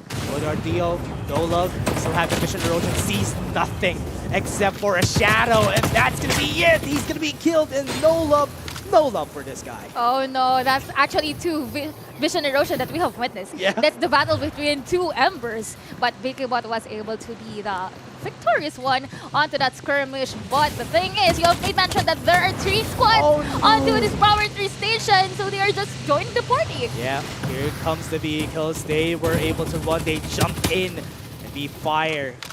Recap at bay with XCDB having 2 blazing infantries on their side. They're gonna rush in for sure. Super low HP and Raven dead in the waters. And that's enough. They still have 1 member alive though, but XCDB knows that. They could play safe. Yeah. They could not use the respawn and right up loop. Oh, another chaos. But another one, another Ember ultimate. Here comes chaos. Hello. Here comes Chola G, goes in, tries to do some damage up close, but that damage from the bar 95, it was surprised that would hit up close. And now Zaya with the War Spiders, they're gonna go in, catch some members, and they are just gonna run away. They have to, they really have to, because there's actually 2 squads that Wait, is they're aiming chasing up down for Paradox. them. But BBC got no chill. Paradox, I'm in for you. He was able to deplete the shield of Paradox though. Yeah, at least he stopped from going forward. They didn't have info on that side of the map. That's why they didn't want to go for more. But XTP7 are just going to catch APR up here. I'm going to punch him more. Yeah, there you go. They are so you know, consume their ammos wisely, knowing that I believe their arsenal is not pretty decent because they just have the green shields, green and blue shields. Played safe. But the good thing is they have double Jupiter already. Yeah, and they're gonna see where ARB is. Wherever they're gonna go. Wait, this is what they're looking for. NCG. Oh no! He was surprised that somebody is at the shotgun. they thought that they're not gonna see it. Yeah, I was actually caught off guard too. What Because are I wasn't expecting that. I thought they were squad mates. Yeah, and somebody is there just ratting on the Oh, shotgun. but Wait, finally! what is the spot though? That's... But it's a Sienna. Oh yeah. Oh, okay. I was talking about the spot, but okay, yeah. the Sienna, yes. I believe this is near Teenman, the one that The that's Todd's having hot rod? the black building. Yeah, the hot rod. Yeah. The actual hot rod. They're on top of it? They can do that? But how are they able to go up there? Maybe after dropping. Spring? No. But they, okay, they have just mud rabbits, so they are just fighting for a placement point. Oh, good stuff. Good stuff, though. They enlightened us that they can do that. But again, Virus, one more win fell down with Blue ROG. He's just running around with the blazing infantry. He's not blazing because he is extinguished out of the way. This is going to be it. Watts fights it out with NCG. It's the best squad that we have here with BBS also fighting. And that's going to be it. He's on fire. And that's going to be the end of it. Macho already on his vision erosion. But here comes the recon. They see BBS. Look, he is going to fall, but they still have 1 member alive. Here comes Virus. He's not going to fight. He has the EMP. He doesn't need to go for a battle, but no way. That's going to be it because 1 more is alive, and that's Virus, and he's going to run playful placements. Run for his life because actually that's 4 members Yeah. of NCG, our outstanding squad from the previous round. And you have to battle. You have to fight for the placement, but I've seen Lucky jumping from that respawner just when it has been disabled. Yeah, and the OMTR are here just really wrapping around the circle. They're already on the zone. They're just waiting for any more members. They're waiting for the sound cues. Once the vehicles are out, they're now going to go to the zone. But now, because they're still hearing it, they are not going to go anywhere close to where Squad 13 and Squad 10 are. But this is actually hard for them as well because looking at their kits, they only have limited. I've seen that Cypher from earlier, he does only have 3 med kits. And assuming that this is already the second fall of the circle, it's going to be a little bit ouchy for the members of OMTR Master, as we have witnessed here. Elite Esports they are just cleaning up the area. Yeah, and Seiya is just seeing most of the members of XDB7, and they're looking for more, and Trump is gonna fall. The baby His has Ray fallen has again! fallen. And Seiya just cleaned house. They took down everybody. They are actually not fighting for the placement. Yeah, but more kills. Well, actually, that's Respawners the flavor disabled. of this squad. They don't like the placements. They are on the YOLO type of mode. Yep. Wherein they have seen a Sure. squad. Okay, where? Let's kill that. Well, let's clean it. They're like they're smelling everybody. Once they found the smell of blood, yeah, let's go there. And now they're going for this rail. BBS, as we said a while ago, Luki just fell down from the capsuler again, and this is gonna be bad because with Luki down, he's not gonna have the respawner anymore, and BBS is gonna be fighting with one leg cut off. But I feel like they were able to revive Luki there because Watts is already there, but someone is going to rush them in. Now here comes Cholo G. Doesn't have the spot, doesn't have the placement, but NCG, oh no, they took down one more squad. V-Fire is down. A good amount of points for NCG, knowing that they have already secured our outstanding squad onto our round number 2, though Majo. Oh no, Majo trying to clean up just to clean house, maybe get some healing first, but they have seen Watts. Watts is ratting his way out of this. But no, it's not going to be alive anymore. Siren Esports meets Zaya, and Zaya reigns victorious. We still have one more member, and Watts is running away with a War Spider. Not going to be able to move out here. Here comes the EMP. Kiko Tier 1 is chasing him down, but he's not going to be able to chase that War Spider. He was able to successfully cross the bridge. Yeah, though. that's good. That's one versus 4 members of NCG, and it seems like they are not going to risk their lives running after this one member left. And for XGP, is that also one? Yeah, there's a lot of incomplete squads now. Yeah. Just because NCG and Zaya has been roaming around getting some kills for themselves. I hope they don't beat each other. Cholo, Maybe though. they could meet each other at the end. But Cholo has been discovered, and here comes the War Spider, tries to go for the Vision Erosion just to save himself some time. Here comes the Rocket Tarantula dealing some damage. XRVL are not in a healthy state. Paradox already in front, and he was seen by Kiko Tier 1, but with the medkit, he had some HP. Here comes the zone, here comes the EMP. Cholo G falls, and XRVL is no more. Another wipe down, another squad wipe from Again. the side of NCG. That is already the third. Yep. Or actually the second. I don't know, I lost count already because they were able to secure or clean up every squad that they have encountered. On the other hand, this is the longest time for Extreme Divinity. The cloud side though, if they are outside the circle. Tier 1, this is not a good spot for them. They only have one member alive, and it's them.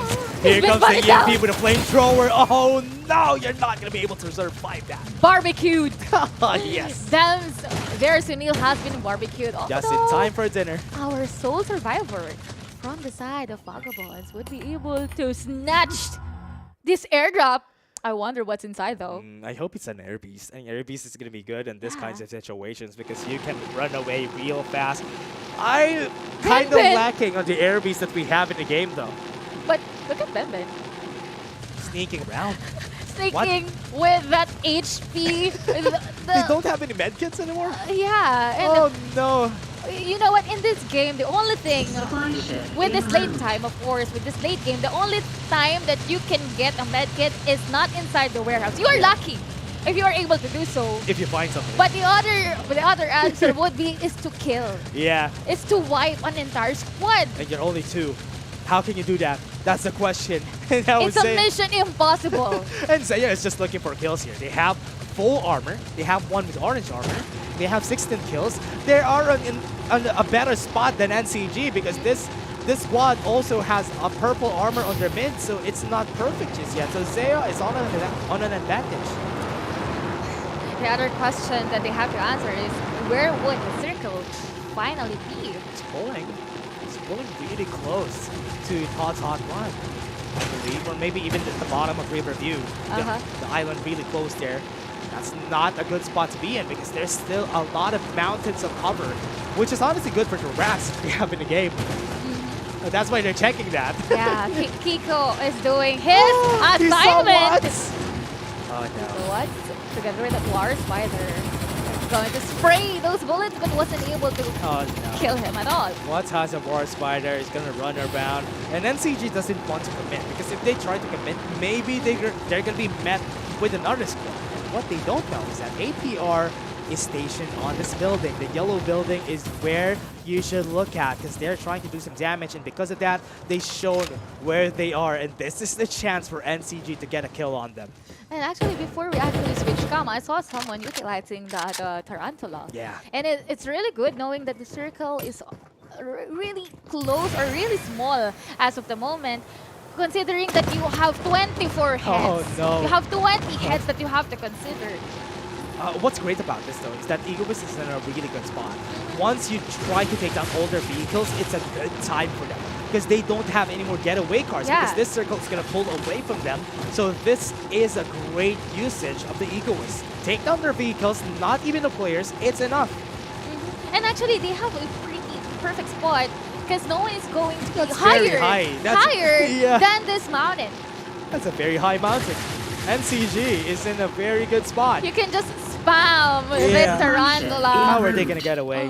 However, are you going to get away from their APR? You just dug yourself some graves, because they've shown themselves. If they just stayed closely tight-knit, it could have been a chance for them to get away. But with NCG already in position around them, how are they going to get away from this? But the other question would be, would someone flank from the behinds of NCG? Yep. Because we still have 21 heads left, so it is still possible. It's still possible for someone to enter the scene and be the third party. Where are they going to go? Still waiting for the circle to do. They still have 10 seconds. Look at Watts, though. Oh no, Watts is in a different vehicle now. A while ago, he was in a War But Spider. he is just pretending that he's not there. Yeah. He's not on the driver's seat. Oh right, He's not on the driver's seat. They're not gonna hear the engine moving, because he's just ratting himself out, and now APR has the vision erosion. As we're seeing, they need this. They need the cover before they start. Now starting with the EMPs and the members of APR, with the Recons on top of them. They're not going to be able to move around this with the EMP. They need to fight a battle that they're not going to win. The smoke bombs are there. The DPS is just piling up on the members. And this is just good for NCG with the vision erosion. They are just away from this vision erosion, because APR needs to peek out. And actually, there is just roaming around inside that vision erosion, but the Rhino would be able to land its blow. Yeah, look at that death gun. Yeah, the rocket launcher, a lot of damage. Macho, super low in HP, but he's needing a lot of damage still. NCG got the win in that battle, and they took down APR. An entire squad wipe for NCG, and that's already the nth squad. We can't count already, because the moment that they have laid their eyes on you, it's automatically a wipe. It's not good. They're being seen by Zaya. Why? Now, because they tried to hit them with some bullets, now Zaya is just wrapping around them. They have seen their prey, and that's it. They're looking for them, and they are also the other squad that is still full. It's going to be 4v1v1. I've seen that there's another squad that has a lone survivor. Yep. So the thing is, it's a broken vehicle. This is smart, what is though. actually inside the circle? Yeah, and it's also a broken vehicle. So everybody would just think, oh, that's a broken vehicle. And he is in the passenger seat. Yeah, they're not going to know. Oh, but no. Here comes the Air Beast, trying to do some damage in the vehicle, but he needs still to run away from. pretending. He needs to run away from the vehicle, because it's going to fall. Now, because of that damage, it's still smart, because it didn't make any noise after that. What? He made use of this crouch, so Does it need to shield? That cursor won't be there, but the shield. Yes, he can do it. It's like an ASMR. He can do that shield. Okay, nobody's close to him, so that's perfect. Watts, oh no, we're just rooting for this guy, because he's surviving for so long today. And now with NCG and Seiya fighting for the top spot, some stragglers are around, and XCTV is not in a good place, because they're going to be met by this squad. The gunboat is going to be there. Everybody's going to fall half HP on most of the members of XCTV. But with NCG, this is going to be a chance for Seiya to go for the third party against NCG while they're weak. They lost one member, and this is their chance. They can get the revive on them, but because Zaya is not in the area and it's also around the mountain, they can't go here. It's really a perfect spot Can't be wrong. for Here they come. NCG, but Aya would poke onto that specific hole just when we thought that they are not going to join the party. Here they come. Zaya wants a piece of the pie. 3v4. While their weak go in, they got the takedown. Zaya is just mowing down the members. The last squad, and CG who could pose a threat against Zaya is taken down, and they are no more. Wait, Majo? Still alive? Just one member. Watts might be able to take him down. He used a recon. He's not seen. But with armor, he might be able to get this. The members are still alive, and Watts is going to be the last one standing. Seiya is no more, and NCG are taken down with just one member. Majo still has some HP. With the medkit, he would be able to get his HP to help his squad, and Watts is going to fall. But at least he got his squad to top 2 in the end. What's a strat? Yeah. Oh, well, the exact reaction. That's a Watts. He is the perfect.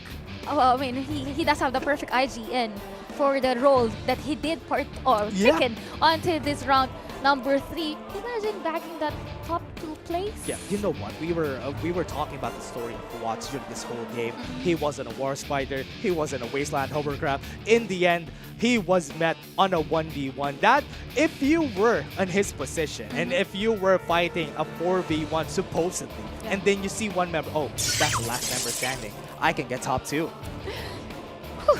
That's a really grueling fight for our last game. But of course, let's congratulate our winner, Nakage, our NCG, with 25 kills. So they weren't go over our expectations. Yeah. Our expectation was 2 more, 27. But because of the rats, because of it's Watts' problem. The reason why is because Watts is alone. If Watts wasn't alone, that could have been it. But again, Watts, really commend this guy who was able to survive for so long. And yeah, and again, Majo gets the MVP for this game. Dealt a lot of damage and was able to survive for the last one in order to take down Watts during that last bounce. And apart from that, well, apart from this stats, he was able to utilize his ultimates pretty well. True. And honestly, whenever people use this, especially the Vision Erosions on most of the squads, it's always great to seek out targets inside the circle. And that's why NCG is just so good at doing that. Even with the enemies having vehicles, it's not going to be a problem. Just pop the Vision Erosion. It's perfect.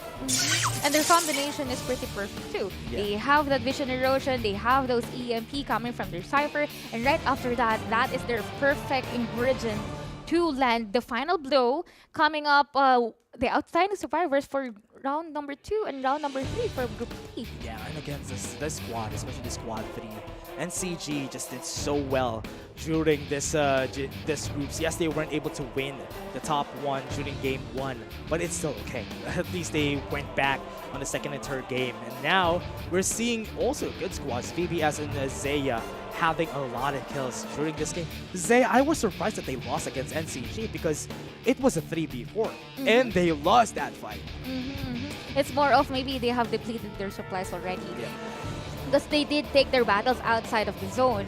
So more likely they have ran out of resources, and of course onto our 4th, 5, and the other placements, almost all of the teams weren't able to land the final blow, though Tyrants, on the other hand, was able to have this 13 points. Yeah, they probably got Rhino together. That's why they lost most of their members. But again, Tyrant, they got some kills, which is honestly nice. It's also good that even though that they lost, they also are racking up some kills. And this is what's good about this group. Because this group have been taking a lot of kills from like 5 squads, have been getting a lot of wins on their battles. And then for the previous rounds, they were able to land from top 1 to top 3. So the points were kind of consistent. So they have 20, 12, and right now it's 13. So I could say that they could, or there's a possibility that they will be able to land it onto our second stage. Yeah, now let's see what's gonna happen here. And let's take a look at the highlights first, everybody, because that game was so good. It was really, really hot for our players, especially on this one. We were just talking about taking the high grounds. And Vagabonds, especially Watts, was able to land that blow, although they met a casualty on that one. They got taken down during Yeah. this time though, which was surprising. They got the kill, but they got taken down because the other squad just stayed on one floor, waited for anyone to go in, and everybody got taken down. But it's a good thing that BBS still was able to get a good spot. Actually, that's one of the consequences, especially if you don't have the proper information. Yeah. If there are lots of members there, actually they have just down or knocked out one member, and then they greedily jumped into that exact window wherein they have spelled doom. But after that, they have recovered, and again, Watts was able to survive and take the second place for them. I love that people have been moving away from the Rocket Tarantula a lot and have been looking a lot more at the blazing infantries and the flamethrowers during these games, because these vehicles are just so good, at least a lot more, because the movement is big and also the damage of their weapons are good. They are pretty decent. Yeah. Well, actually, and especially if you have to rotate, if you don't have the proper arsenal, you can just utilize this vehicle and recuperate with the other members. Although, speaking of the damage, Majo was very consistent, even after having this health being depleted. But of course, we are joined here by Likeable. Here comes the magic. Oh, there you go. She's here. Oh magic my god, worked. my teammates are so good. Yeah. How did you guys manage to insta-res me despite Pop her out. the game ending? Yeah, How do you guys do that? My squad is just built different. We over have a here. Siana, man. Yeah. So the Mediex just went in perfectly. There must be a bug of some sorts here because I don't know how she did that, but I'm here and I'm happy to be back. But I am also happy to be surprised by NCG once again. Yeah. Sure, they didn't reach the 27 that we were eyeing for, but that doesn't mean that they didn't make it. They did so well. I mean, I listed down every single role that they had. They had Majo on the Ember. They had Jess on that Cypher, Kiko on that Sunil, and of course, Egoist on that MKR, which obviously the name itself is just fitting to have him on that attacker. But again, here they are again with the confidence in those rotations. I do want to ask though, like really quickly, would you guys rather have the last circle at Iris Ranch, a bridge, or at Todd's Hot Rod? Quick answers. Top of your head. Iris Ranch. I would like to say the same. Oh my goodness. I don't want to talk to these guys anymore, so why don't I go ahead and just talk to our interviewee today, NCG's Kiko, of course. Let's welcome him here on the panel. Hi, Kiko. Hello. What's up, Kiko? Hi. Thank you. Hi, Kiko. Give us a thumbs up if you can hear us. If you can see us. If you can see us. Yes. Yes. Okay. We can't see you quite yet, so it's fine. Okay. I won't take their opinions because I don't know why. Don't get me wrong. The loot in Iris Hot Draw. Hot Draw. I'm mixing all. Iris Ranch rather. It's pretty good. Yeah, it's pretty decent actually. Yeah, but for the last circle, are you guys serious? There's no cover there. The And only then- cover is the barn. If you ever get that power spot, that's perfect. Yeah, and Barn, the other- or you the can hay, the stacks of hay. the stacks of hay, or even the shield generator. You can make use of that as a shield. And those little tents, maybe you can But it's utilize still so that. But it's hard still to super flat. It's Yeah. vast, and you can see Yeah. the heads. So it's pretty based I got on their pressure. skills. I just got pressured. Sorry, mate. That's why. That's Okay, why would I you said like Irish to change Ranch. your answer? No. No, it's okay. I'll go with Team Bibimbap here. Sorry, guys. Oh god. I don't know. I don't know if I'm the only one who has this sentiment, but if the viewers would like to pitch in and tell me that, Laika, I'm on your side. I don't like ending at Iris Ranch too. Then we're gonna be great There's a friends. thumbs up for you guys. Yeah. We need Thumbs that. down This from one's us. for you. Yeah. Okay. Let's welcome Kiko back because I believe we're ready to Hey. get to know him a little bit better. There's we Kiko. go. Hello. Okay. Hi. Hi, Kiko. Congratulations on the back-to-backs over there. You guys Thank did you. so well. You guys are so good. Okay, as a little icebreaker, this has been the talk of the town the entire day. But how do you pronounce one of the parts of the map? Do you pronounce it as Carnival or Carnival? For me, I pronounce it like Carnival. Okay. Ah. Okay. 1 point to Either us. way, if you pronounce like Carnival, so Yeah. I pronounce it like Carnival. Yeah, it's understandable. There's an E at the Yeah. end. So My I pronounce reasoning it as too. Carnival Yeah. too. Okay, I pronounce it Carnival. I'm sorry. I'll No, go lurk. I don't I'll think- go I lurk don't- on the corner. I don't think there's like a Yeah. wrong or right answer over Yeah. here. It's just kind of preference at this point. But we do have a few questions for you. Why don't we go ahead and start from our pretty lady over here, Bibi? Okay. This is more personal, but who is making the calls? Is it you, Kiko, or Egoist? I mean, they have a very good communication. They Yeah. have a So very good. bold They're very movement on coordinated. on the rotation of the map. So who's making the calls? So we make a suggestions for our gameplay. Though we always say that each of us can shot call, but there's a one person who will make a decision, which Yeah. is Egoist. Okay. Oh, okay. Yeah, man, I've seen a lot of great calls from Egoist during Yeah. this game. He was able to, the time that I was like, oh, he's running away. That was the perfect call during that time. I was surprised that he was able to make that call and was able to revive you guys, and you were able to get the to get a good spot during that time. But my question for you guys is, what is your like power drop? Because a drop in where you think Favorite. favorite Their favorite drop. That's where you think you're always gonna win. Those either personal, but They don't have okay. any? Okay, I will say it. Oh yeah. Yeah, we have power drop in Nova. Oh. That's They actually one of prioritize my favorites. Yeah, Nova's Harem is a really good spot though. You have a lot of loots really far away from other squads. Yeah, thank you very much for mentioning that. Yeah, I love it. Which means that we are not going to drop at Novatorium. Yeah, because Because we're we'll gonna be meet met by them. them. Yeah, you I don't want to wanna face meet them. these guys. Yeah, so yeah. if you want to win, don't drop at Nova. Yes. Drop Okay. at Iris Red. Which is just close. Yeah. Yeah, for sure they're gonna rotate there, get the blazing infantries and destroy whoever is there. Yeah, okay, for sure. So for my question over here, Kiko, I saw that you guys like to put in Ember, Cypher, Sunil, and MKR. Yeah. Is that a set in stone roles for you guys? Like right now, is that your meta? Are you not gonna go for other heroes in the game? So we have another A heroes secret. that we use. But if Yeah, secret. Secret Yeah, you don't need to formula. share it. They're gonna use It's that not like- tomorrow.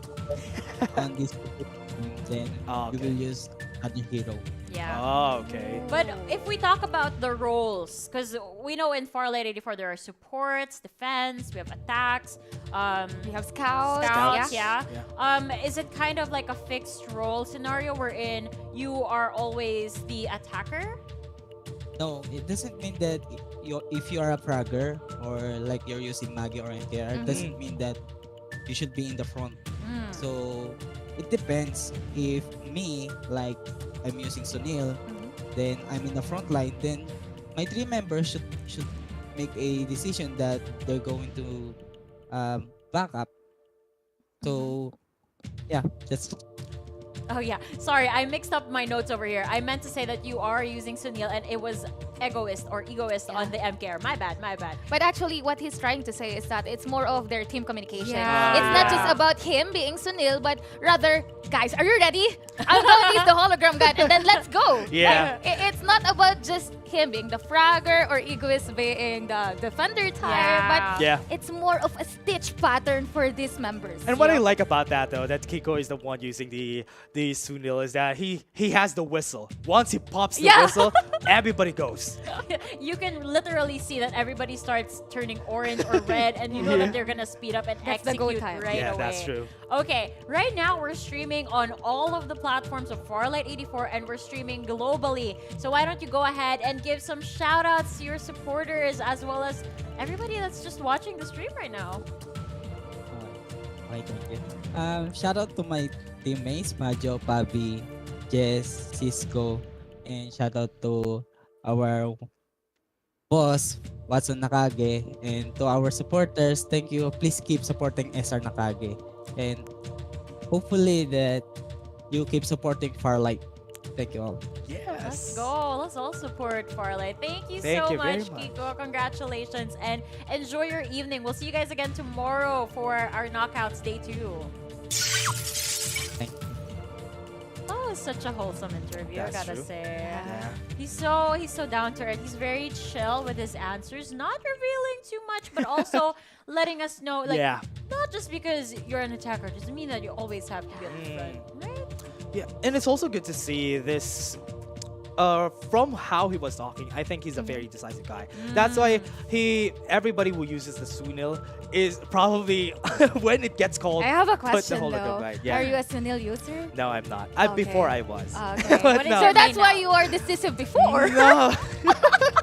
I'm not a decision maker, but again, I think because a lot of players have been loving playing the supports recently, playing the Siana, playing the Sunil. Especially with my squad, with Datum and the other casters that is here, they love playing supports. That's why I was like, who's gonna use the defense? Yeah. So I'm the one who uses the Ember now. Oh, he's the one that removes the vision from everybody else. The vision erosion is active. The visionary. Well, no, you know sorry. what? I was caught off guard. Do you agree, though? Yeah, Thank maybe. you. Because you have no choice. Because his vision was crowded. It's clouded already. So, okay, you're the Ember. But that was a very nice interview. You did mention that there is something to look forward to. Yeah. Oh, yeah, for sure. Kiko did mention that they still have more heroes to offer, that more heroes to look forward to. Do you have like a... Yeah, maybe we'll see tomorrow. I want Yana, Kiko. Oh, okay. You have a suggestion? I have a suggestion. No, don't even go there. Go straight to Duckside. Oh, yeah. I was gonna say Duckside. Throw us a bone. Give us one Duckside for tomorrow's broadcast. We'd love that. No, I want Jigsit. So sorry, I have to retract that back. No, it's fine. But let us take a look at what teams we'll be seeing tomorrow, because this is so great. We get the tallied information already, and we got the teams that are going to be pushing forward tomorrow. Yeah, I would want to see what teams. Okay. Okay, you're pretending to act surprised, but you already know that these guys are gonna go, and you casted them. Come on. Yeah. Okay. At least most of the squads that we've seen who are dominating during their games have a spot here, and BRHS2 has a spot here. I like that. The one with Saipool. Yeah. The one with the rat. Imagine you were just being a rat and you were able to land that place for your squad. And looking at it, we still have True Legends page, but I won't say it to Dash because he might jinx it once again. Sorry, but True we Legends. have one TRU still on the squad, XTIM. These themes are very familiar. Yeah, and we only have 15 teams on the board right now, which does mean that we have a next page for this. Yeah. Okay, but before we reveal it, a little bit of mystery for our viewers, just so they have something to look forward to. And perhaps, you know, maybe you'll see your favorite team on the next page. So just you wait. Yeah. Okay. Are you guys ready for the reveal? Are you guys ready for the reveal? Yes. Yeah. Okay. Let's reveal them right now. Here it comes. Yeah. Yes, of course. There's the squad of Osiris. Yeah. Osiris. Osiris team is here, and also Wing is also here. I am actually very pleased to see that some of the teams that competed last week are still able to qualify for knockouts too today, because again, as a professional team, the only goal is to always go upwards. So for you to not make it past knockout 1 for week number 2, it feels like a step backwards. So I'm glad that for them, they're still progressing.